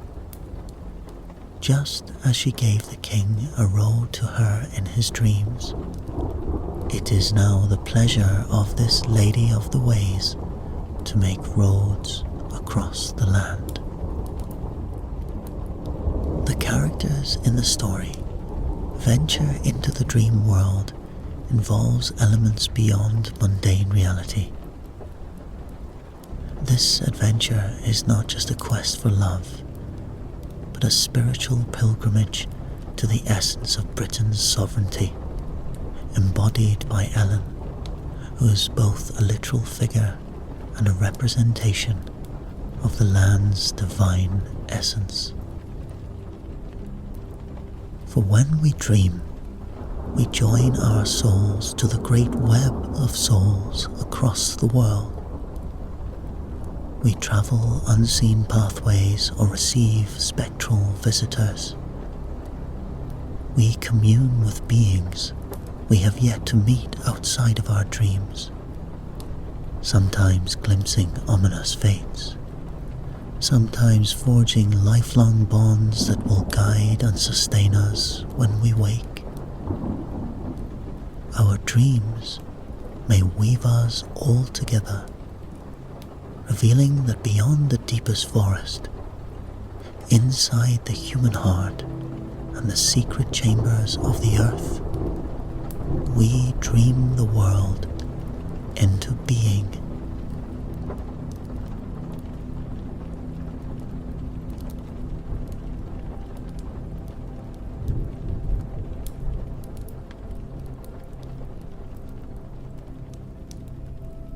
The ancient Egyptians saw a strong connection between dreams and waking life. Their word for dream comes from a root word meaning to be awake. Even the hieroglyphs that spell out dream were followed by an image of a wide open eye, representing dreams as a way of seeing reality. In their worldview, dreams were channels through which the gods communicated, offering foresight and guidance. This cultural tenet is mirrored in the story of Joseph and the Pharaoh from the Bible, emphasizing the Egyptians' reverence for dreamt prophecies. They engaged in dream incubation at temples and sacred sites, seeking divine intervention for healing and wisdom. This practice was intertwined with the cultivation of memory, allowing individuals to tap into pre-life knowledge and connect with vast, transcendent experiences. Egypt's mystics ventured into conscious dream travel, serving as seers and advisors in matters of state and strategy. They practiced shape-shifting, astral projection, and explored the afterlife's mysteries, often depicted in religious texts and art, showcasing priests and pharaohs in animal forms to signify their spiritual journeying capabilities. Joan Grant's book, Winged Pharaoh, was published in 1938, and it delves into the imaginative life of a king's daughter destined to co-rule Egypt, set against the backdrop of the First Dynasty. Joan Grant attributes the genesis of her novel to far memory, suggesting that the narrative was inspired by recollections of a past life. This connection was sparked during a brief visit to Egypt, and it further ignited when Grant encountered a collection of Egyptian scarabs in London. Holding the oldest scarab, she experienced vivid visions of ancient Egypt, compelling her to voice the tale of Sakita, the dream-infused princess central to her story. Grant's work blurs the lines between fiction and historical account. This narrative approach presents a true history that intertwines factual events with the mythical, exploring realities that persist beyond the constraints of time and physical evidence. The most fascinating element in the story is the description of a dream school that operates within the temple of Anubis. When she is a small child, Sakita's mother gives her a tiny statue of Anubis, represented as a black hunting dog, and a little painted house for it to live in, and tells her that Anubis is the bringer of dreams to small children. When she is a few years older, Sakita meets her dream teacher, a priest of Anubis. Her training begins in the dreamscape, when he shows her an open lotus flower and tells her that just as the lotus opens its petals to the sun, she must learn to open the gateway of soul memory to reflect the light. When the scene is played out in waking life the next day, she recalls her dream, which is confirmation to both of them that she is ready to begin her training. She learns to go out scouting in dreams to find lost objects, look into the future, observe things happening at a distance, and discover what is going on behind the scenes. Suspicious of a foreign ruler who is visiting the court, she embarks on a dream journey to his country, flying to her target like a bird. And she brings back a very detailed and disturbing report that she shares with the pharaoh, her father. At the age of 12, she becomes a full-time student at the dream school, taking up residence in the temple of Anubis. She sleeps on a bed that has the heads of Anubis carved at the head and the foot. Beside the bed, she keeps a wax tablet, and her first task each morning is to record her dreams. Every morning, she goes to the priest of Anubis and tells him what she has recorded. Some days, she must also carry out assignments he has given her inside a dream. For example, to bring him a certain flower, or bird feather, or colored bead.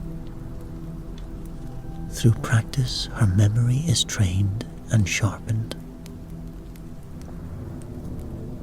After 3 years, she undergoes advanced training, and on the night of each full moon, she sleeps in total darkness in a room that has been psychically shielded. She undertakes many assignments, visiting distant places and bringing guidance and healing to the people on both sides of death. She recounts her dream travelogues to her teacher, and he confirms her experiences, adding further details and sometimes suggesting follow-up missions.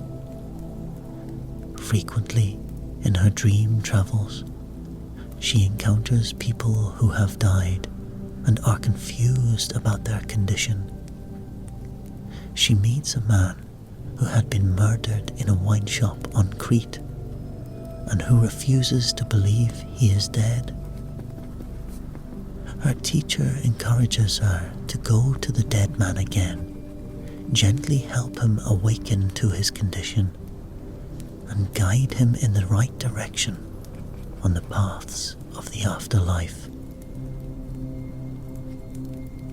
At this point, we come fully alive to the intimate connection between dreaming and dying, and the reason why Anubis is such an appropriate patron of dream travel. As every school child knows, Anubis, most often portrayed as a human figure with the head of a jackal or a black dog, is a guardian of the other world who watches over tombs and mummies and guides souls of the departed to the hall of Osiris. But Anubis's significance goes much deeper. As a guide of souls, he is the patron of journeys beyond the body, and everyone journeys beyond the body in death and dreaming, with or without instruction. As Sakita's training in the dream school deepens, she takes on more and more work as a guide of souls. One of the most movingly realized scenes in the book is one in which Sakita helps a grieving widow who has been crushed by the drowning deaths of her husband and son. Sakita advises the woman that she can meet her loved ones in dreams. The woman insists that she does not dream. Sakita gently insists that nonetheless, she would like the woman to be open to a dream experience with her loved ones.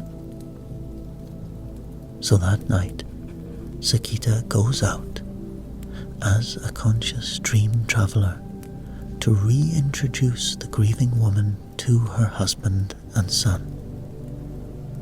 She enters the woman's dream space and finds her sobbing over the dead bodies of her loved ones, frozen in a past scene of trauma. With the power of her focused intention, Sakita bathes the widow in light and lifts the cloak of greyness that is preventing her from seeing her husband and son as they are now. There is a loving reunion, and Sakita skillfully guides them to a beautiful park-like setting where they can share happy times together.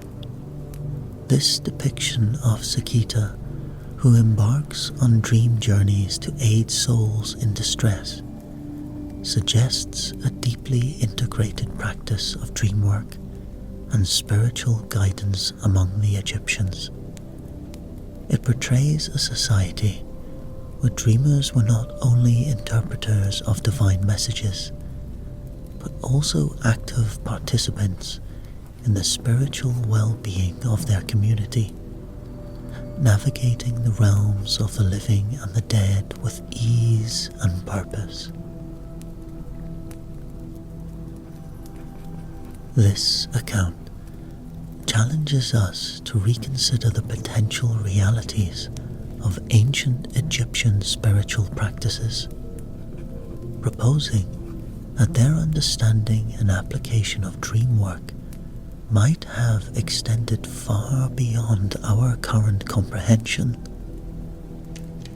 It invites a re-evaluation of the role dreamers played, not just as advisors or seers, but as essential caretakers of the soul's journey, offering a bridge between the physical and the metaphysical worlds.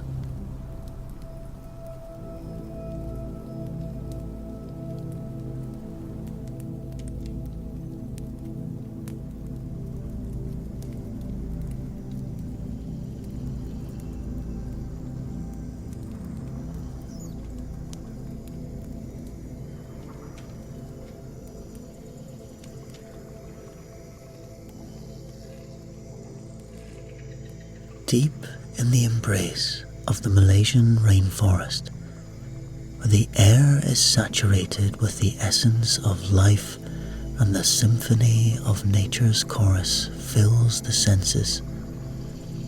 A hidden path, shrouded in mystery, snakes through the verdant underbush. This secluded trail, known only to those who tread its shadowed lengths, unfolds into clearings where the Tamir villages come into view. Set against the backdrop of terraced hill rice and dense tapioca thickets, the Tamir, practitioners of ancient traditions, sustain themselves through slash and burn agriculture, relocating their thatched abodes as the vitality of the land wanes. Their dwellings, perched atop stilts and constructed from bamboo, are designed with intentional openings in walls and floors, ensuring that the inhabitants remain in constant communion with the surrounding wilderness. Within this realm, dreams are revered as conduits to deeper understanding. The Tamir cherish the belief that consciousness pervades every aspect of the environment, from the rustling of leaves to the meandering rivers. It is within the dream world that human spirits embark on profound explorations, encountering the essences of the forest. These meetings are charged with significance, particularly when a dreamer is bequeathed a song by a creature or element of nature. Such songs, imbued with the essence of the forest's energy, acts as a bridge, capable of invoking the presence of an animal or elemental force for purposes of healing and safeguarding. The richness of these dream encounters and their significance to the Tamir culture were highlighted through the endeavors of Marina Roseman, an American musicologist and anthropologist. Her commitment to not only documenting these dream melodies, but also engaging in the community's healing rituals, reveals a profound interaction between the human and the spiritual. Among her collected works is a tiger dream song, a composition so vivid and compelling that it encapsulates the spirit of the tiger, transforming this majestic creature of the wild into an ally in the healing process. Roseman's exploration into the Tamir's dreamscape also uncovers the delicate process of receiving a healing song from a plant spirit. She narrates the journey of a man who, through his intimate connection with the earth, tending to Keralad plants, enters into a spiritual communion within his dream. The plant, releasing its scent within the dream, takes on a human form and establishes a deep bond by proclaiming, "It is you that I want." This encounter gives rise to a new healing melody, a song that embodies the deep connection between the dreamer and the plant.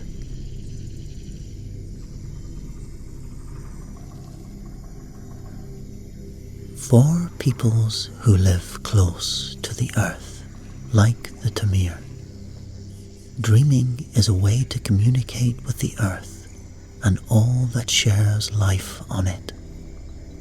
Everything is alive.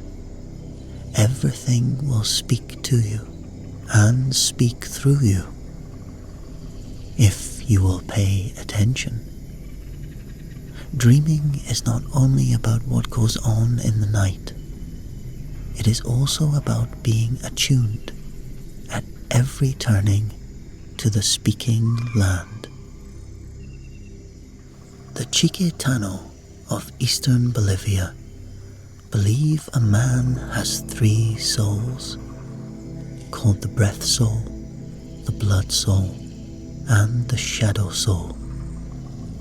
And during dreams, while the breath soul stays with the body, the blood soul can wander about a little bit. The shadow soul can make longer journeys, leaving the body and the blood soul far behind. In the morning, it returns and gives the other souls an account of its adventures. The longer journeys of the shadow soul produce memories of big dreams, in which the dreamer enters other realms and other times. For many indigenous peoples, dreaming is a highly social activity. You can go to places and meet people when you travel in your dream body. They may be people in the next village or campsite, or beings in another world. You also can have interactive dreams, in which you meet and share adventures with other dreamers. Among the Canelos Quichua of Ecuador, a husband and wife sleep on either side of the center of the house and take off on their dream travels from their respective sides. They frequently wake during the night and talk about their experiences. They may agree to return to a certain dream place and continue an adventure together. However, there are some dreams that are so powerful or so dark you'll hold them secret or share them only with specialists, shamans or medicine people, or your favorite grandmother who know all about these things.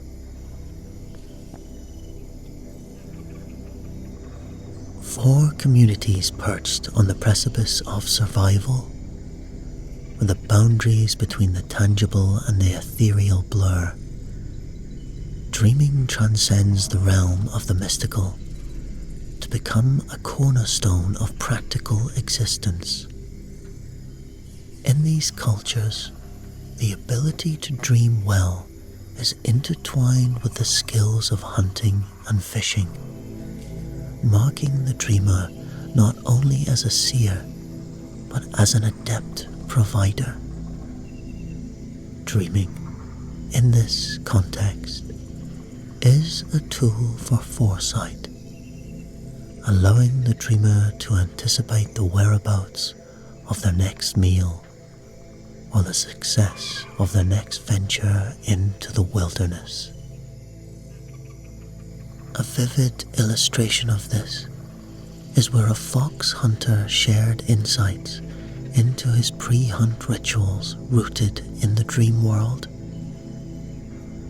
He recounted experiences of dreaming about encounters with a wild red-haired woman, a manifestation imbued with the spirit of the fox. These dreams were not mere figments of imagination, but portents, signaling the presence of a fox in his traps the following day. The nature of the dream interaction varied. Sometimes the woman would attack and then flee, while at other times the dreamer would overcome her.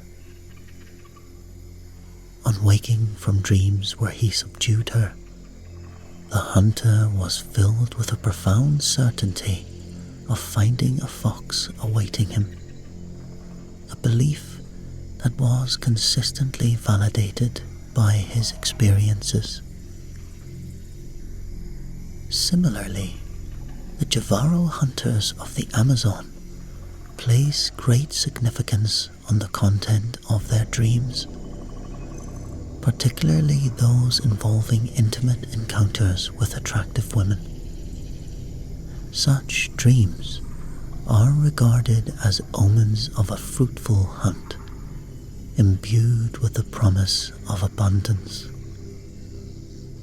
Motivated by these nocturnal visions, they embark on their hunting expeditions at the break of dawn, their steps guided by their dreams. These narratives underscore the vital role of dreaming in these communities, where dreams are not only a reflection of one's subconscious, but also a predictive tool that guides daily life and survival strategies. In these cultures, the dream world and the waking world are inextricably linked, each influencing and informing the other in a continuous cycle of existence. It is evident that dreaming among these cultures is not an isolated act, but a collective journey, a shared exploration of the world beyond the physical.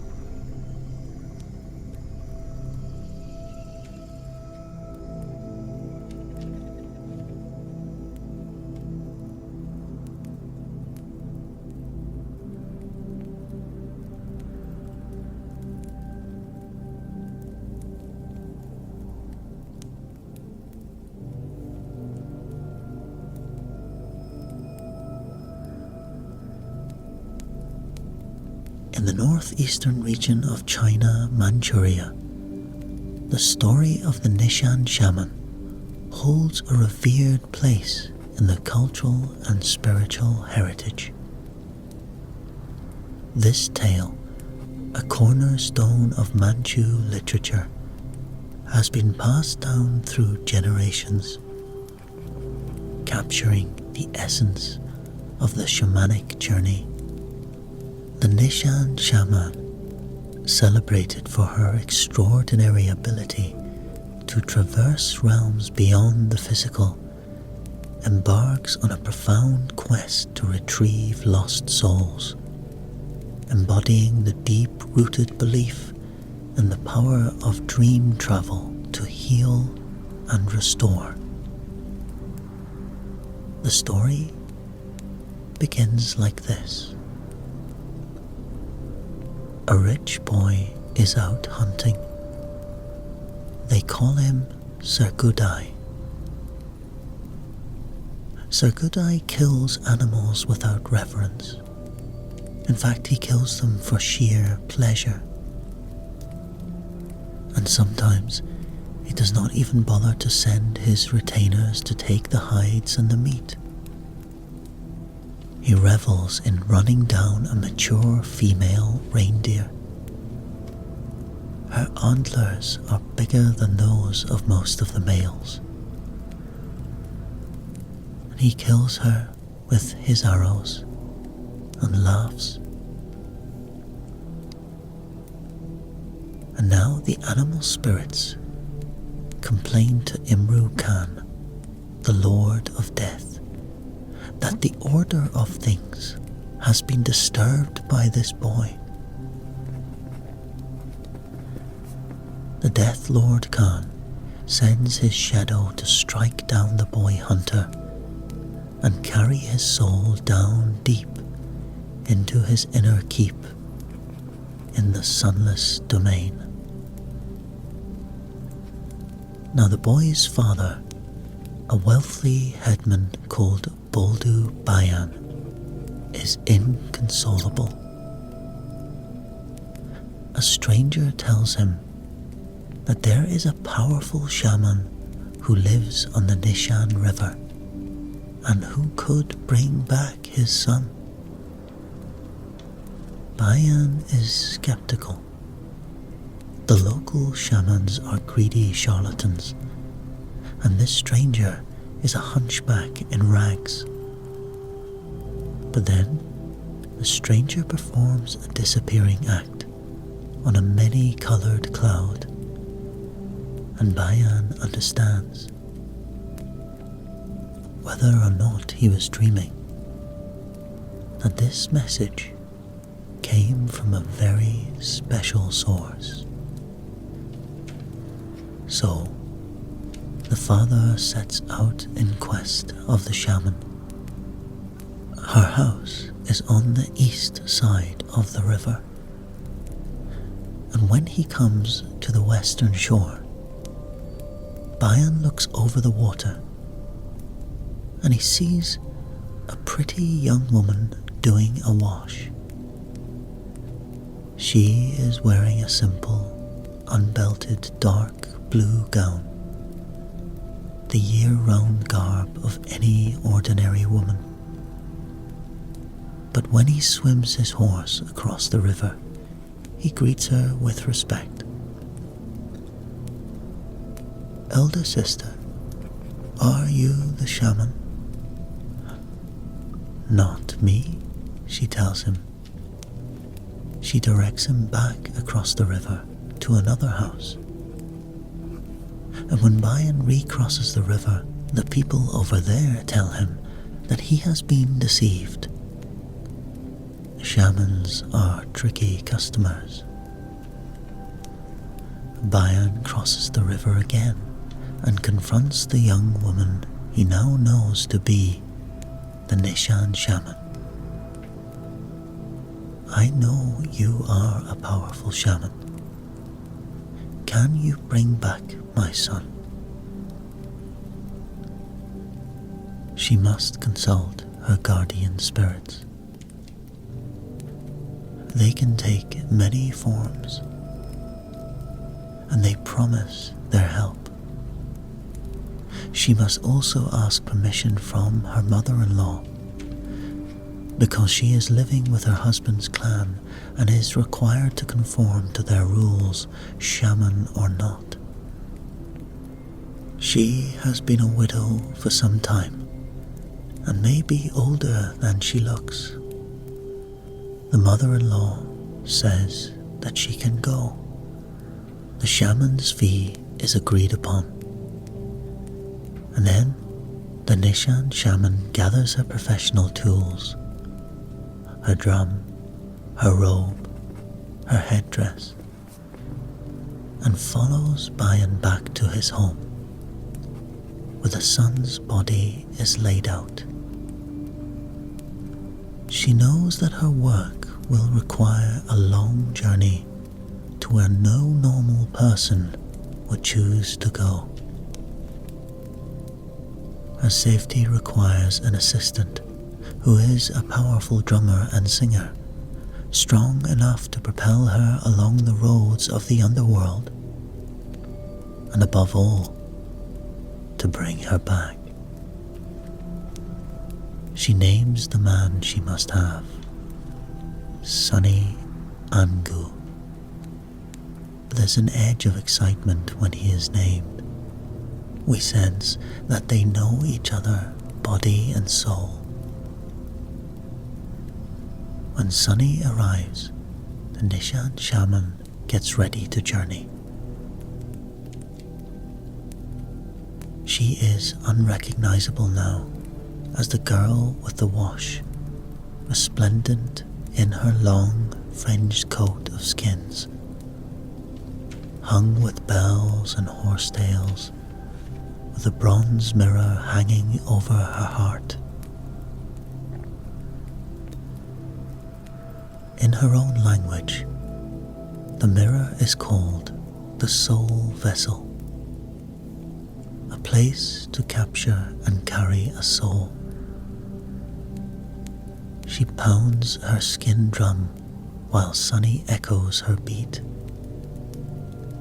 She is cantering, galloping, turning to the left, her feet almost noiseless in her high reindeer boots. A deerskin fringe flutters over her face, hiding her eyes. The antlers of her headdress, bursting from a spray of feathers, sweep back and forth. She dances until there is a foam on her lips, until she crumples into a dream as deep as death, her drum over her face. The hoofbeats do not slacken or tire. Her assistant is riding his drum, sending her the power. The steady beat helps her to make out a road in the chaos of fog and sourceless shadows. The road brings her to a river. The lame boatman is on the other side. He is a hard bargainer. She has to promise more than is easy before he comes for her in his dugout canoe. There are more crossings, more negotiations, and many tests of her courage before she descends at last to the inner keep of Imru Khan, the Dark Lord. She sees the soul of the boy hunter playing with a youngster she knows to be the child of death. None of her ancestral guardians can help her now. She must raise a cry from her heart and her gut that can reach all the way to the nest of the heaven bird that is her strongest ally. In some lands, they call him the Garuda. The shaman's cry spirals from the depths of the underworld.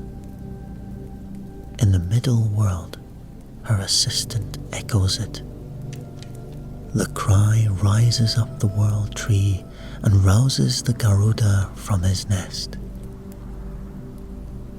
The great bird unfolds his long form and swoops down.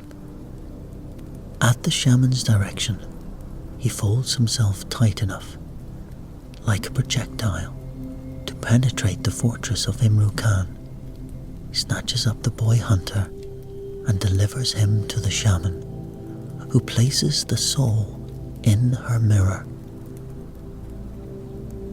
Now, she is racing back up the confusing, murky roads from the lower depths, pursued by death's servants. Her animal guardians can help her now, blurring her tail, leading pursuers in the wrong directions. Her greatest test is in front of her.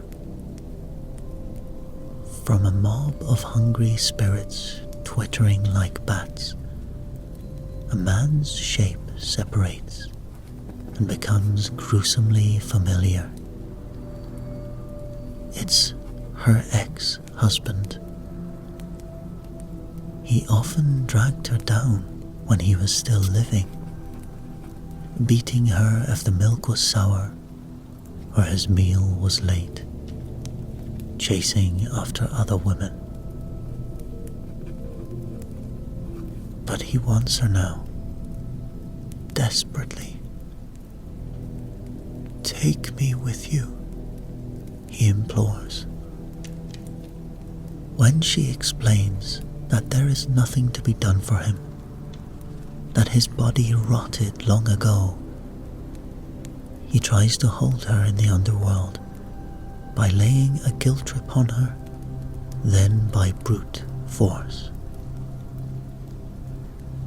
She has to fight to silence him. She stamps on his face and on his mouth to stop the words that are draining her strength and resolve.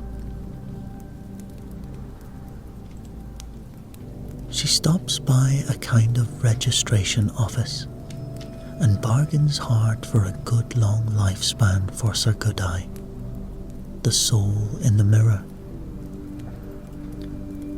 She has a moving encounter with the Divine Grandmother, who causes leaves to unfurl and the roots to spread properly, who is the giver of souls for children.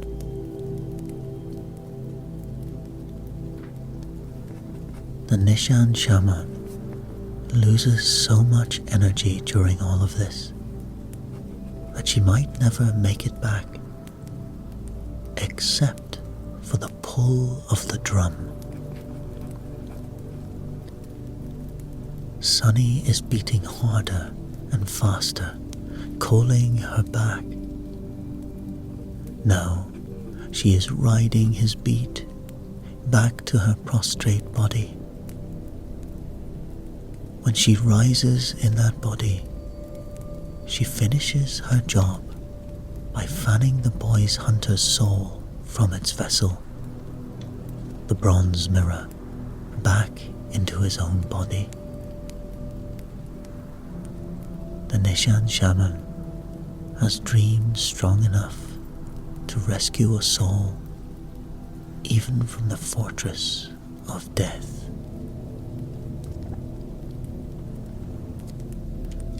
But no such feat goes unpunished. You see, the Nishan shaman is not allowed to enjoy her triumph for very long.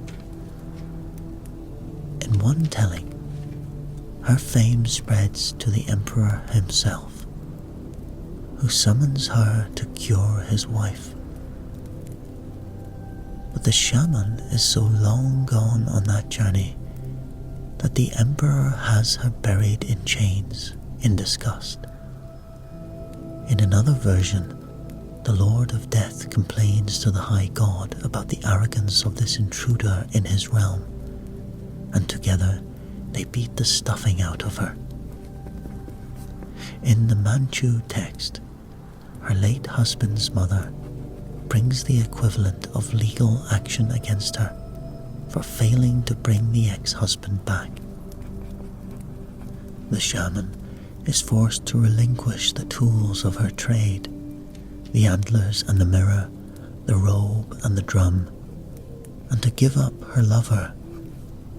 She becomes just another of the drab workwomen in her village, bound to the roots and taboos of her husband's people.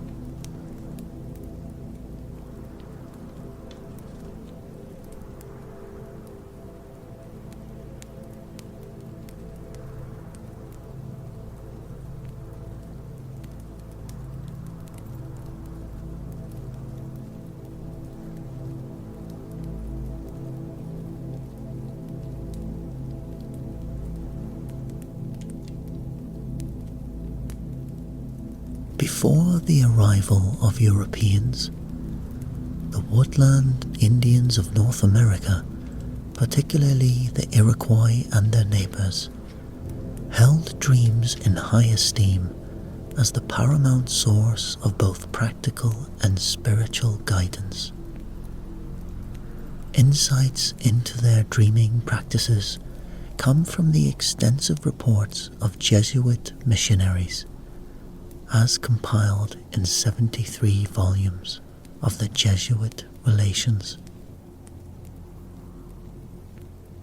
Despite the missionaries' occasional religious biases, their observations offer valuable perspectives on the indigenous cultures at the first time of contact. One priest in particular is noted for his contributions to the early study of anthropology through his detailed accounts of these practices. Among the Iroquois, the day began with the sharing of dreams, considered messages from the spirits, and the deeper self, potentially containing guidance for both the individual and the community. Dreams were seen as journeys beyond the physical realm, allowing for visits to the past or future and encounters with the spirits of the deceased and higher spiritual entities. This belief underscores dreams as vital for survival, especially during harsh winters when communities relied on the visions of powerful dreamers to locate game and negotiate with animal spirits for sustenance. They employed dreams not only to foresee, but also to influence future events, enacting specific rituals to prevent or ensure the unfolding of dreamt occurrences. A striking example of this practice involved a warrior who, having dreamt of being captured and tortured by enemies, simulated the experience in a controlled ritual to avert its actualization. Such enactments highlight the community's engagement with dreams as a means to navigate and mitigate potential futures. The Iroquois recognized that the spirits sometimes send certain individuals big dreams with major revelations about the soul's purpose and the environment. While big dreams may contain information of vital importance to the dreamer's personal health or physical survival, many of these powerful dreams seem to be directed at benefiting the community as a whole. This is why, among the Iroquois traditionalists, the first business of the day for the whole community was to share and tend to important dreams. One father's writing from 1648 detailed the Huron belief in the soul's hidden desires. He wrote, "Hurons believe that our soul has desires other than our conscious ones, which are both natural and hidden, made known to us through dreams, which are its language. When these desires are accomplished, the soul is satisfied. But if they are not, the soul becomes angry. Not only does it fail to bring the body the health and well-being it might otherwise have done, but often it even revolts against the body, causing various diseases and even death. So most Hurons pay careful attention to their dreams. If, for instance, they see a javelin in a dream, they try to get it. If they have dreamed that they gave a feast, they will give one on awakening."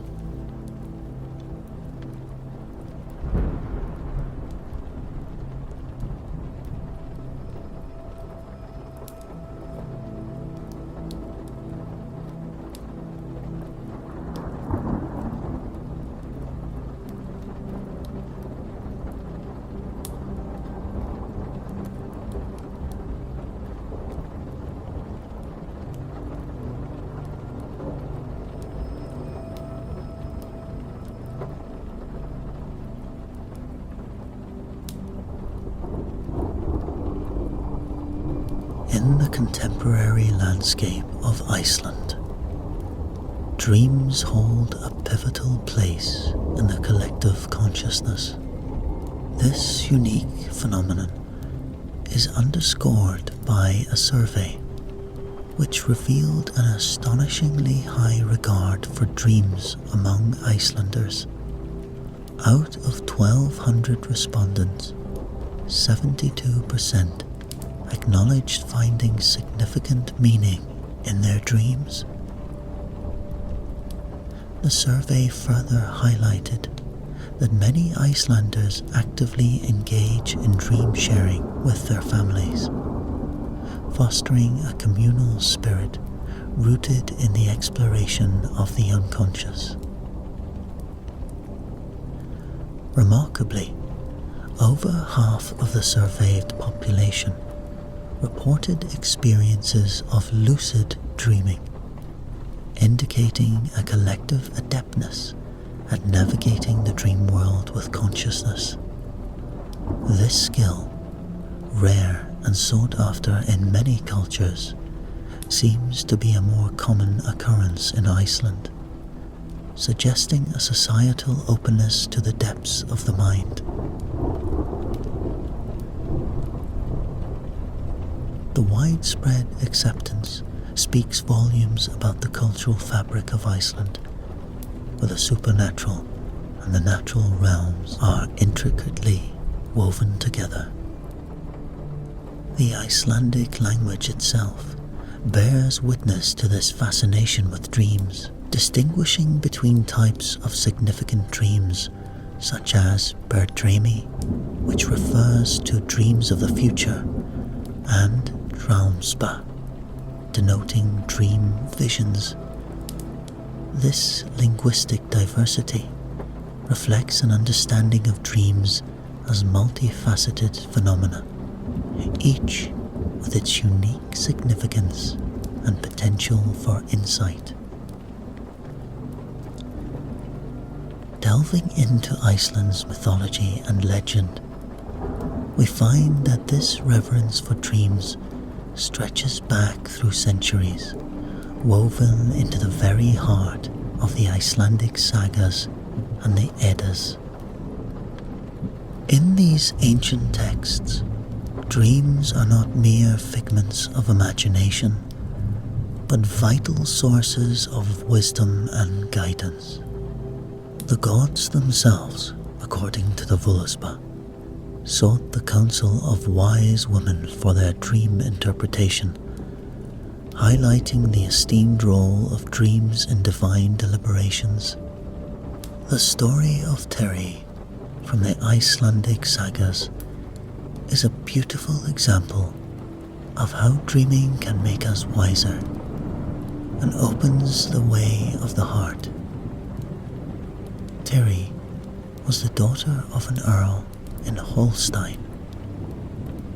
She was a dreamer who saw far and deep into the nature of things, and her father consulted her on all important affairs. Gormr, King of Denmark, wanted to marry Terry and asked her father for her hand. The Earl said he would leave his daughter to decide for herself, since she is much wiser than I am. Terry told her royal suitor to go home and build himself a new house, just big enough to sleep in, where no house had stood before. In this place, he must sleep alone for 3 nights and pay close attention to his dreams. Then, he must send a messenger to her to report on his dreams. If you don't dream, don't bother to call on me again, Thuri told him firmly.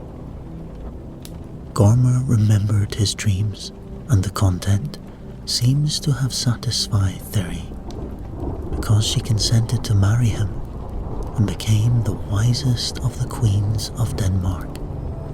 Through dreaming, she helped the king to scout the future and to read the true factors at work behind the surface of events. Decisions of fate were based on these dreams. For Icelanders, some precognitive dreamers are household names.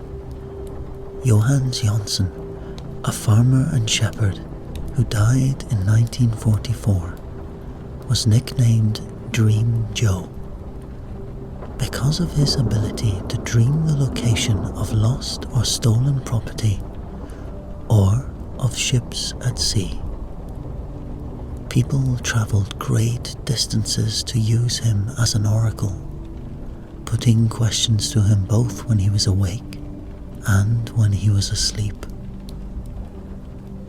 When smoked meat went missing from a locked loft on a farm, Joe was asked to come to the farm and allow people to ask him about the theft during his sleep.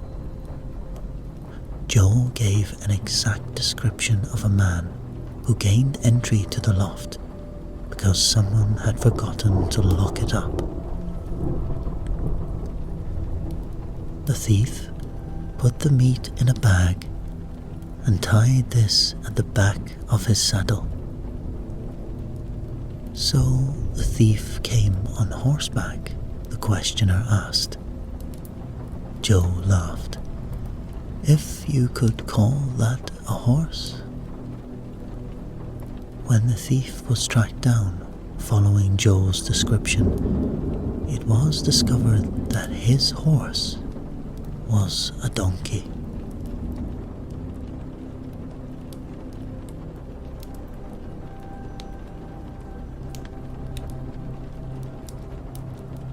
In Iceland's fishing community, the revered figure of the skipper, or the man, as known by his crew, emerges not only for his mastery over the seas, but also for his unique ability to dream the fish, a skill that transcends the conventional methods of locating their catch. This prowess is deeply interwoven with the cultural fabric of Iceland, a place where the mystical and the practical merge seamlessly in the pursuit of the sea's bounty. One particularly notable skipper attributes his success to the guidance of an elf woman who visits him in dreams. This tale illustrates the mystical dimension of Icelandic seafaring life, where dreams are as much a part of navigation as compasses and stars. One other skipper named Eckert openly discussed his practice of using dreams to forecast successful fishing locations. It certainly makes life easier to know beforehand that we are going to have successful fishing, Eggert remarks, recalling a pivotal dream that marked his first triumph as a captain. I dreamed the course and saw the compass needle in the dream. Following the dream's guidance led to a remarkable catch, affirming his belief in the power of dreams to navigate not just the sea, but fate itself. Eggert also encourages his crew to engage with their dreams as a navigational tool, a practice that paid off when the fleet headed west, but a dream led them east for a significant haul. One crew member's dream of a giant cow covered in fish scales, interpreted as a sign of abundance, directed them to a bountiful catch, further cementing the role of dreams in their seafaring success.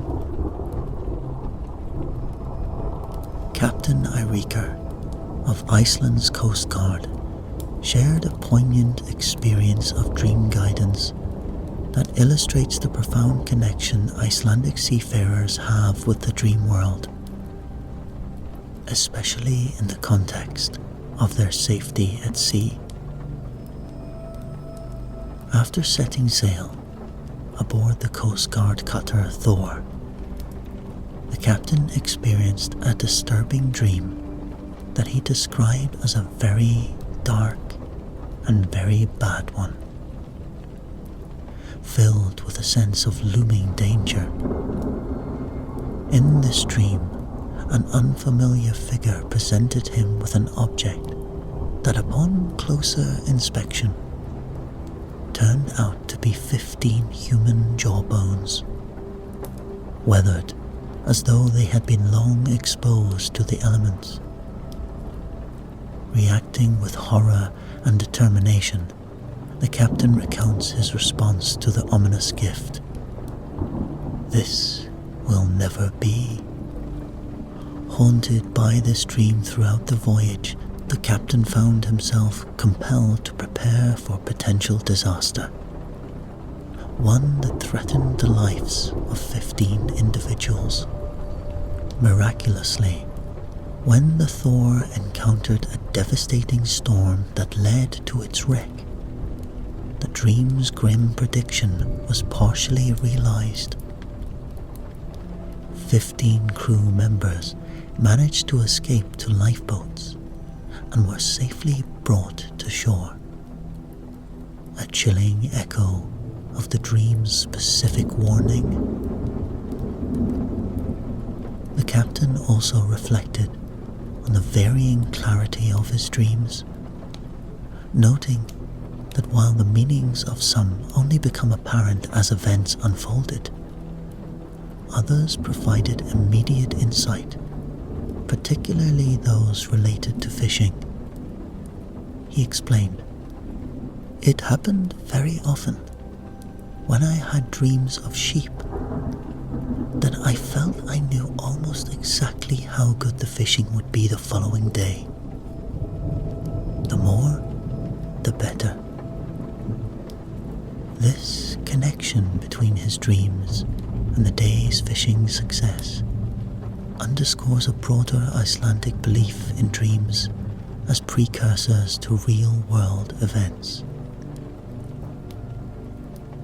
The narrative extends to the experiences of other seafarers, including a sailor who received crucial advice from a recurring figure in his dreams, referred to as a dream guide.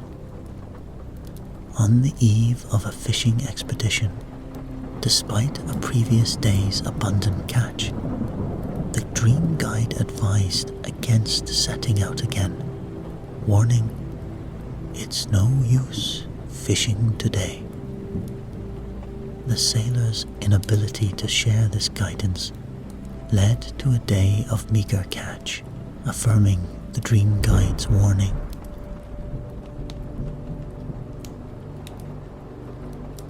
And so, whether foretelling danger or advising on daily activities like fishing, dreams are an integral part of Icelandic life, offering insights that are both practical and mystical.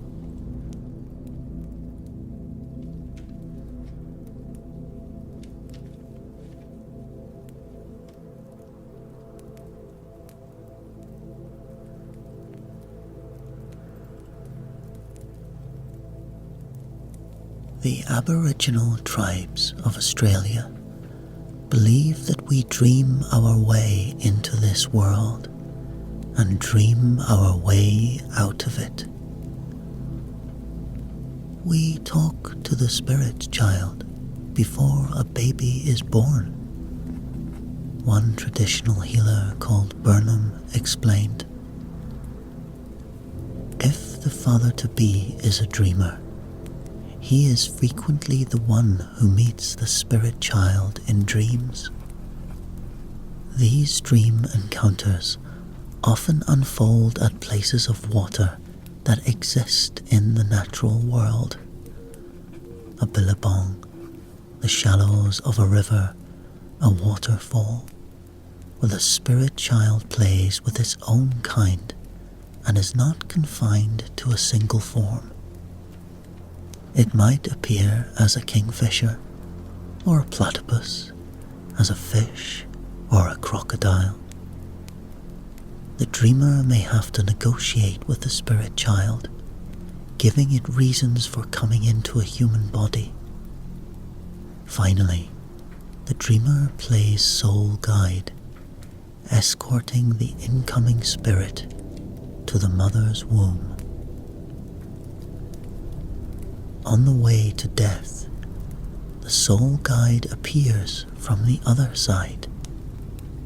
Departed loved ones and ancestral beings who are at home in the dream time come calling in dreams to prepare a dying person for his or her journey.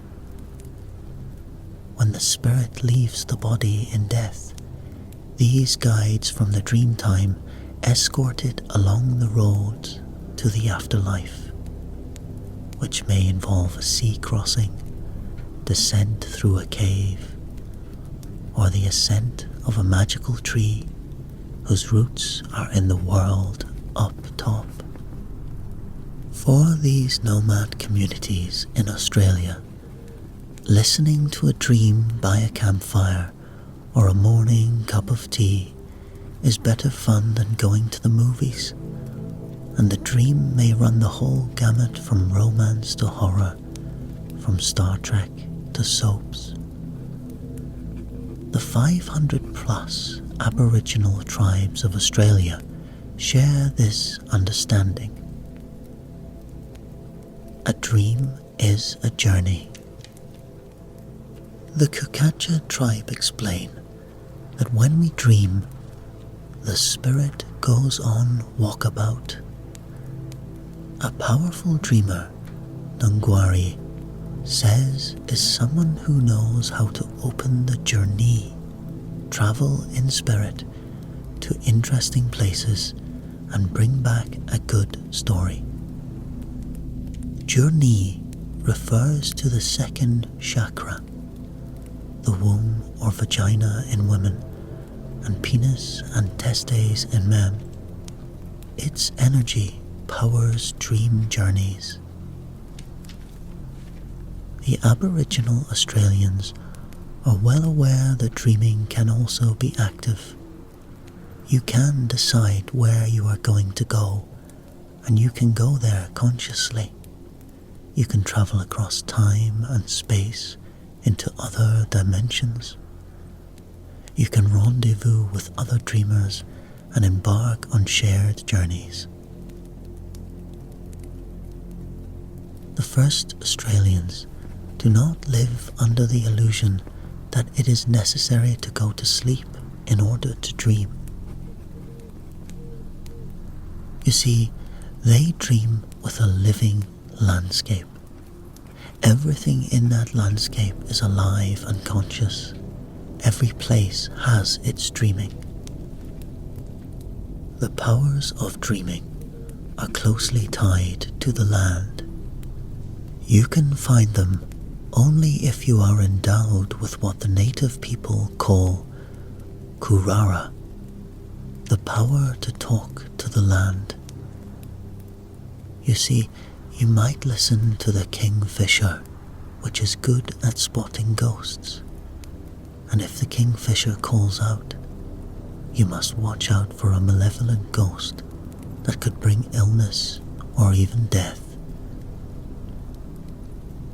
Dreams are also the meeting grounds with spiritual guides and healers, often appearing in forms ranging from totem animals to religious figures, reflecting the integration of Aboriginal spirituality which introduced religious beliefs. Such encounters can reveal forgotten sacred sites or offer guidance on communal or personal issues, showcasing the depth of wisdom accessible through dreams. And so, as our expedition through the landscapes of dreams comes to a close, we are left standing at the threshold of awakening, carrying with us the luminous threads of insight gathered from the far reaches of the dream world. These tales, rich with the essence of ancient cultures and epochs, remind us that to dream is to connect with the deepest wellsprings of our humanity.